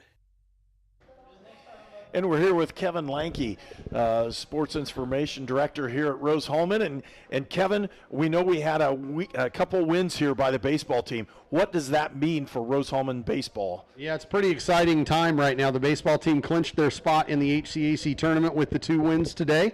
So they are in the postseason tournament in Kokomo, May 12 to 14. Next weekend will be senior day, and depending on how games go this week, there's a chance Rose-Hulman could be playing for a seat as high as number 1 next weekend. So we'll also be honoring 9 seniors, and that's the biggest thing of all. Well, it is, and with a senior-dominated ball club, that makes it a big deal for these guys. That's where they play a lot more passion when they're seniors. They do, and this was a really good doubleheader today. Bluffton came in 1 game behind Rose-Hulman. This doesn't eliminate Bluffton from the tournament, but now they're going to need some help if they want to get one of the bottom 2 spots. But a doubleheader sweep today here for Rose-Hulman baseball was huge, and we'll see if softball can finish a sweep as well. And for baseball, we'll have that ball game on this next Saturday, at least if we don't have another giant storm. Yes, 2 o'clock. 2 o'clock special start time. Defiance has a good haul on that day trip, so that's why we're starting a little bit later. And that'll be all right. We'll get to see the Yellow Jackets play against the Fighting Engineers next Saturday here on Indiana Sports Network, one of those games that we always like to do. We get to do double headers with both the softball and baseball team. And again, Rose-Hulman will take on Defiance next Saturday in baseball. Strike over that outside corner, evens the count at 1-1 as Kylie Lowry is the batter for Anderson.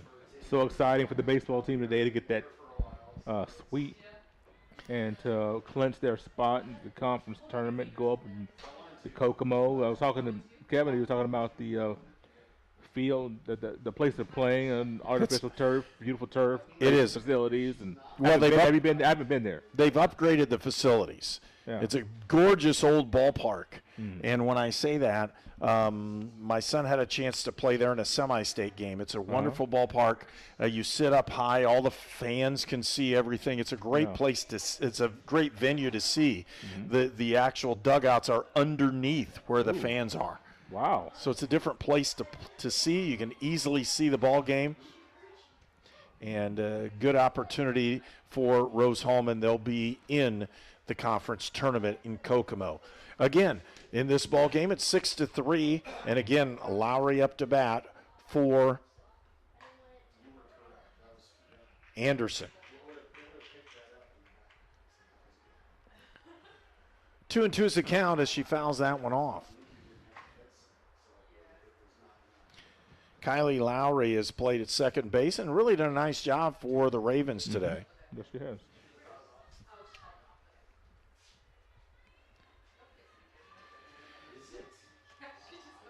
And for Rose-Hulman, Urick, the pitcher, and they get a called third strike off the edge. And I'll tell you what, that was a little bit stretched as far as getting that one. It's been stretched all game. I mean, that, as you talked about, it looked like it was ball four to us, but that's been the call. That's been fairly consistent all day today in game number 2. So in this situation, we'll take it. Up to bat now for Anderson, number 33, Kayla Dillinger, a senior from Greenfield, and she'll have her opportunity to bat. Last ball game of the year for both of these clubs, as neither one of them will reach a conference tournament in this one, and that's that outside pitch that they're giving to them in most cases today. 2 strikes on the count as Dillinger steps in. Outside and with that fastball. 1 ball, 2 strikes. We're in the top of the 6th. A 6-3 Rose-Hulman lead. Foul. Back away. I want to thank A-Plus Printing, Goshen H&R Block, Great Dane, the Hamilton Center, Lynn's Pharmacy, Riddell National Bank, Shaw Chiropractic, Sonic Drive-In, Sponsler Insurance, and York Automotive, all our sponsors for this afternoon's broadcast here from Rose-Hulman Institute of Technology. Right off of the pitcher's leg, and did they get it? In. Oh, my. What a play, Nicole Lang. Woo! So Nicole Lang is going to get the out, and it's going to go 1-5-3, and she's not feeling real good. That pretty much dinged her in the shin, and we'll see what's going to go on here. They're going to give her a chance to walk it off and see what happens. Yeah, there's a chance they may have to replace her. She didn't want to come out. I can guarantee you. She does not want to come out this this softball game. I don't know why that word. I was going to say basketball. I think about at the NBA playoffs. At least you're not me and thinking football every day. I'm thinking about the NBA problem. playoffs and the Warriors on right now. But I had that in my brain. They're going to give her a couple pitches. They're going to give her a couple pitches to see to make sure everything's okay. She'll be all right. She's smiling out there. She does not want to come out of this softball game. She wants to finish. I think she'll be all right. It looked pretty good. But She took one pitch. She took a shot off Yep. of that shin. That's Yep. shin knee. It was a shin knee somewhere in that area. Boy. And as they say in the old days, that's going to leave a mark. Yes. It is, too. That's going to leave a mark. Yes, it is. 2 outs now in the inning. Rose-Hulman with a 6-3 lead. They picked up 4 runs in the bottom of the 5th. The top of the 6th inning for us right now.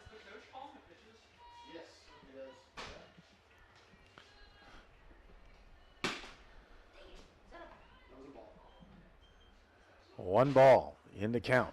Ground ball. No, it is fouled off. Raises it up to 1-1. You know, I just am so impressed as I sit here. We watch this, and you see this pitching staff from Anderson. I mean, from Rose-Hulman, so young, but so much promise. Fly ball into right field, curved over and picked up by Haley Hoffman. And that'll be the end of the inning. We'll have Rose-Hulman to bat in the bottom of the 6th when we return for more on Indiana Sports Network.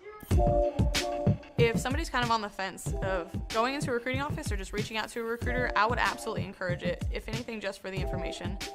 We have a lot of enlistment bonuses out there right now, upwards to about $20,000. If you're in college or you plan to be to college, this is a great choice for you because our organization, we look for students who want to go to college. We also have educational benefits where we pay up to 100% of tuition. We're the Browns, and this is our account. Our relationship with Riddell really began when we were kids, so when we started our business, it seemed like a natural fit for us. Riddell's provided all of our financial needs for both personal and business, and we could not be happier with the level of service that we're provided. Riddell National Bank has helped us grow our business so that we can help grow our communities with the core values that we both share. Yep. And we're back on the air because there was a timeout called. They didn't give the timeout, so the umpires and coaches talked it over, and so there was a timeout given before the pitch. Now it's 2-2 as the strike is, or 2-2 as the count is what they've got right now. So that out did not count, and we're back at square one with this one. That was weird. Again, the count at 2-2. Very strange happenings there. I had never seen that one. Have you? And I'm going to ask, have you seen it? And everybody's shaking their head. No one's seen anything like that, but that's okay. That's just kind of the way it works sometimes. 2-2 the count, 2 outs, ground ball to the shortstop, backhanded by Morgan. Turns and throws her out, and that'll be out number 3, and we'll go into the bottom of the 6th inning where you'll see Rose-Hulman to bat. You're watching Indiana Sports Network, presented by Army National Guard. We're the Browns, and this is our account. Our relationship with Riddell really began when we were kids, so when we started our business, it seemed like a natural fit for us. Riddell's provided all of our financial needs for both personal and business, and we could not be happier with the level of service that we're provided. Riddell National Bank has helped us grow our business so that we can help grow our communities with the core values that we both share. If you're looking to grow your business, Riddell is your best option. It could be anyone. The star student, the all-state athlete. I never thought it could happen to me, that I could lose everything.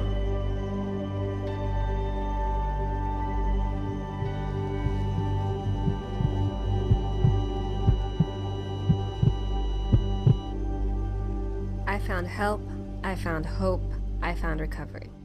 I regained something lost. You're watching College Sports on the Indiana Sports Network, presented by the Indiana Army National Guard. And we'll move into the bottom of the 6th inning where Rose-Hulman will come to bat. And up is Ashley Pinkham. And she'll have the opportunity again to lead off this inning. A 6-3 Rose-Hulman lead, and they're going to try to gain one more run to see if they can stretch this lead and take 2 from Anderson here this afternoon.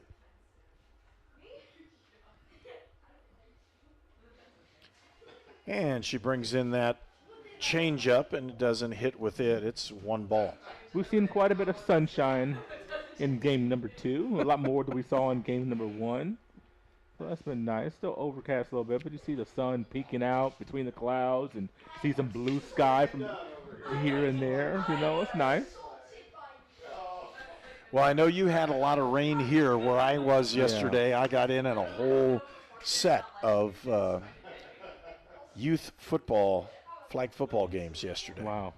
So you had that in the early afternoon, morning, and afternoon? Morning. Mm-hmm. Ground ball, does it go foul? It does. It's a foul ball. Just barely. You know, it's I'm sure you had a good day for some flag football to be out there. Nice weather yesterday. Still a little breezy, but it was about 10 degrees warmer than it is right now today. But then the storms rolled in and everything changed. Yeah.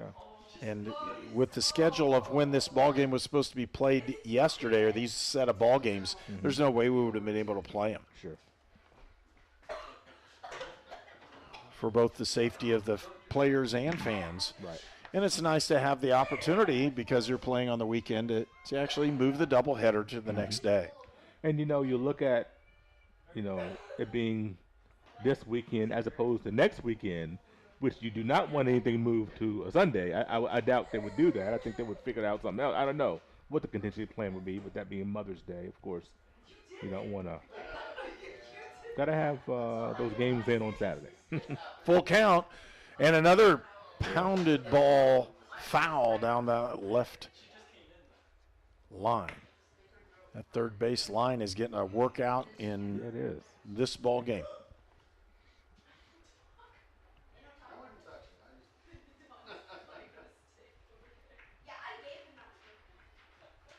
So again, if you weren't with us or just missed that one, the baseball team here at Rose-Hulman took 2 from Bluffton. They're guaranteed to be in the tournament of the playoffs for the seed.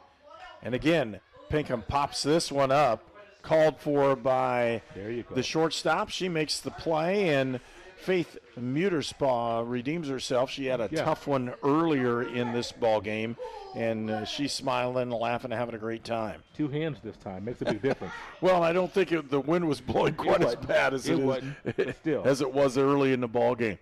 Yeah, kind of died down a little bit for right now. Number 11 up for Rose-Hulman. That's Nicole Lang.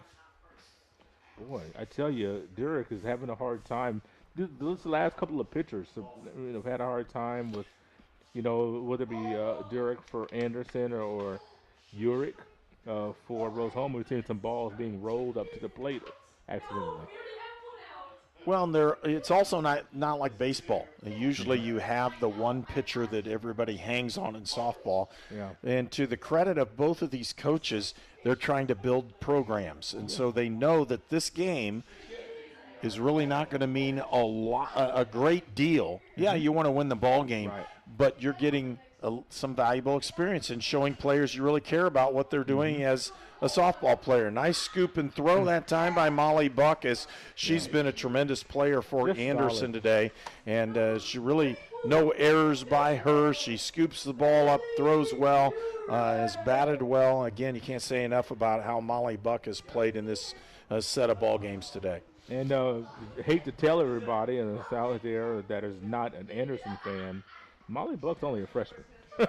She's going to be around for a while. We're going to see her a few more times.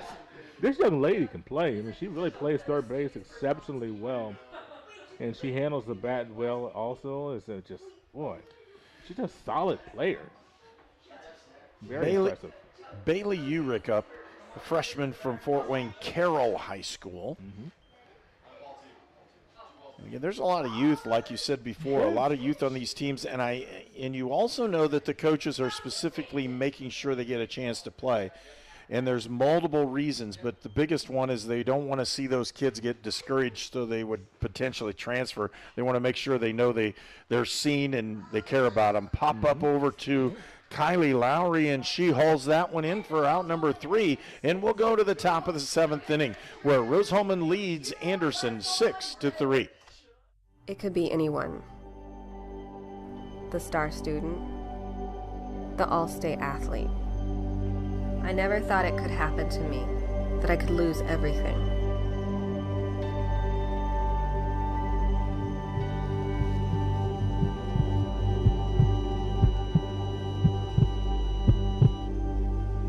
I found help, I found hope, I found recovery.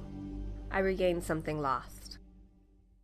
The city of Brazil was founded in 1866. By 1876, there were 2 schools, 7 dry goods stores, 2 hardware stores, 4 churches, and 5 drugstores. One of those drugstores is still there today, Lynn's Pharmacy. Lynn's Pharmacy has grown from a small neighborhood drugstore to a modern pharmacy, offering prescriptions and medical equipment with old-fashioned values and unparalleled service. You can even step back in time and visit Lynn's Soda Parlor Here at Lynn's Pharmacy, downtown Brazil. You are watching HCAC softball at Rose-Hulman on the Indiana Sports Network. And a pinch hitter for Anderson, as it looks like Kylie Sloan is going to be into the ball game, a freshman from Indianapolis, and she went to Southport High School on the south side. So we'll see her get a chance to step to the plate. 36 again, Kylie Sloan.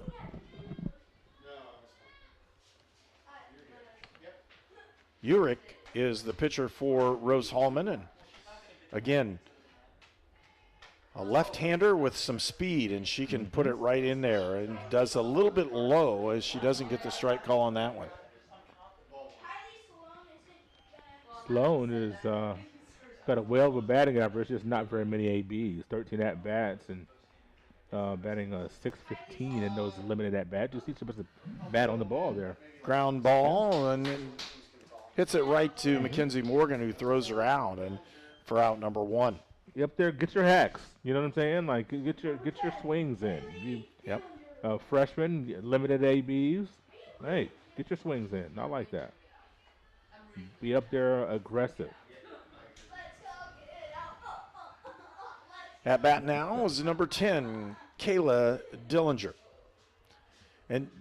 And we always look at these slap running hitters, and it just depends on how you're going to do it. You can bunt it, you can slap hit it, you can do all kinds of different things with it. And with the left-handed speed, it gives you 2 more steps towards first base. And Dillinger's that leadoff style batter in this whole process. Kind of like Ichiro. Yeah, and it's very similar.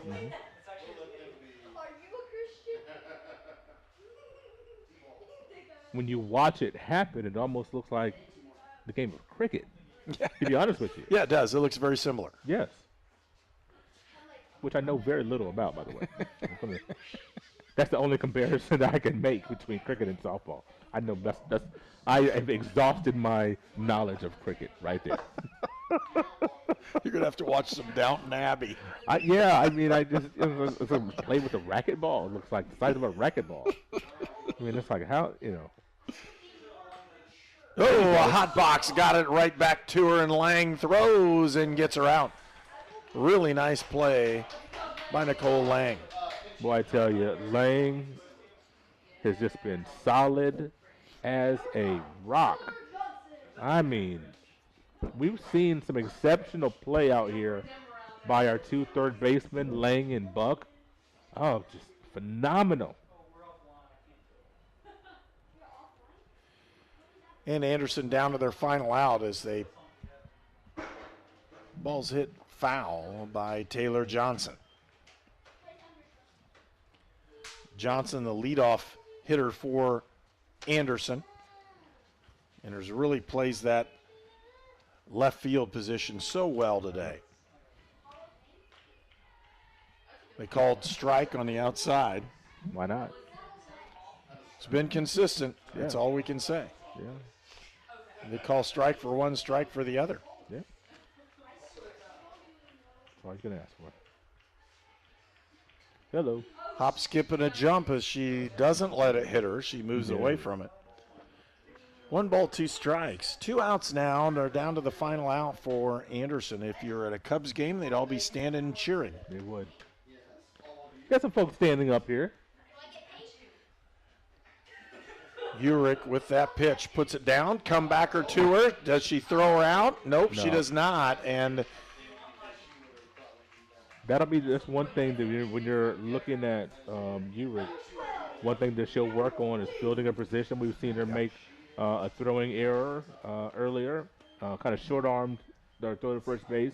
That time not able to come up cleanly. So that's it's a work in progress. You see the young lady can deliver the home plate very well, but also have to field her position, and she'll get better at that as she progresses through the program here at Rose-Hulman. Ariel Lee, the batter for Anderson. That being said, it would not have been an easy play to get Johnson at first base. No, it would and not. I think she knew that. She But got a rush. Johnson has some wheels, too. Yes. She can really fly. So I want to clean that up. I'm not making it seem like that Urick would have been able to should be able to gather and just like underhand at the first base. No.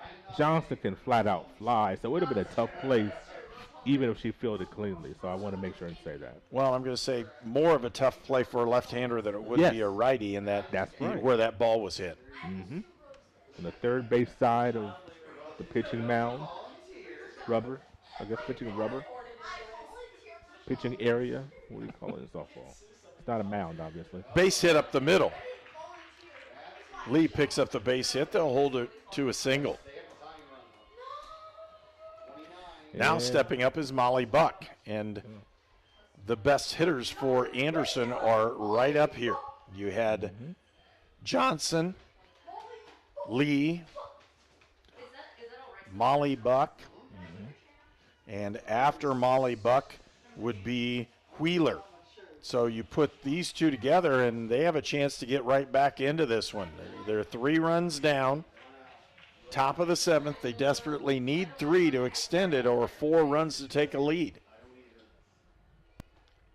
And Urick, the pitcher, 1 out away from a win. Also, as you so eloquently talked about, it's not over. Out number 21, my friend. Can he get it? Pop down the left field, right field line, and a catch by Haley Hoffman.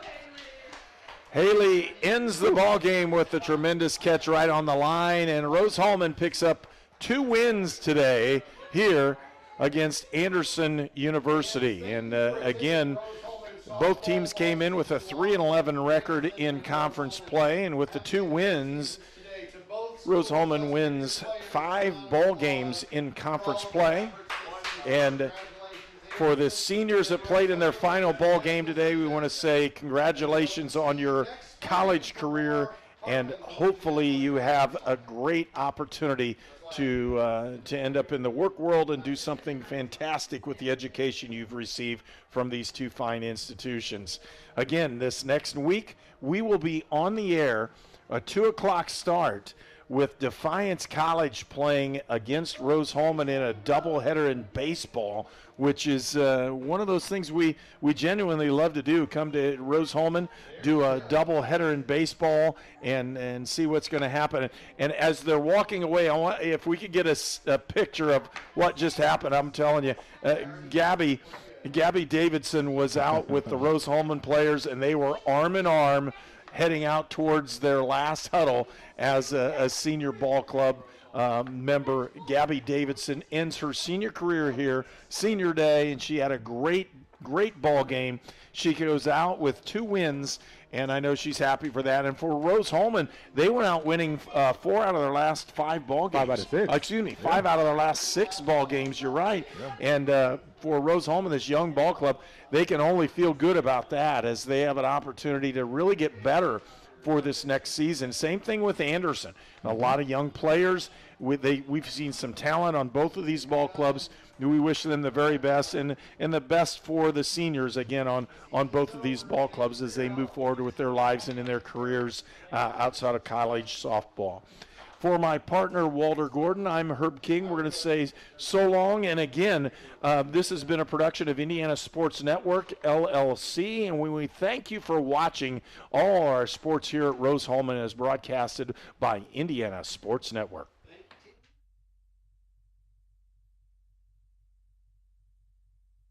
This program is a copyrighted production of Indiana Sports Network and cannot be shown, reproduced, or redistributed in any way or in any form without prior written permission from Indiana Sports Network.